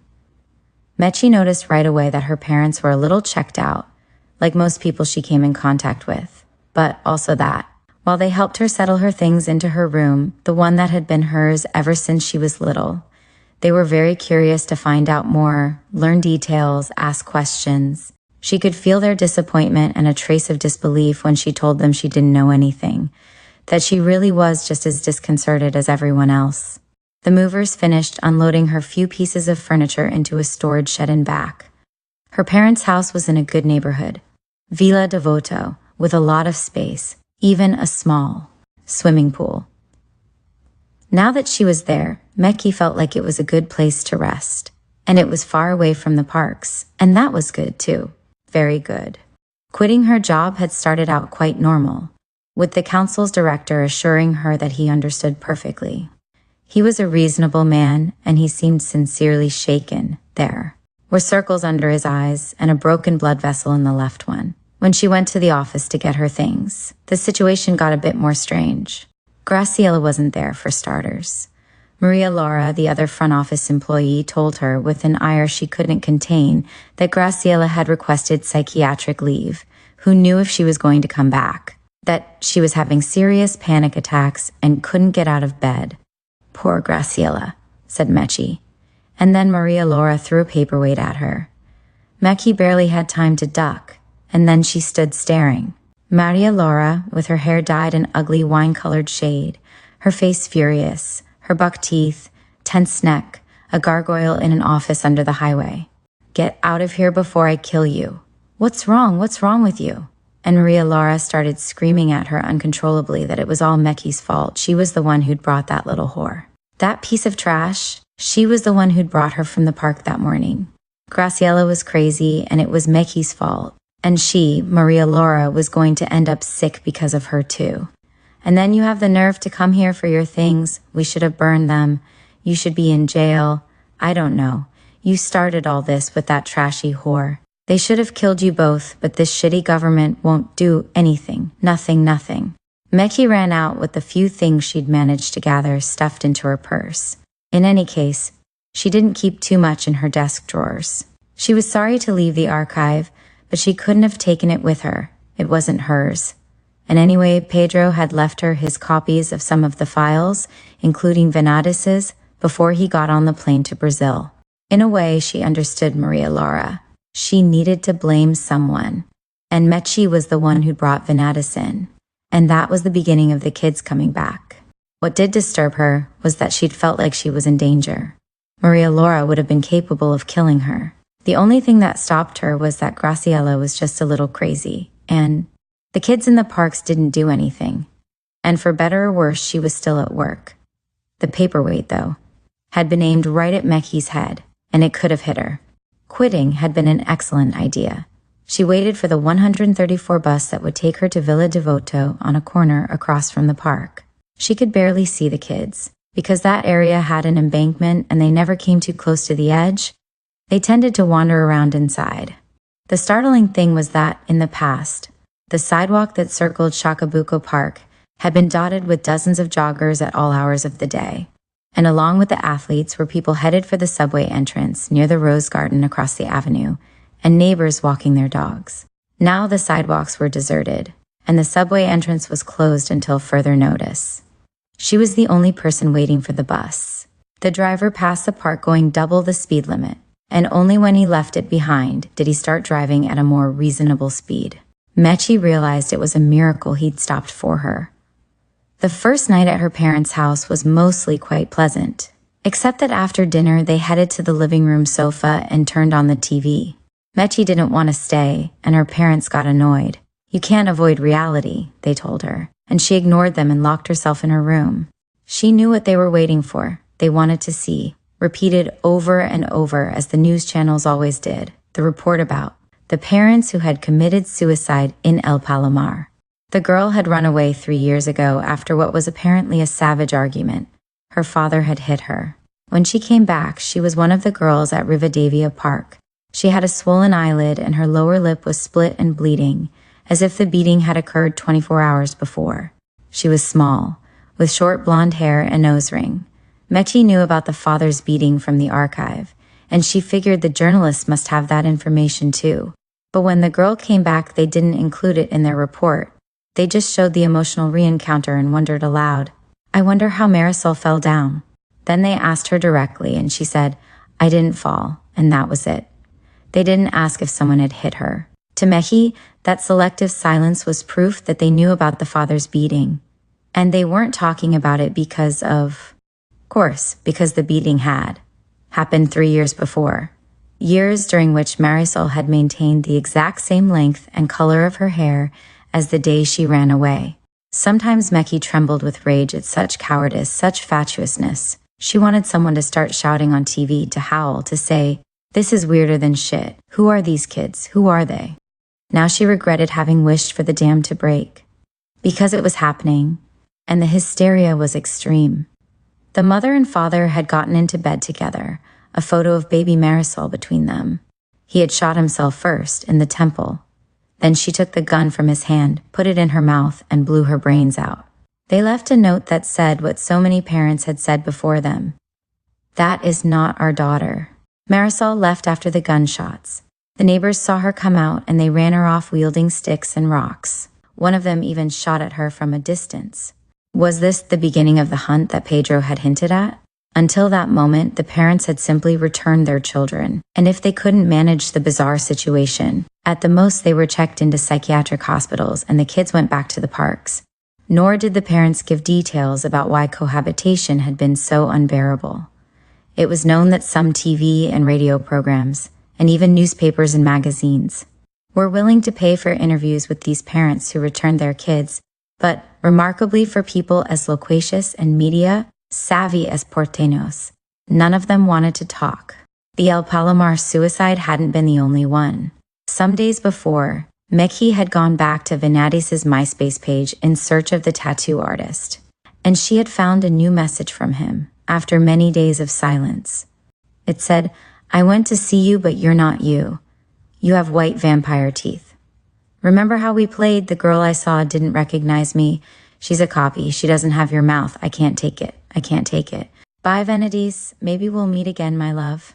That "maybe we'll meet again" put Mechi on the alert, and she clicked on Negative Zero's profile. It wasn't hard to deduce from the comments of the tattoo artist's friends that he had killed himself. She left the page when her eyes filled up with tears. She couldn't allow herself to cry over a 30-year-old man who had fallen in love with a child of 14. She shouldn't feel pity for him. He cared about the girl, sure, but he was sick. She could, though, cry for herself, because she had never felt anything remotely like what the tattoo artist felt for Venatus. -0's suicide went unnoticed. After the couple in Palomar, though, voices started to emerge. The dead parents' neighbors said that ever since the girl had come home, they could hear the mother wailing all night long, non-stop. A butcher had asked the father about Marisol, and he'd said everything was fine. It was just that the girl was very quiet. Everyone mentioned how Marisol never went out. Others accused her, saying the parents never would have killed themselves. They were believers and were very proper, and Marisol must have killed them. Then the floodgates opened. Other parents started to tell their own stories, their justifications for abandoning their children after they'd been reunited. Meki didn't want to listen. Somehow it seemed unfair to the kids. Maybe they were monsters, who knew what they were, but they deserved shelter. It was unfair for them to have to sleep outside like animals. That's what she thought during the day. But at night, with the muffled sound of her parents' television and the copies from the archive under her bed, she saw Venatus's smile of twisted teeth, and thought about that video she'd never seen, which would probably be on TV any day now if Pedro had managed to sell it. And she thought she wouldn't let that girl in her house either, that inert girl with her black hair and ghastly smile, that girl she'd almost fallen in love with, and who now appeared in her nightmares. Marisol's parents' suicide and the neighbors' reaction. As the days passed, they were calling for lynchings, or at least the execution of the girl they claimed was a murderer, was the catalyst for change, or rather, for the migration. The kids began to leave the parks. They went in processions. In the middle of the night, through the fog, the exodus occurred in winter. As they marched through the streets, people came out onto balconies to watch them. Someone shouted an insult, but others hushed him. The withdrawal was silent. As silently as they had come, they left. They walked down the middle of the streets as if they weren't afraid of cars. The police, out of precaution, or because they didn't know what to do, closed the main streets to traffic. It lasted several days. Pedro sent Meki an email from Sao Paulo, where he was now the resident expert on the returned Argentine children. The email said, "I saw it all on TV. Creepy, mamita. Here everyone is going crazy. These bazookas aren't scared at all. They're not wimps like we are, and they want to go and see it all from up close. People are different here. Super cool. You've got to come. They'll change the way you think." Anyway, as I was saying, you know what this procession of kids made me think of? How in Paris they moved the cemeteries at the end of the 18th century. Really weird. Apparently the cemeteries were crammed to bursting and they were sites of infection, just filthy. And then people decided to put all the bones underground and move the cemeteries to the outskirts of the city. They moved those bones for years. At night, in carts, with black blankets on the horses so they would fit the tone, and monks singing. And candles, of course. You'll be wondering how I know all this. And it's just because when I had the cash to go to Europe, of course I went to the catacombs. And they explain it all there. I always imagined it kind of like this. I got pretty fixated on what you said about the Japanese who think that when there's no more room for souls, they come back. The bones in the catacombs are kind of like that. They ended up under there because there was no more room in the cemeteries. I don't know, weird shit. Don't have nightmares? Come visit me. No, better yet, stay there and tell me all about it. Meki thought about the monks and the bones, and she understood what Pedro meant. The kids' withdrawal was funereal and had something religious about it. The strange thing was where they went. The first group, from Rivadavia Park, set the course. First they separated, and then each column went into a different abandoned house. 300 kids went into the house with the palm tree on Calle Riobamba, right downtown. Another 300 went to the corner of Igualdad, in the Cafarata neighborhood of Chacabuco Park, into a house whose pink color was fading from neglect. It had a solitary window up close to the A-frame roof that the kids left open when they went in. The neighborhood, small and newly rich, was terrified. But the police in their sentry booths on the corners didn't know what to do. And once the kids were inside, they didn't dare try to get them out. They didn't even go with a warrant. They were scared. They didn't understand how the kids had gotten into that house. The door and windows of the pink house, except that middle window, were bricked up and the kids had still gotten in. No one could say how. People had watched them enter, but they claimed the kids hadn't gone through the bricks. Not exactly. They had just passed, as if the bricks didn't exist. The leader of the Cafferata group was Vanadis, whose family had disowned her 2 weeks after they'd joyfully picked her up. They'd given the same argument that all the families gave when they kicked their kids out or deposited them on a courthouse doorstep, or returned them straight to the parks. This isn't the girl we knew. This isn't our baby. We don't know who she is. This person looks like her, has her voice, answers to the same name. She's the same down to the last detail. But she isn't our daughter. Do what you want with her. We don't want to see her ever again. Meki learned about Vanadis and the pink house through the newspaper. There was a photo of the girl in the first floor window, peering out, her mouth shut, and her eyes staring straight into the camera. Mechi felt dizzy looking into those eyes, and her hands started to sweat. She wanted to see Vanadis, ask her questions. How stupid not to have done it when she'd found her on the steps of the park fountain. She wanted to talk to Vanadis even though now she was very afraid of her, because she was sure that the real Vanadis was the one in the video. A teenager murdered by pot-bellied men in a sordid hotel on the city's outskirts. Used and exterminated, a teenager who thought she was streetwise and took too many risks, putting her faith in the immunity her beauty provided. She'd seen the video on TV. Pedro had sold it successfully, and he'd let her know when it would be on. The girl's face was clear, and it was Vanadis. And though Pedro thought that girl in the video could be alive, Mechi was sure that she wasn't. The tattoo artist's last words had convinced her. In the video, the girl's mouth was half open, and you could see her large, sharp, pointed teeth. Those vampire teeth the tattoo artist had mentioned. Could time have ruined them? Not that much. Not like that. The reappeared Vanadis's teeth were not just yellow, they were broken, twisted. To Mechi, that was the proof that Vanadis was dead and the girl at the pink house wasn't her. But she still wanted to see her, wanted to talk to her. She needed to. The bus ride was strange. People kept their distance, avoided touching each other, as if the others were carrying some contagious disease. Mechi hadn't told her parents where she was going. She didn't want to worry them. She had gone out with just her keys in her pocket and told them she was going for a walk in the English Quarter, the prettiest part of Villa, Devoto. But what she really did was run to the avenue and take the 134. Why had she run? Lately, she felt like her parents were watching her. Once, even, while she was asleep, she heard the door of her room close, as if they'd been spying on her. She thought they were a little afraid of her. It was almost time to move, to leave her childhood home again. The perimeter of Cafferata was being guarded. Mechi could just picture those middle-class families she'd met over the years she'd worked there. They must have gone crazy straight away, because they were incapable of comprehending any interruption to their comfortable lives. Still, the police let her through. They were pale and trembling. They would scatter at the slightest odd signal from the kids in the house, Mechi was sure. If that happened, would they send in the army? Would they kill them all, as Mechi had seen one mother call for on TV, claiming the kids were like shells? They had nothing inside? Maybe, but not yet. Mechi stopped on the sidewalk in front of the pink house, on the side of the small window that was still open. The sun was out. It was a cold but clear winter day, with the sky a blinding light blue. She cupped her hands around her mouth and shouted Vanadis's name. She vaguely heard the sound of blinds and doors moving restlessly at other houses. She even heard a policeman come closer, but she paid no attention. She stared straight at the white window, waiting. Vanadis's head appeared, that face of a Central American goddess, a teenage Bianca Jagger, and she greeted Mechi with an almost imperceptible gesture. There was recognition in her dark eyes. Mechi wanted to say something, but her trembling body and pounding heart wouldn't let her speak. She breathed deeply until she calmed down and could get words out, although her voice emerged shaky and much higher than usual. "Hi, Vanadis, what are you all doing? Why did you go in there?" Vanadis didn't answer.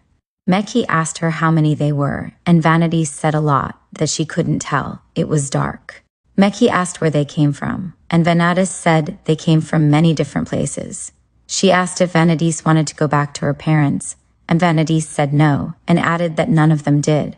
And then she said, louder and more clearly, as if she were finally answering the first question, We all live up here. And other kids started to appear, their faces forming a circle around Venatus. Meki recognized most of them, teenagers and children, runaways and abductees, living and dead. Are you going to stay up there long? All together, the kids replied. In summer we'll come down.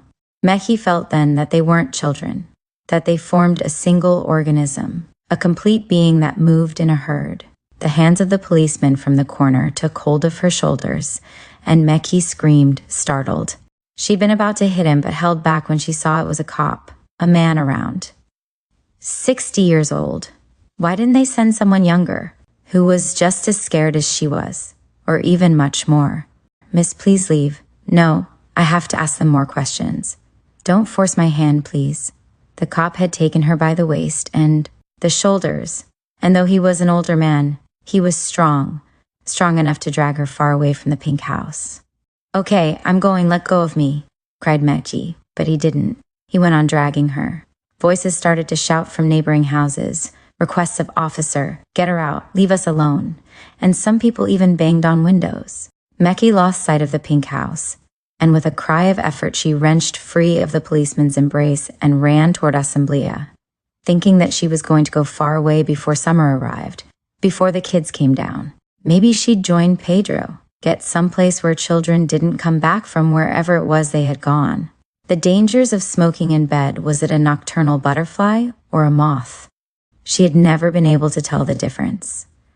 But one thing was sure, nighttime butterflies turned to dust in your fingers, as if they had no organs or blood, almost like the still cigarette ash in the ashtray if you barely touched it. It wasn't gross to kill them and you could leave them on the floor because they disintegrated in just a few days. Another thing, it wasn't true that they immediately burned up when they got too close to heat. Someone had told her that's what happened. They caught fire as soon as they brushed against a hot bulb, but she had seen them hit against the lamp bulb over and over, as if they enjoyed the impact, and be left unhurt. Sometimes they got bored and flew out the window. Others, it was true, died inside the floor lamp. They got tired, or maybe they gave up, or their time came. Just as they did outside, they burned up slowly, fluttering against the shade until they lay still. Sometimes she got up in the middle of the night to empty the lamp of dead butterfly moths, when the burnt smell made her nose sting and wouldn't let her sleep. Rarely did she remember to turn out the light before going to bed. But one night in early spring, it was another kind of burning smell that woke her up. Wrapped in the gray travel blanket she used when it was chilly, she checked the kitchen to see if she had left anything on a lit burner. It wasn't coming from there, nor was it the moths. She'd turned off the light that night. The smell wasn't coming from the hallway of the building either. She raised the blinds. Outside, there was smoke and rain. Something was burning in the rain, and she could hear the fire truck siren and the murmur of some neighbors in the street, awakened in the early morning, surely with raincoats thrown over their pajamas. She heard one of them, a man with a cracked voice, say, "Poor woman." The fire was far away, and Paula went back to bed. Later, she learned from the ever-informed doorman that it had been a fifth-floor apartment in a building around the corner that burned. There was one casualty, a paralyzed, bedridden woman who had fallen asleep in bed with a lit cigarette between her fingers. Her daughter, who took care of her, and who was fairly old herself, around 60, had realized too late, when the smoke woke her up, coughing, choking, and she couldn't save her mother. "Poor lady. It's an infernal habit," said the doorman, and he added that the woman smoked a lot and never went out. Paula wanted to ask him, "How do you know the woman smoked so much, when you've just told me she never went out? When did you ever see her smoking then, huh?" But she kept her mouth shut because it was impossible to argue with the doorman, and because she was starting to picture how the woman on the fifth floor must have watched the flames climb up from her feet, and since she couldn't feel anything in her legs, she must have let the blanket burn. And surely she must have thought, why not just let the fire keep going and do its job? It must be painful, but how long could it be before a woman like her, old and with exhausted lungs, would faint? What a relief for the daughter, too. The doorman pulled her from that vaguely soothing world of burnt old women, bringing her back to the landing to inform her that during the week, a guy was going to come through and fumigate the apartments. Paula told him great, and then she decided that if she heard the doorbell, she was going to let the fumigator in. Although there weren't that many bugs in her apartment, except for the butterfly moths, and she was sure the poison wouldn't kill them because they didn't live there. They came in from the street. Nothing lived in her house, not even the plants, which had assiduously died in recent weeks, one after another. She was the only living thing in her house. She said goodbye to the doorman and went straight to bed. The sheets were imbued with the smell of chicken cutlets. She had made 2 in the oven the night before. It had been hard to wrest them out of the freezer because the plastic bag was stuck to the ice. She had to use very hot water, almost boiling, and some of the drops had burned her bare legs. It turned out to be a fruitless method, and then she tried to pry them out with a knife, and she laughed at herself through tears of self-pity, thinking that she must look like a serial killer as she stabbed at the freezer, her arm up and the knife coming down like an ice pick. Finally, she extracted the cutlets, her hands numbed from cold, and put them into the oven. They burned a little. But aside from that, they were barely edible because they were infused with other foul flavors. The oven leaked gas, and she hadn't cleaned it once in the 3 years she'd been renting the place. So she hadn't been able to eat them. And now she was hungry again, and the apartment stank, and the smell wouldn't let her sleep, and she hated it so much that she had to cry. And she cried because of the smell, because the incense she lit to get rid of it reeked even worse, because she never remembered to buy air freshener, which also smelled terrible, and because the cigarettes must also make everything stink, but she couldn't tell because she smoked so much, and because she had never been able to have one of those clean and luminous houses that smelled of sunlight, lemons, and wood. She made a tent in the bed, propping up the sheet with her knees and covering her head. Underneath, the only light came from the tip of her cigarette, which trembled and seemed to rekindle when the smoke whirled around it. The sheets were all stained by ashes.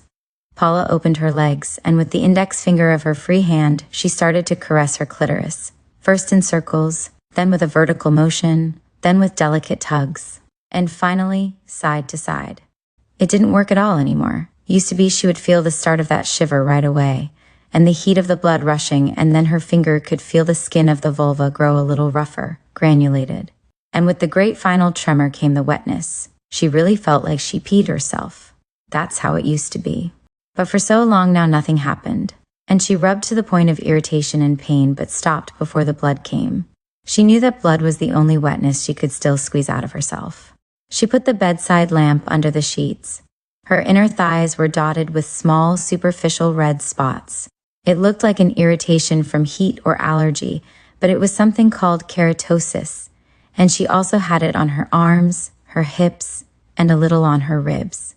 The dermatologist had told her that with a lot of treatment it could get better, that it was nothing like more terrible conditions like psoriasis or eczema, but she thought it was plenty terrible. Just like her yellow teeth and the blood that flowed every morning from her gums when she brushed her teeth. Not a momentary bleeding. Real streams of blood, that dripped into the white sink. It was called periodontitis, though these days dentists used another, fancier name that she couldn't remember now. Anyway, she preferred the truth. She preferred periodontitis. Her body was failing in many more ways that she didn't want to think about. Who would ever love her like that? With dandruff, depression, zits on her back, cellulite, hemorrhoids, and everything dry, so dry. She lit another cigarette under the sheet and used the smoke to chase a butterfly that had snuck into her refuge until it died. So, you could suffocate them with smoke? What a weak and stupid animal. She let it convulse between her legs, and she saw the butterfly moth's legs that looked like tiny maggot worms. For the first time she felt disgust, and she kicked it out of her bed and onto the floor. She made smoke rings inside the tent until she got bored, then decided to touch the ember to the sheet and watch as the orange-edged circle grew, until it seemed dangerous, until the flame crackled and rose. Then she put out the fire on the sheet by hitting it, and the remnants of burnt cloth floated in the tent. She laughed at the small circular fires. If she poked her head out of the tent and peered into the semi-darkness of her room, the burnt circles in the sheet let the lamplight through, and the beams shone onto the ceiling so it seemed to be covered in stars. She had to burn more holes, because as soon as she saw that, she knew the only thing she wanted was a starry sky over her head. It was the only thing she wanted. Back when we talked to the dead at that age, there's music playing in your head all the time, as if a radio were transmitting from the nape of your neck, inside your skull. Then one day that music starts to grow softer, or it just stops. When that happens, you're no longer a teenager. But we weren't there yet, not even close. Back when we talked to the dead. Back then, the music was at full blast and it sounded like Slayer, Rain and Blood. We started with the Ouija board at the Polak's house, locked in her room. We had to do it in secret because Mara, the Polak's sister, was afraid of ghosts and spirits. She was afraid of everything, man. She was a stupid little kid. And we had to do it during the day because of the sister in question and because the Polak had a big family and they all went to bed early. And the whole Ouija board thing didn't go over well with any of them because they were crazy Catholic, the kind who went to Mass and prayed the rosary. The only cool one in that family was the Polak, and she had gotten her hands on a tremendous Ouija board that came as a special offer with this magazine on magic witchcraft, and inexplicable events that was part of a series called The World of the Occult. They sold them at newspaper kiosks, and you could collect and bind them.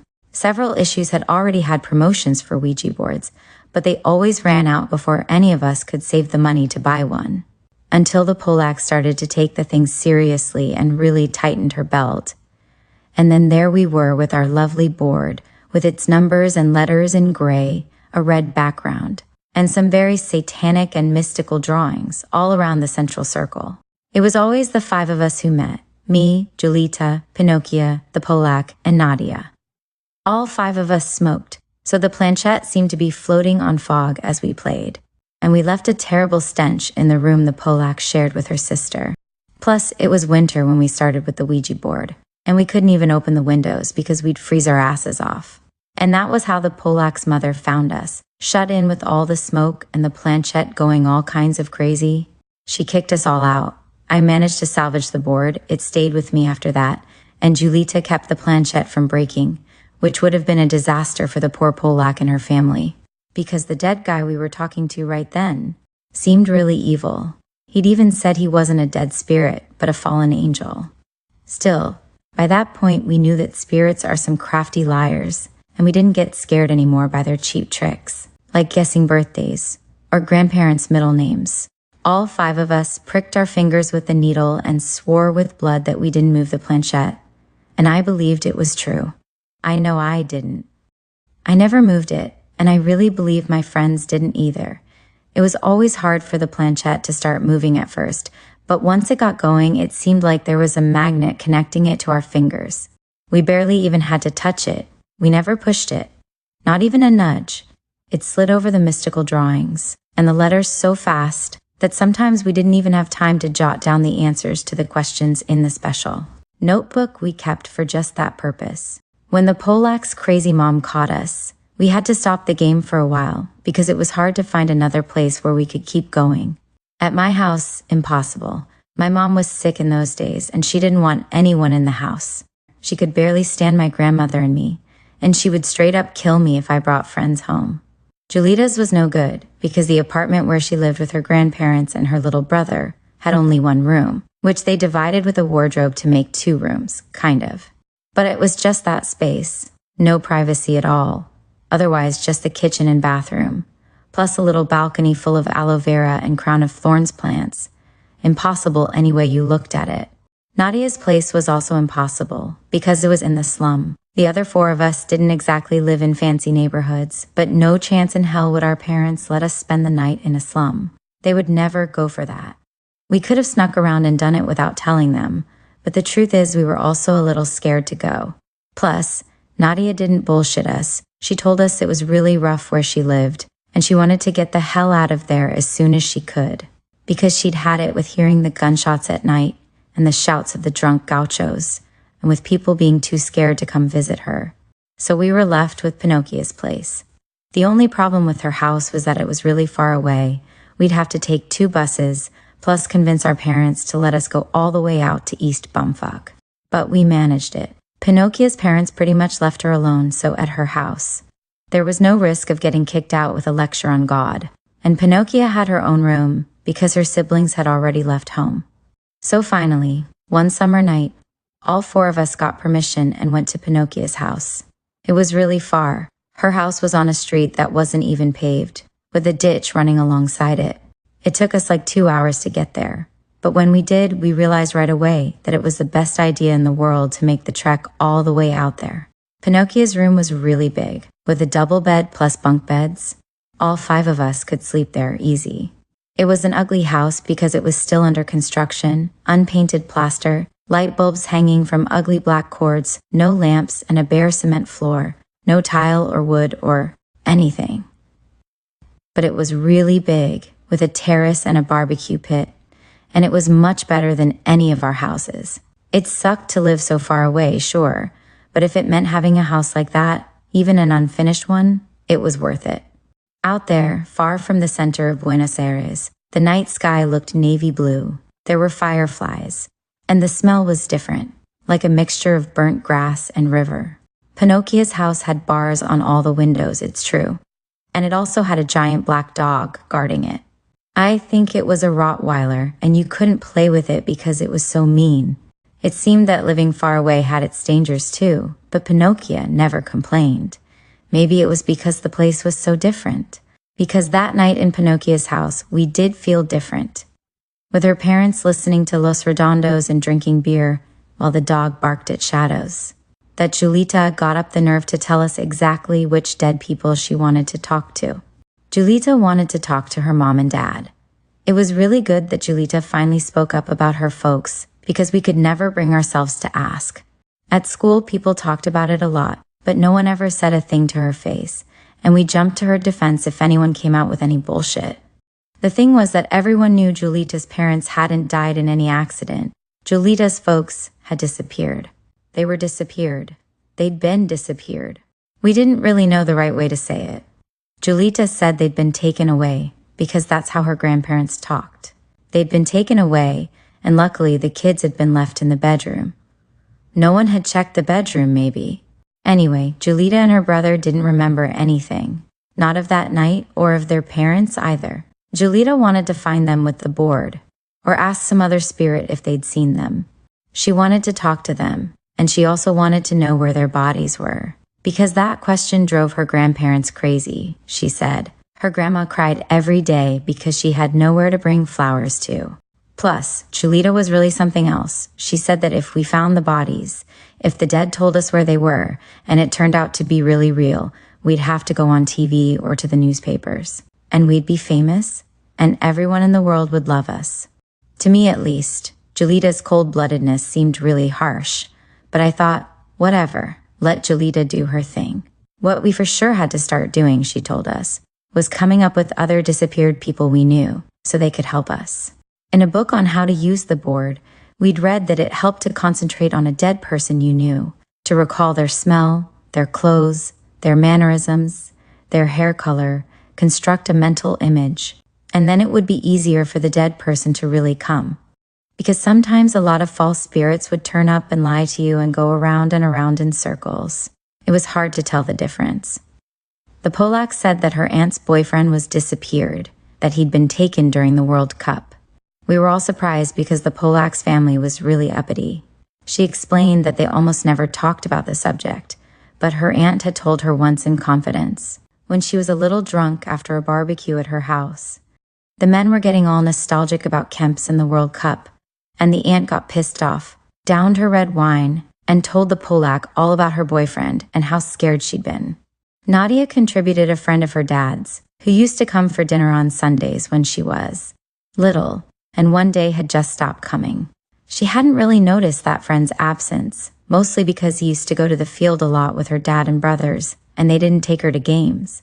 But her brothers noticed it more when he didn't come around, and they asked their old man, and the old man couldn't bring himself to lie to them and say they'd had a fight or something. He told the boys that the friend had been taken away, same thing Julita's grandparents said. Later, Nadia's brothers told her. At the time, neither the boys nor Nadia had any idea where he'd been taken, or if being taken away was common, or if it was good or bad. But now we all knew about those things. After we saw the movie Night of the Pencils and after the Nunca Mas report on the disappeared, which Pinocchio had brought to school, because in her house they let her read it. Plus there was all the stuff we read in magazines and saw on TV.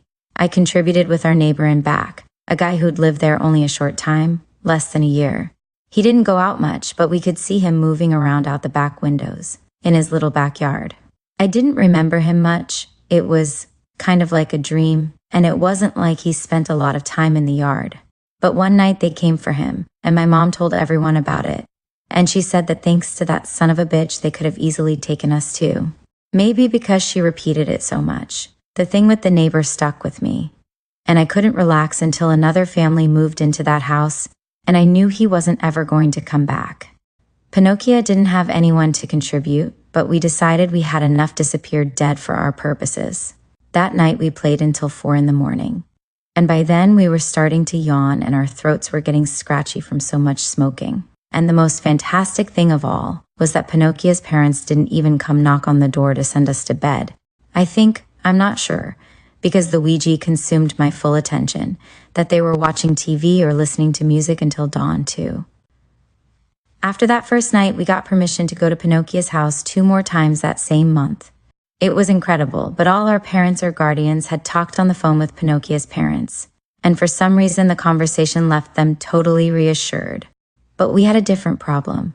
We were having trouble talking to the particular dead people we wanted, that is, Julita's parents. We talked to some spirits, but they gave us the runaround. They couldn't make up their minds yes or no, and they always stopped at the same place. They'd tell us where they'd been captured, but then they wouldn't go any further. They couldn't tell us if they'd been killed there, or if they'd been taken somewhere else. They'd talk in circles, and then they'd leave. It was frustrating. I think we talked to my neighbor, and he got as far as naming the detention center Pozo de Arana, but then he left. It was him, for sure. He told us his name. We looked him up in Nunca Mas, and there he was, on the list. We were scared shitless, it was. The first certified for real dead guy we'd talked to. But as for Julita's parents, nothing. It was our 4th time at Pinocchio's when what happened.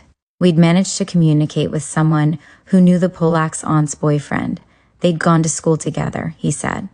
The dead guy we were talking to was named Andres, and his story was that he hadn't been taken away and he hadn't disappeared. He'd escaped on his own to Mexico, and he died there later in a car accident, totally unrelated. Well, this Andres guy was cool, and we asked him why all the dead people took off as soon as we asked them where their bodies were. He told us that some of them left because they didn't know where they were, and they got nervous, uncomfortable, but others didn't answer because someone bothered them. One of us. We wanted to know why, and he told us he didn't know the reason.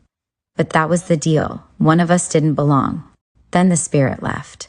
We sat for a beat thinking about what he'd said, but we decided not to give it too much importance. At first, when we'd started playing with the board, we always asked the spirit that came if any of us bothered it. But then we stopped doing that because the spirits loved to run with the question, and they'd play with us. First they'd say Nadia, then they'd say no. Everything was cool with Nadia. The one who bothered them was Julita. And they could keep us going all night, telling one of us to put our fingers on the planchette or take them off, or even to leave the room, because those fuckers would ask us for all kinds of things. The episode with Andres left enough of an impression anyway that we decided to go over the conversation in the notebook while we cracked open a beer. Then there was a knock at the door. It startled us a little because Pinocchio's parents never bugged us. "Who is it?" asked Pinocchio, and her voice came out a bit shaky. We were all shitting ourselves a little, to tell the truth. "It's Leo. Can I come in?" "Hell yeah!" Pinocchio jumped up and opened the door. Leo was her older brother who lived downtown and only visited their parents on weekends because he worked every weekday. And he didn't even come every weekend because sometimes he was too tired. We knew him because before, when we were little, 1st and 2nd grade, sometimes he came to pick up Pinocchio at school when their parents couldn't make it. Then, when we were big enough, we started to take the bus.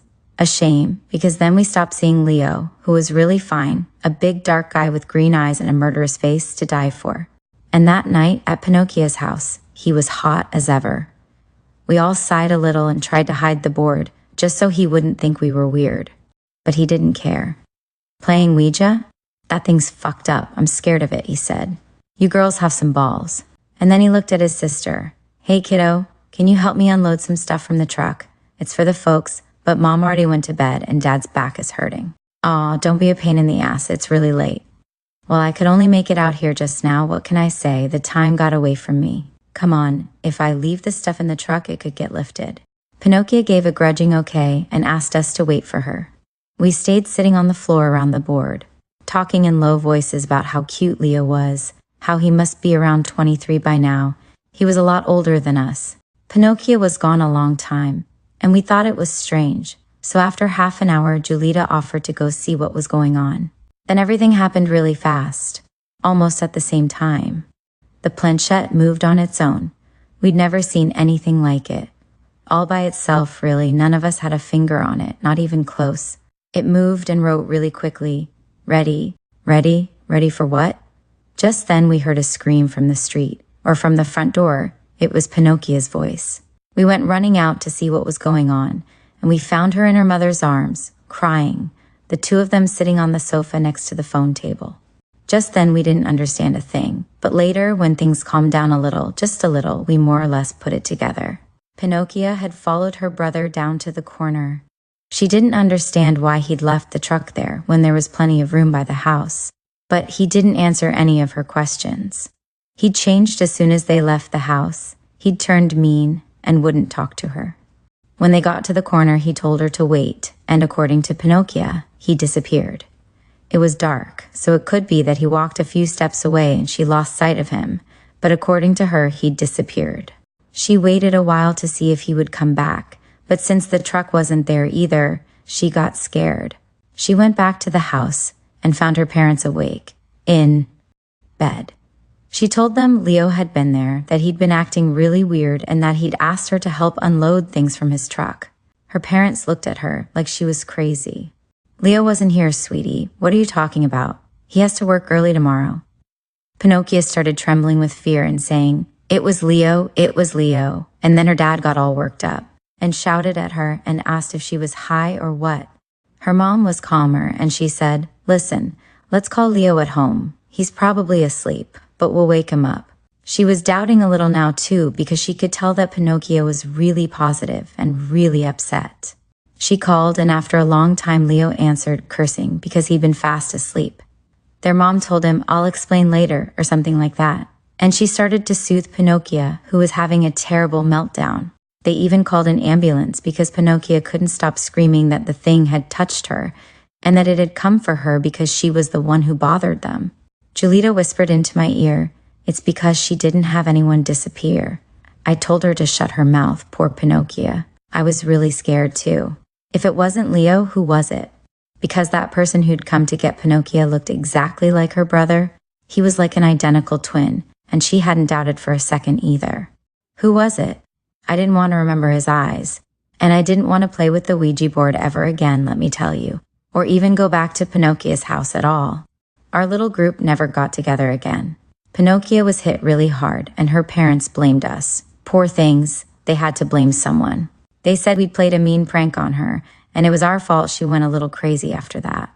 But we all knew they were wrong. We knew the spirits had come to get her because, as the dead guy Andres told us, one of us bothered them, and it was her. And just like that, the time when we talked to the dead came to an end. For Paul and for Chatwin, our kitten. By Mariana Enriquez, Things We Lost in the Fire, The Dangers of Smoking in Bed. Created by Ganga of Audiobooks. Please like, share, and subscribe. And also donate to support us. Link is in the description.